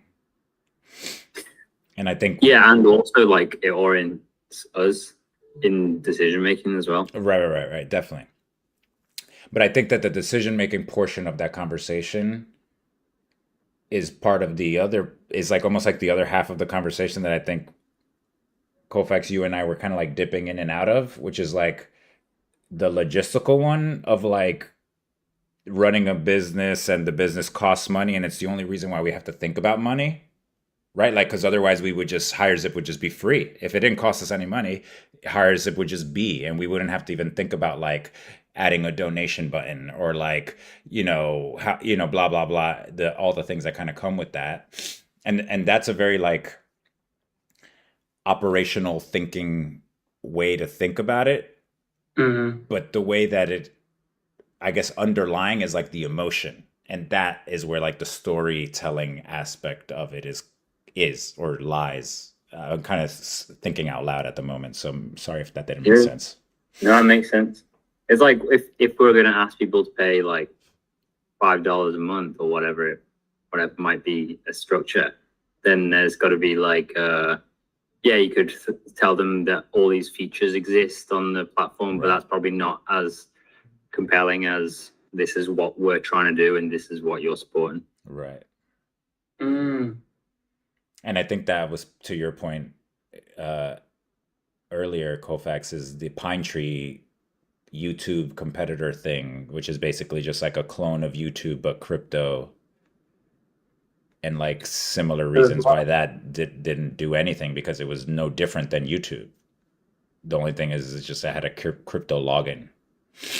So the why of that is no story. Exactly, no story, even though it's literally just doing the same thing. Obviously, there's a need for something like that because YouTube is massively successful. So it's not that it like created something that wasn't needed, but it was like there was no story behind that need. Exactly. Yeah, it's not stupid. It's not stupid at all. Right. But it's like all it takes is YouTube to flick the crypto switch, and then it's it's gone. The story was crypto. The you could story was even that. argue Yeah. was no need for Pine Tree. Like people use YouTube, they didn't feel there was a need for Pine Tree. Like even if Pine Tree had put more crypto switches on it, maybe then you'd see more upkeep because people would be like, oh, I could now run a crypto owned channel, and that might have been the way forward. But they just didn't seem to move on that. Exactly. But even then, if they did move on that, they still would have had to tell a story about that. Yes, yeah. It would be like, you can earn money on this platform and we're not going to kick you off. Like you can earn money from anyone, anywhere. Yeah, no ads. Whatever the fucking thing is. Yeah. It's true. So, I mean, mate. The story is like 50% of it, basically. Or 100, maybe. Or maybe even or 85. Yeah, some crazy shit. Yeah, all of the things fall into that story. I feel like. I mean, I feel like the pieces all fall into place if you have like the deepest. You can either frame it as like the deepest lying motivation, or like the highest level motivation, whatever like way you go about it. Like if we have like a why, then it's like, and of course, because of that why, we need to make money. So that's why these decisions got made. And frankly, I think that we have consistently hovered around the same kind of like dynamic of things that we are working on, like within Higher Zip, like the community aspect. Like, even though, yes, we've talked about it, we just fucking did an IRL event. right? Like there's like all these things that I feel like we kind of end up doing where like we had the idea and then we over time the idea was silenced and then we do this other thing that kind of reinforces the whole fucking idea that we said ages ago in a good way. I don't mean that like, um which I find that interesting. Like even little things like fucking using micrographics on the fucking on the calendar. Like that came from a whole other thing that we were doing before when we were like choosing icons for the clicker. It's true. Yeah. And there's some way in which like the need exists and like we're all in touch with it. Like or we wouldn't kind of be here. And it's just kind of like almost clarifying what that need is. So then we can communicate, okay, I'm getting this out of this, which means that actually I'm building this for me and everyone else. Right. Yeah, I think that's a massive point about, because I feel that at this time within Hired, I'd say, but I feel that like, yeah, okay, we're building this, for us, for me, for you, but it's bridging that gap of like, do other people give a shit? And if they do, who are they and why? And is it because they understand our story already?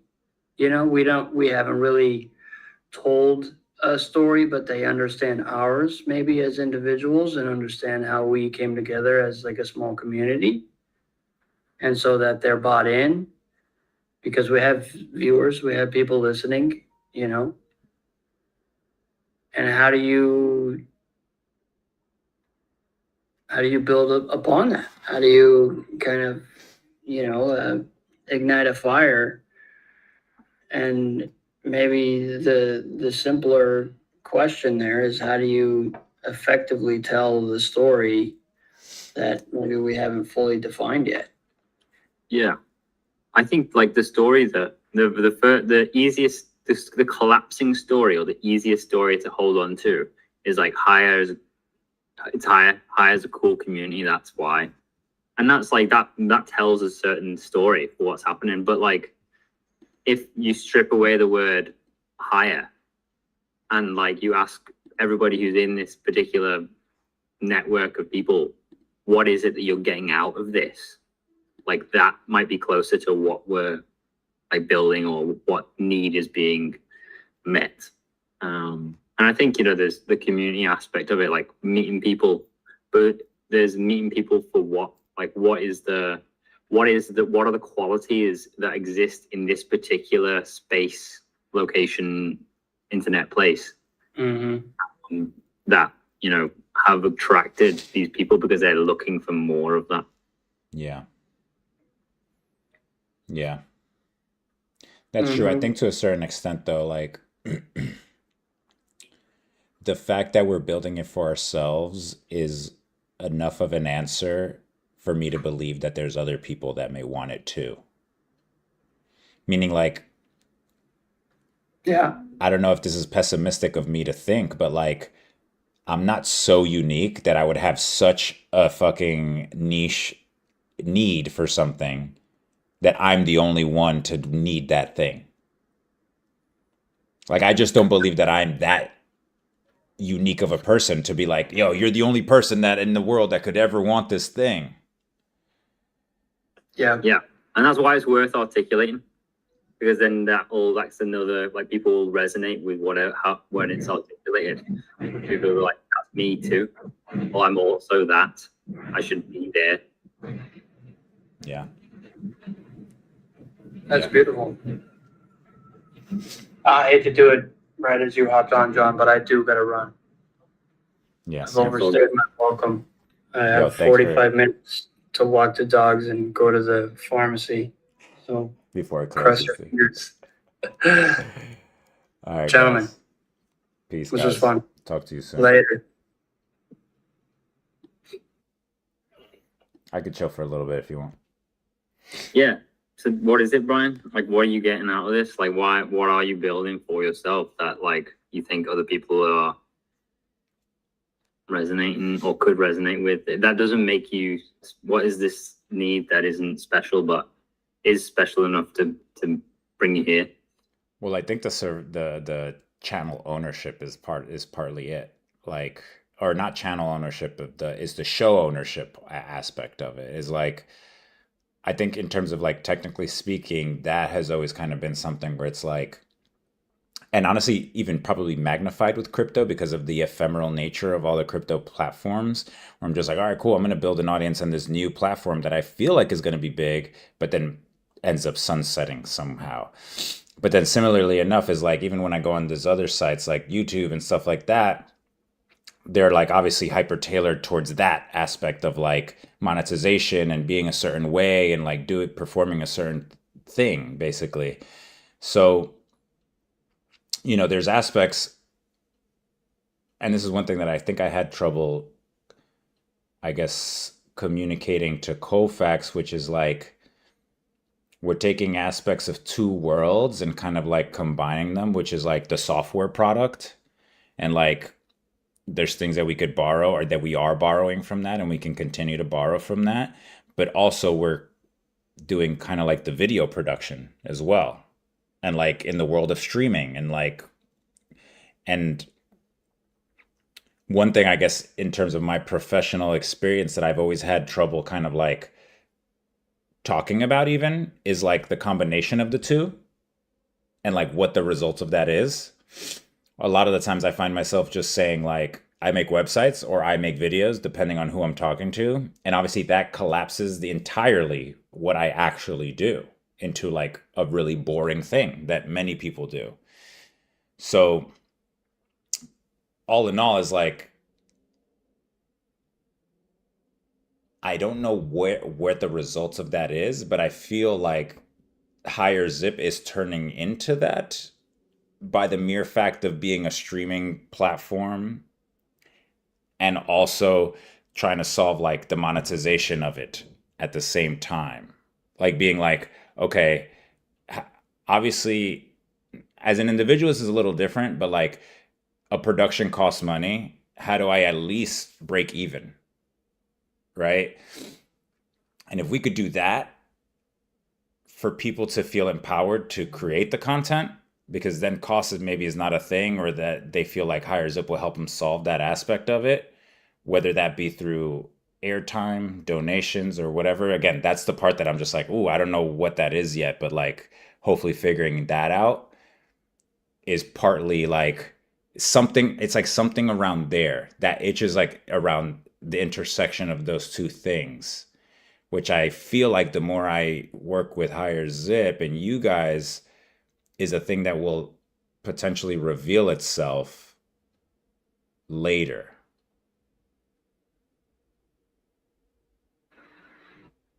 I'm sure the more will be revealed as we'll go almost without doubt. I'm hearing a couple things there. One is like there's creative freedom. Seems to be like a powerful part of this, like some kind of creative sovereignty. And then also that, what you do is specific in terms of combining like video media and digital technical kind of ability, prowess. So this idea of like internet TV, that's the thing, isn't it? Yeah. Or that feels like what it is. Yeah. So I guess a question inside of this is like, is Higher Zip one channel that is kind of like a proof of concept, so that if some other community came along and said we want a TV channel, well, we just need someone to help us set up our site, our channel. Like, you're just perfectly positioned to be like, we've done it, we know how to do it, we can set you up in that way? Or is there like some way that we were offering the creative sovereignty and these skills together to multiple parties in a way that's like, we're gonna actually let you do what you want, and we have this existing kind of infrastructure that it can live on. Yeah. Um, for me personally, it's the latter. Um, it isn't probably until actually Colfax brought that up earlier in the call, which is like it was the answer to my question of like how do I describe what it like higher zip is almost like becoming the description of like the thing that I'm having trouble describing, you know? Um so there is, I guess, some validity to what you're saying there, although the more interesting thing to me is the latter, which is like um the aspect of like yeah, creating your own show essentially. Like it's in the simplest form, you know? Because to me there is kind of like a level of novelty that is kind of diminished by building it. Like for example, we've already built higher zip and like it seems less interesting to me to do this same thing for someone else. Like part of it is like can this be done? Right? Like the idea of it's like could a channel like this work? Like and if it can, what does it take? You know, I think we've answered somewhat of the question by the mere fact that technically it exists already. Like this thing already exists. So the answer to the question is partly yes. But then now the question is like a little bit more leaning towards like sustainability. It's like what is it going to take for this to be sustainable in a way that then is when it after answering that question is a little bit more now where it's like for someone else to do it, you know, like Yeah. if this isn't Well, viable. Oh, go ahead. well, there's two ways to approach this. Is the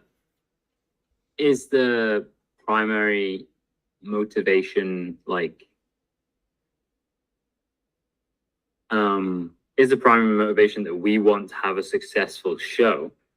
In which case, yeah, that the question becomes how do we monetize this show that we're doing? Or is the primary question how do you have a successful make your own TV show culture platform?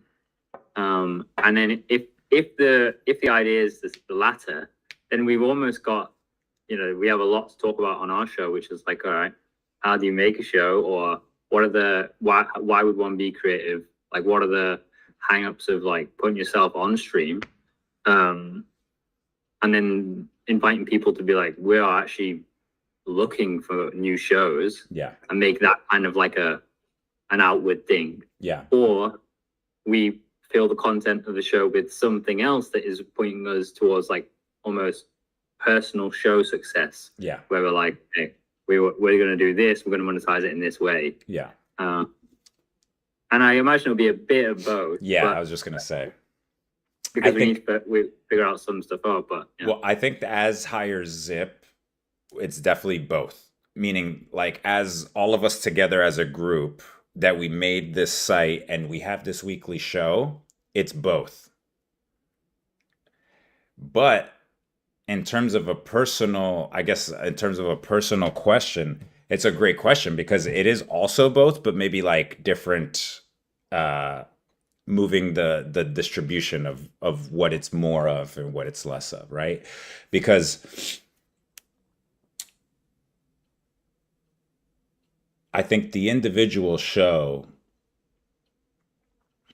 on an the show on an individual basis, I think is a little bit is probably like I suppose like a little bit more the answer for me. Although yeah, it's just it's hard to compartmentalize both. It's hard for me to think of this answer as Brian, and it's hard for me to also at the same time think of the answer as higher zip. All of us, as all of us. You know, because I think that What does Brian say versus like what's Brian's like answer for the question in like the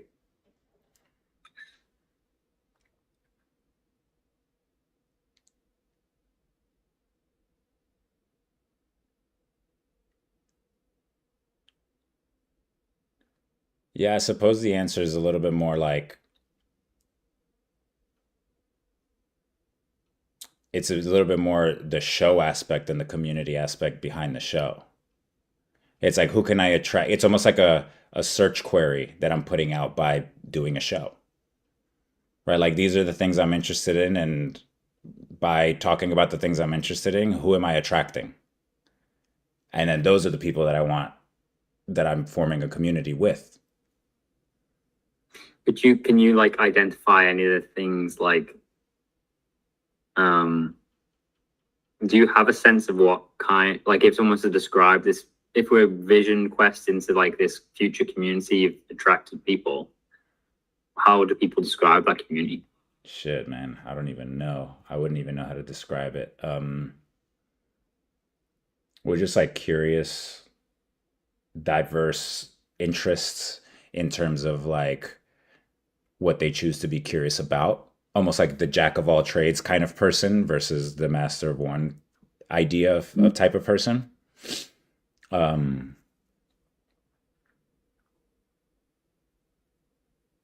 yeah, I would say that is like curiosity. It's like someone who could like be interested in watching like a how it's made video about something that they it has no impact on their life at all. Like it Mm. could be about how to make fucking pool noodles, like the little noodles for the pool. And they don't even they live in fucking like Arizona where there's no, let's say that there's no pools hypothetically. Obviously there is pools in Arizona, but um so they're like, I'm just curious about how they make these pool noodles. And they'll like watch an episode on that. And then right after watch like a super intellectual podcast in the same like day or breath. And to them, it doesn't feel like a leap mentally.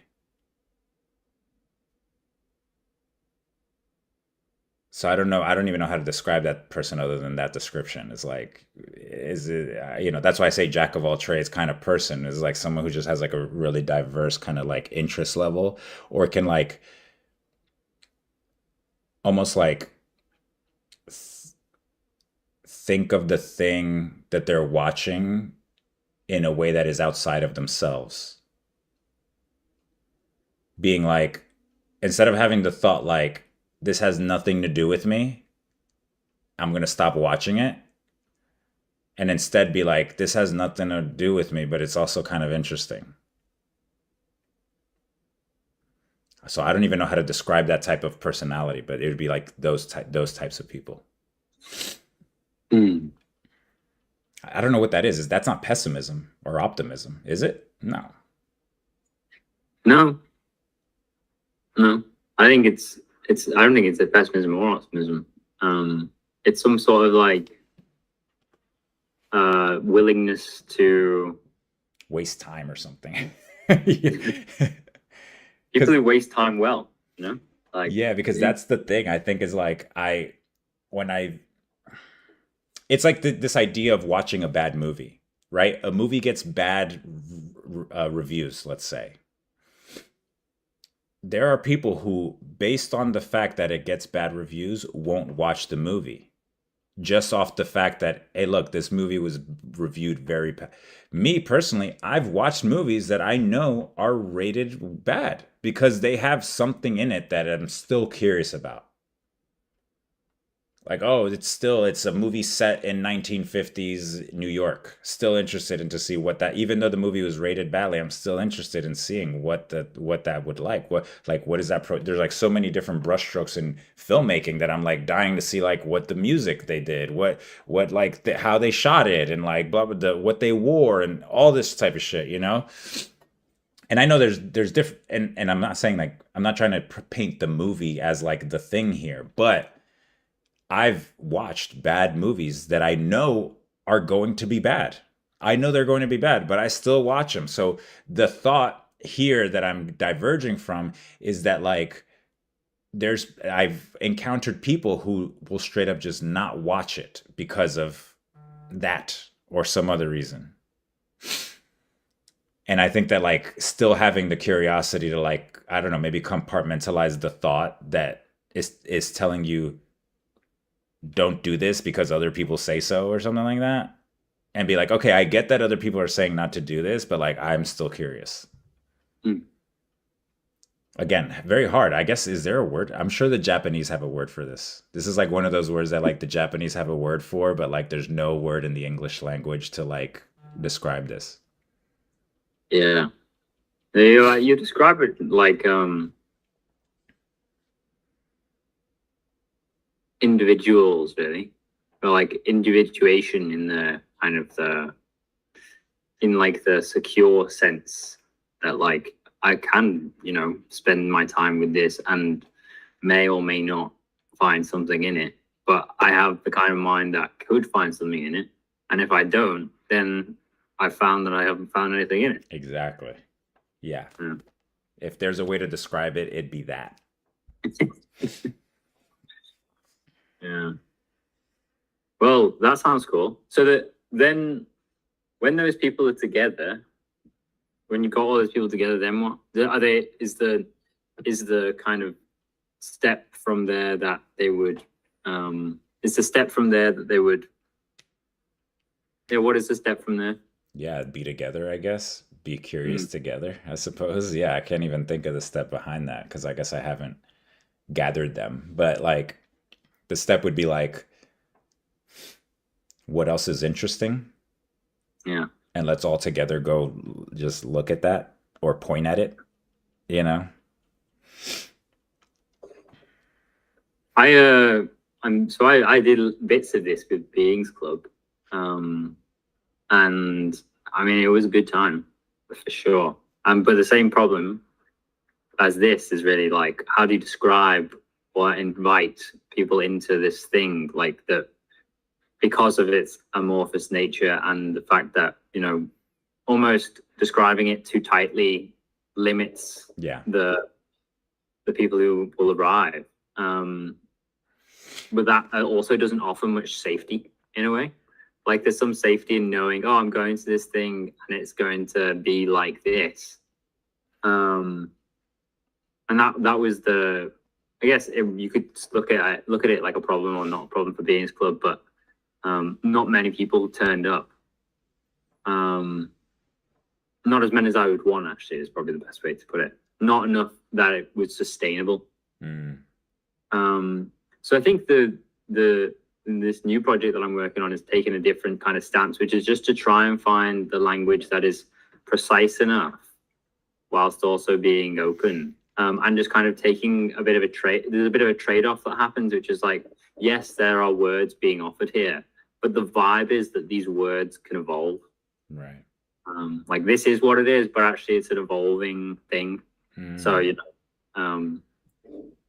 so maybe that's a word that we should like look at, is like evolutionary or evolving. Yeah. Like a state of constant evolution or something. Yeah. I mean, that's what beings is, right? Yeah. Even the word, Yeah. You're not focused on something later or something before. You're just being. Yeah. Yeah. Yeah. And so how do you describe a internet TV that is being and wants to, like, if we're telling a story about this high zip thing now, the story that's emerging through this conversation is something like internet TV sourced by beings of evolving interest, or media that evolves with you. Something like the offering to someone who's like, why should I be interested or come along to iZip or do a show or watch, is like, this thing is evolving, and you get to be part of that evolving, and it's evolving towards a community of people who evolve. Yeah. I like that, but I like it for our conversation here, but from like a marketing perspective, I'm hesitant on the evolving, using the word evolving, just because it isn't this or that. Yeah. And I think that like people, they're not going to be able to like fathom like what it is. You're basically non-explaining it, Yeah. you know? But I do, obviously, I like it for the context of our conversation. And obviously, we're here having a conversation. So, like, I'm not here policing words, but from a, like, a marketing, I guess, marketing or branding perspective, I find it hard to explain it to people of like that. Yeah.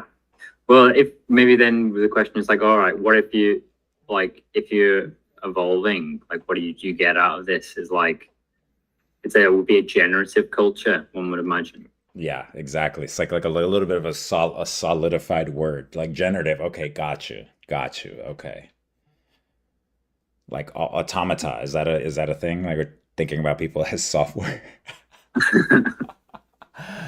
Oh Yeah. shit. Yeah, but the automata is like doesn't like it doesn't really speak to the cultural kind of like pulse of it, if you know what I mean. Like there's a difference between like pushing like to GitHub, I guess, versus I mean, I don't know, there are code bases where multiple people are working on it at the same time, I guess, but I wouldn't go with automatized Yeah, no, personally. no, no. It doesn't work. Like automata is more like an AI agent as a person.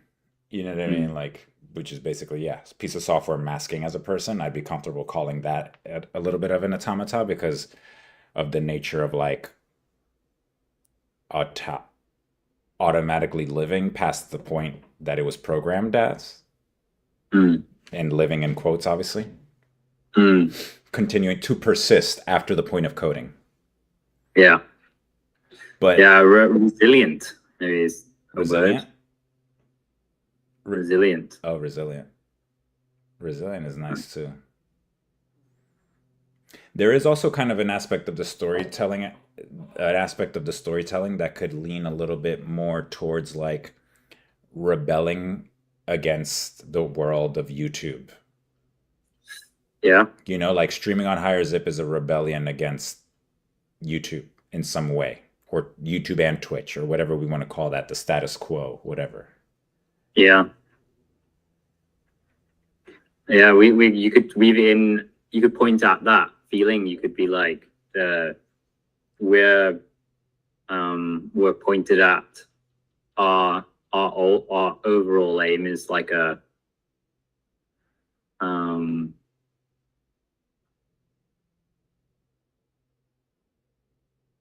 the most X. I don't know what word you put in there. Most X um generative subculture of the 2030s or 2020s, late 2020s. Like if you point out something that feels like, oh, Yeah, yeah, they've got an aim here. Like, and I yeah, can see how what they're doing is pointed at that. Like yeah, I can connect with that aim. Um, yeah, yeah. And subculture points at like, okay, it's not trying to be the culture. right. Yeah, because I think that like there's also an aspect that I'm only saying this because I've seen crypto companies flounder in this regard, which is like, I guess the example I'm thinking of is the using decentralized as like a selling point where maybe most people don't even care about that. Although they care about it, yes, but like to then use it as like a marketing storytelling thing is probably not the vibe.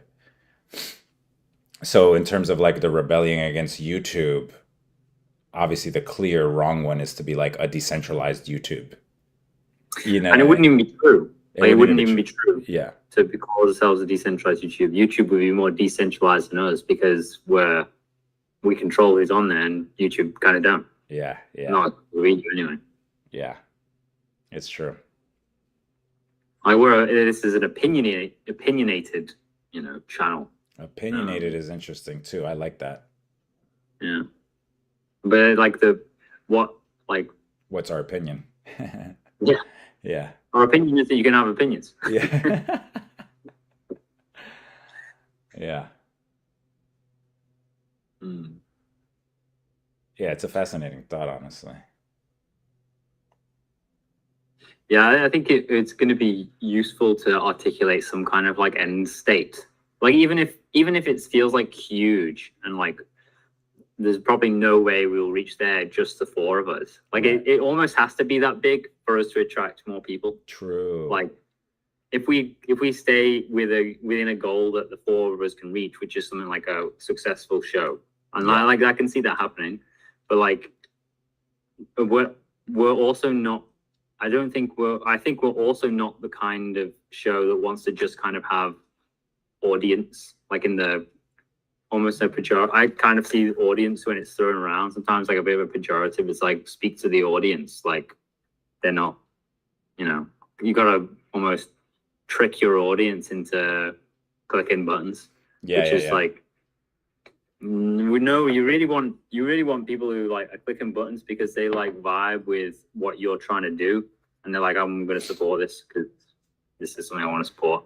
Like that's the energy that's going to get them to click through, as opposed to kind of trying to pull a fast one in some shape or form. I'm not saying that we've done that or we would try to do that, but just as another point towards like telling a story that's larger than ourselves that other people can also like see that, oh yeah, this is worth supporting and I can be part of it, because I guess that's where the channel or the website is aimed. Yeah. Yeah, it's like that's the I guess that's the part that I was talking about with Colfax too, is like the nature of our position sometimes, or not sometimes, all the time, which is like we are both the channel and we have the show.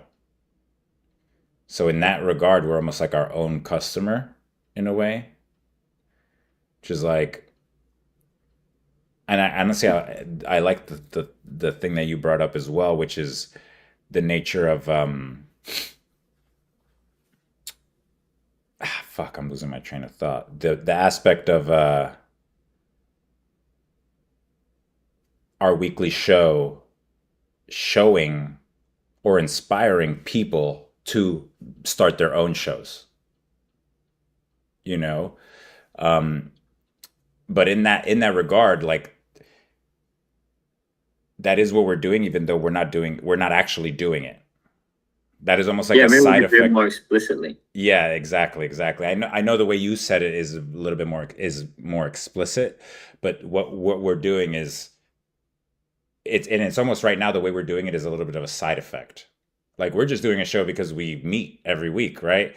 But like the side effect is like people could see it and be like, "Oh, I could do a show on Higher.Zip." Which that's the thing, we haven't explicitly said that, so it's kind of like lost in translation in a way, or lost in the airwaves, I guess, non-ironically. Maybe we need to, we had that idea once of like doing adverts that we could play. Yeah. Like maybe we need to create our own advert that we can play like just before the stream begins or something. It's like I don't know, some AI generated or some kind of fun video where there's somebody who's kind of, I don't know, like those teleshopping channels. Yeah. When you about how you could be on Higher.Zip. That would be fun, something like that. That could be fun, like a QVC commercial. Yeah. That we play just before the show. It's like people are waiting for the show. It's like we play them this ad and then the show begins. Like we don't even acknowledge, we don't have to acknowledge it at that point. Or we could even play it mid-show. Yeah. We're like, all right, we're gonna take a quick ad break. People will be like, Yeah. There's adverts on this shit, and then they figure out, oh, it's maybe even watching like you and Colfax in, I don't know, Central Park or some shit. No, literally. And there's like some advert. Yeah. And I think that would be brilliant, honestly, to do that. We should totally do that. And it'd just be like, we'd be talking and then just stopping for, and I'd be like, we'll be right back. And then it just cuts to that. It'd be hilarious. We need to do that. Because I think it's especially if we're clarifying that, yeah, we want other people to have shows on here. Like we can make that more and more explicit, and then trust that it'll kind of attract the right people if we're staying and behaving in alignment with kind of what you want to be doing anyway. Yeah.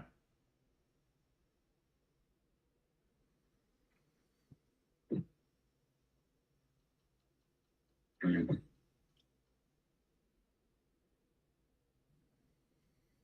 All right, dude. I'm gonna head out because my brain is going. Like, Yeah, I don't know. I'm sure you guys cooked. yeah. I'm like, yo, shit. I've been thinking about this for 5 hours, dude. Holy shit. And now it's going in loops. Now it's like going back to the thing we were. Oh shit, man. All right, dude. Well, it was good seeing you. Thanks for hopping Yeah. on at the last second. Are you going to be in the meeting this week? Yeah, of course, right? Yeah, next Friday. Should be. Cool, cool. Or is it tomorrow? I don't know. I've not got an invite wherever it is. Oh, it's Thursday. The same Thursday meeting.